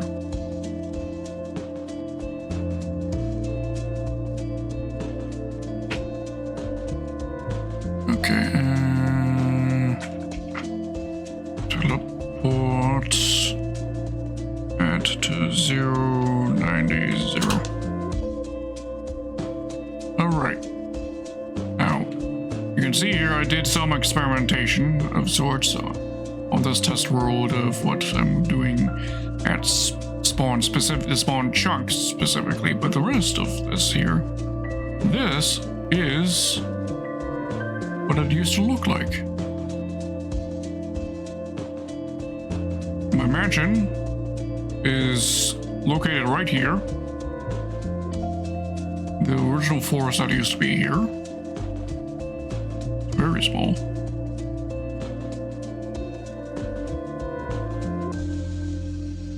If we dive on the ground,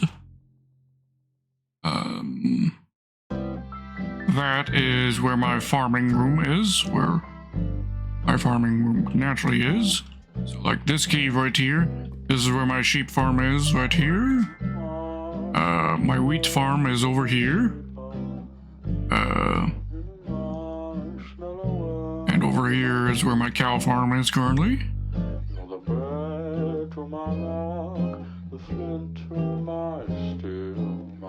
And the pond that is at the center of my base is this naturally flooded cave right here.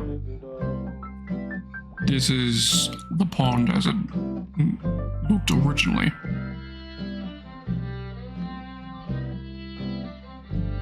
So my base is a ring. So the ring of my base is right here, roughly speaking.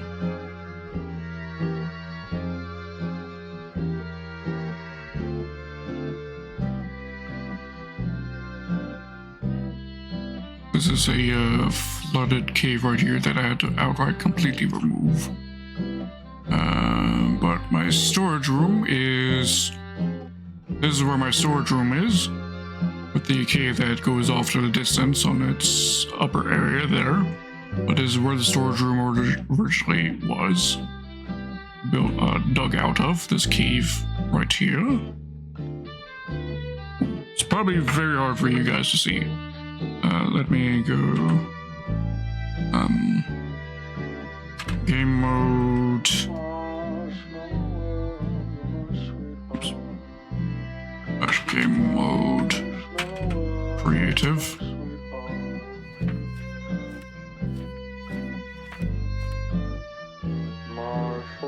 Night vision. Night vision.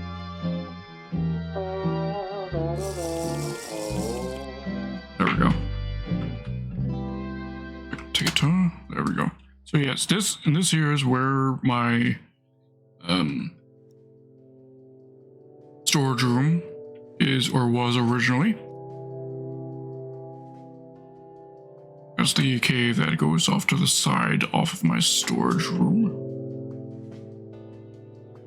This flooded cave right here I had to outright remove entirely. That was a pain, because I still don't own sponges in the game. Still don't own a single sponge. Never invaded a ocean monument yet, at least.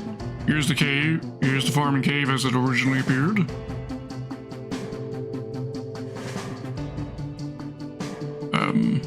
Here's where the sheep farm is currently right now.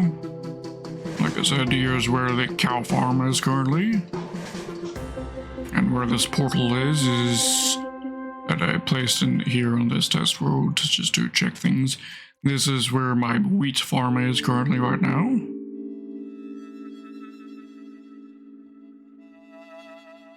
And if we go down here, see this, right here is where my mob killer is, right here, my mob killing random spawn mob killer farm is right here in this cave. I've turned this waterfall into a lava fall on the server.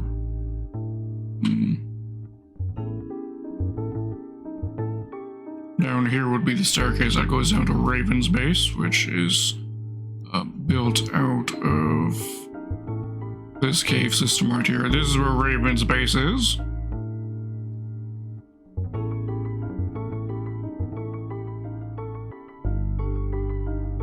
And go over to where the raid farm is. I can show you where that originally looked.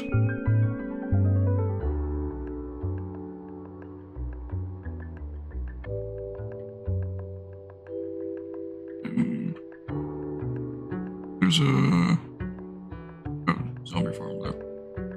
Spawner there. Anyways, this here is where the raid farm is. The sacred symbol of our Lord and Savior, Lord Einzurgaun, is here. So I had to deforest this whole area right here. Flatten it, carve out the circle, install the symbol of our Lord and Savior. All that jazz.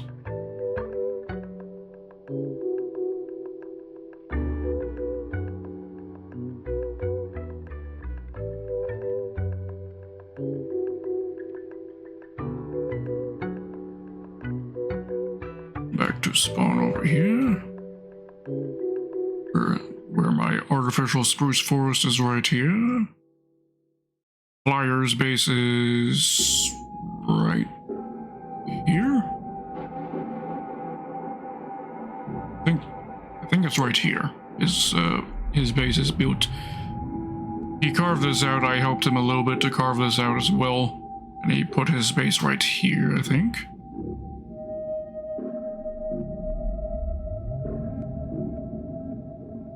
Yeah, this is everything as it originally is. And right over here is where you built your bridge. Here. Where Bones, this is where your bridge is. Right here.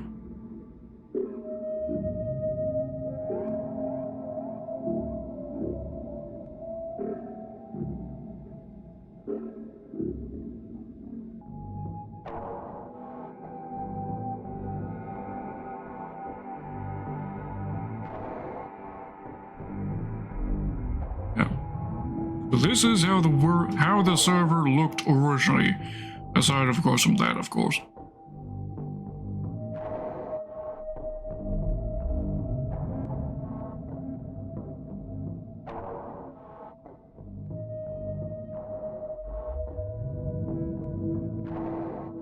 Oh yeah, by the way,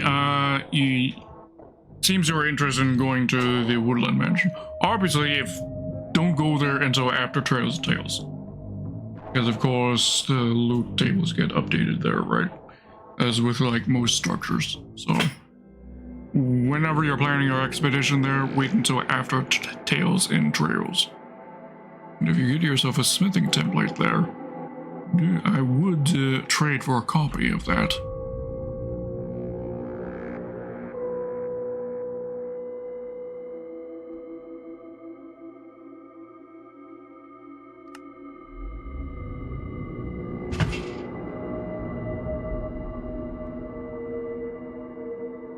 Right, ladders. I need ladders.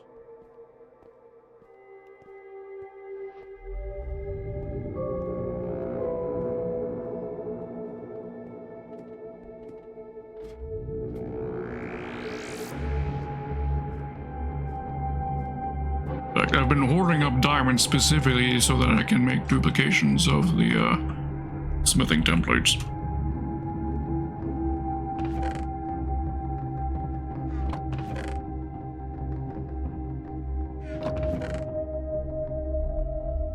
Birch logs because nobody likes birch logs.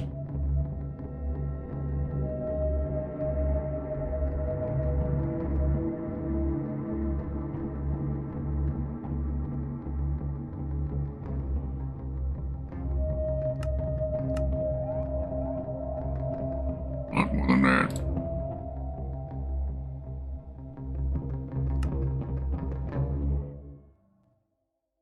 Might be enough for one. Yeah. Actually, no. That's really not enough for one because we need to go down 128 blocks. This. Over 128 blocks. More than 2 stacks.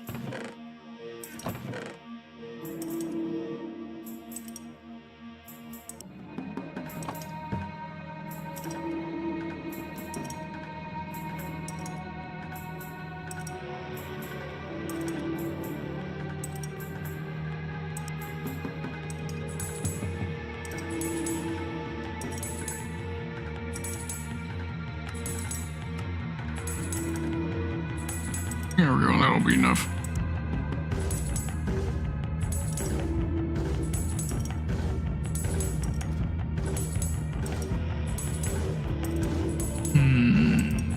But yeah, given when there's only about 15 minutes of the stream, I think we're definitely gonna have to do a raid farm part 8 stream next week, which will also be the last stream before Trail and Tails. So I guess that would thematically fit to be ending off this project in the last stream that'll be done in patch 1.19.3.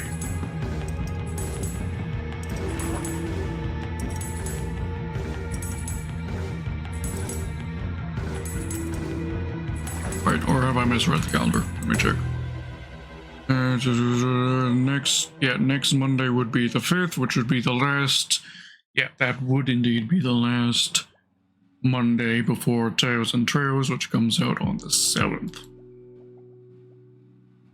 Of course, my Minecraft week will then begin on the 12th.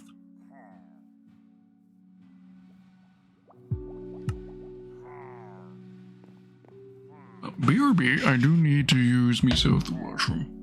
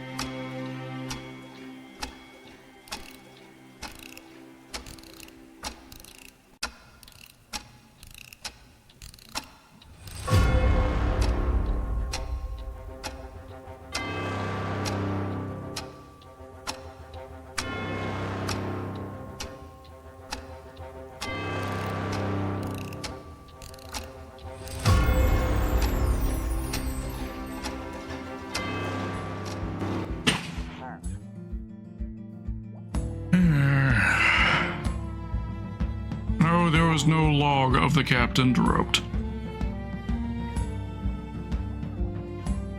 Just his secondhand drink, you could call it, I guess. Right, okay, down here we go. Okay, what's our current elevation? It is 125. Let's see. Let's go down to -10.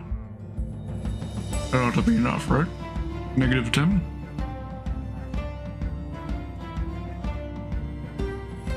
At -10, and we want the difference between the two spots to be 1, 2, 3, 4, 5, 6, 7.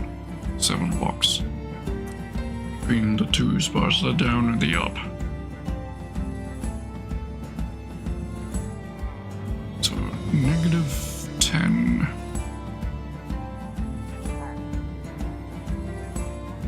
Is there anything deadly directly below us? No. We're in the clear. Well, bless you, Snuffles.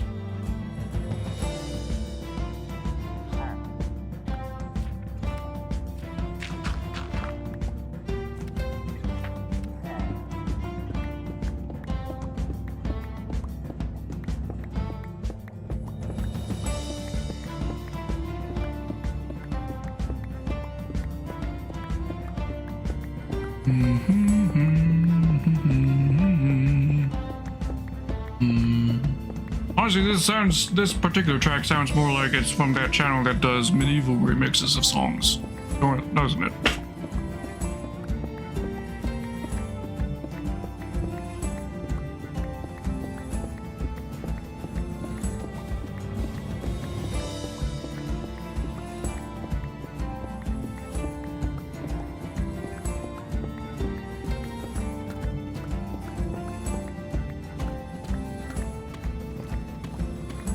Almost there. Alright, we're at -10.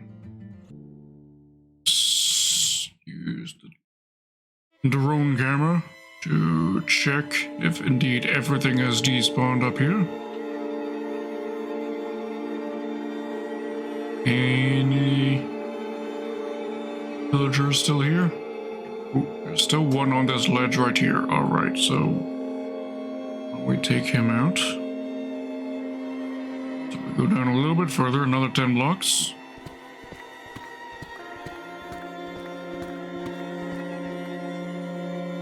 Alright, is that enough for him to despawn?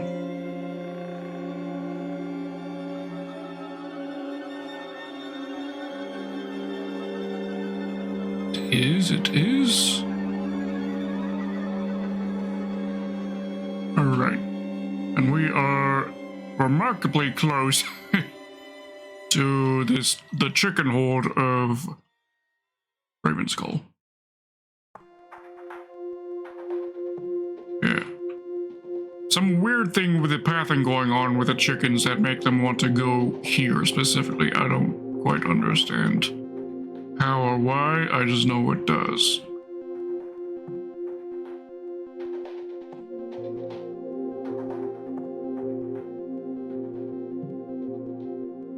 Okay, so we turn this way. Turn this way because I want to. There, turn this way. This way, right? Yes.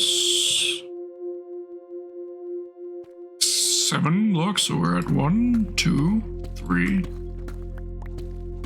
5, 6, 7.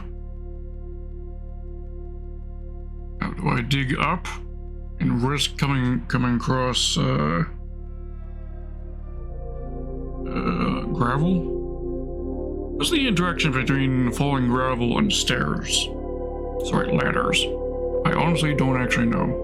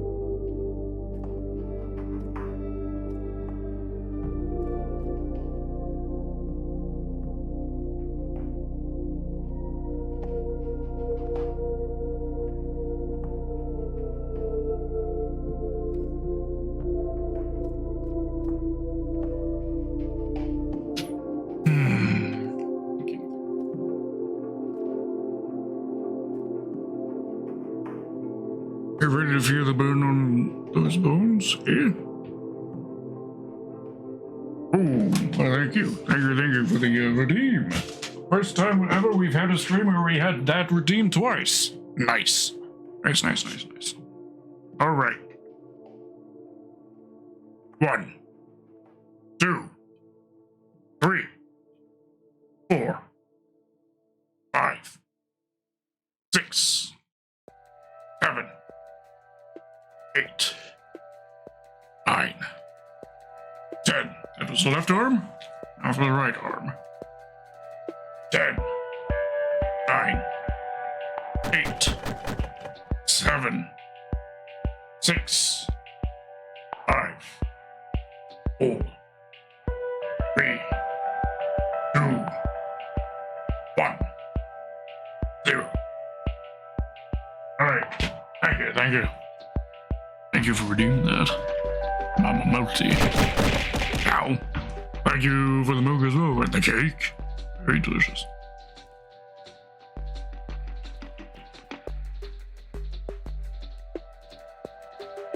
You know what? I feel safer if I just go back up the way we came and then dig down the other way. Shaft. Means I'm gonna have to manually remove this ladder afterwards, but that's fine, I guess. Oh, hold up.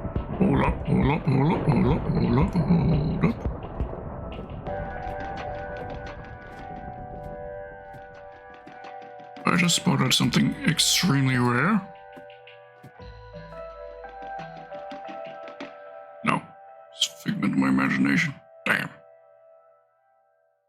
One of the rarest blocks in the game is deep slate coal ore. I myself only have a few bits of it. One thing rarer than that is deep slate emerald, and I have 0 of that. I have never discovered a deep slate emerald block so far. And I do be on the hunt for one.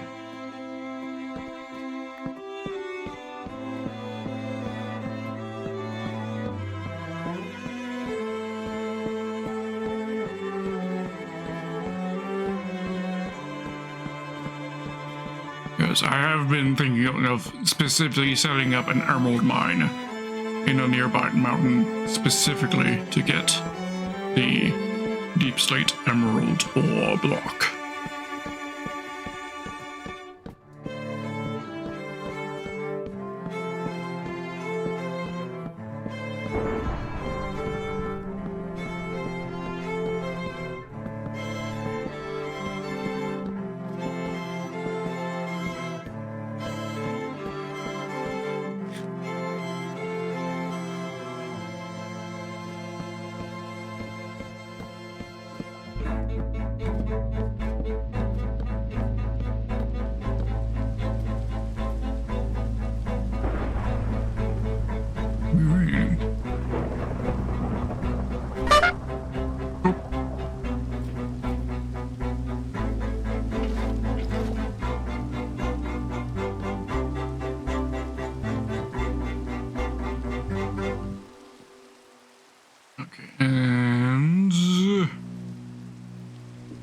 Unfortunately, I think that is where we have to leave things out, ladies and boys. I mean, I could dig out the other tunnel, but it wouldn't become operational in time quickly before we have to wrap up the stream. Boys. As such, with the thunder and the thunder rolling. You know that song? Yes, with the thunder rolling, we will be ending things here. And I'll be finishing this, in theory, next week in the Raid Farm Part 8 stream.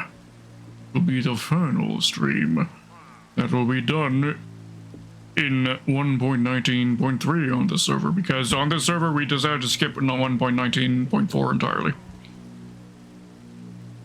So this will be the final stream before next Monday will be the final stream before we upgrade the server to Tales and Trails. So I hope to see y'all there next Monday. Next time I'll be live, however, will be on Thursday, where we'll be starting Halo 5. I'm not sure if I should be horrified or excited. I'm more horrified than anything, because as I've heard, the art style of the game that was so heavily criticized, the guy who decided to make those changes, he doubled down even harder on Halo 5. And he fucking ruined the Scorpion tank, for example. It's horrifying, it's ugly. I do not look forward to playing with it. But that is what will be happening once we start Halo 5 this Thursday. Which, of course, the other issue is, of course, you can't get Halo 5 on PC unless you do cloud gaming. So that'll be our first foray at actually trying cloud gaming, which means basically connecting from my PC to the cloud game, where it'll be basically connecting me to a real Xbox. And I have to then deal with any input delays that might incur. Hopefully the networking is good. That's all I can pray for. But then after that will be our Marble stream, which will be doing our usual giveaway of a couple gift subs. And then Friday will be that was Friday. And Saturday and Sunday we'll be doing things a little unusual. We'll be doing Sea of Thieves, of course. But if you took a good look at my schedule, you'll notice I've actually scheduled longer streams for this weekend, where we'll be going from 5 to midnight for Sea of Thieves on those 2 days. Look forward to that. Obviously, I just info dumped a lot. If you just want to look at the schedule itself, it is posted in the Discord, on the Facebook, and on the Twitter. Links of those you can find by just going !links in the chat. So we will be doing ourselves a fateful raid onto Sorasask, who is playing Elden Ring right now. And I'll be hanging out in his chat for probably however hours his stream goes for. Let's get the raid going. Listen, if you can get the raid message in the chat. Okay, raid Soulless Husk TV. Here we go. There is a raid message, legend boys. Snuff was just posted. Copy and paste it, and add to it whichever milk emojis you have access to. If you do not have access to any, you can unlock them for free by using some of your channel points that you've got from merely watching the stream. I'll see y'all guys this Thursday. In the meantime, take care of yourselves, and I'll, of course, try to do the same and take care of myself as well. Good night. Raid starting soon.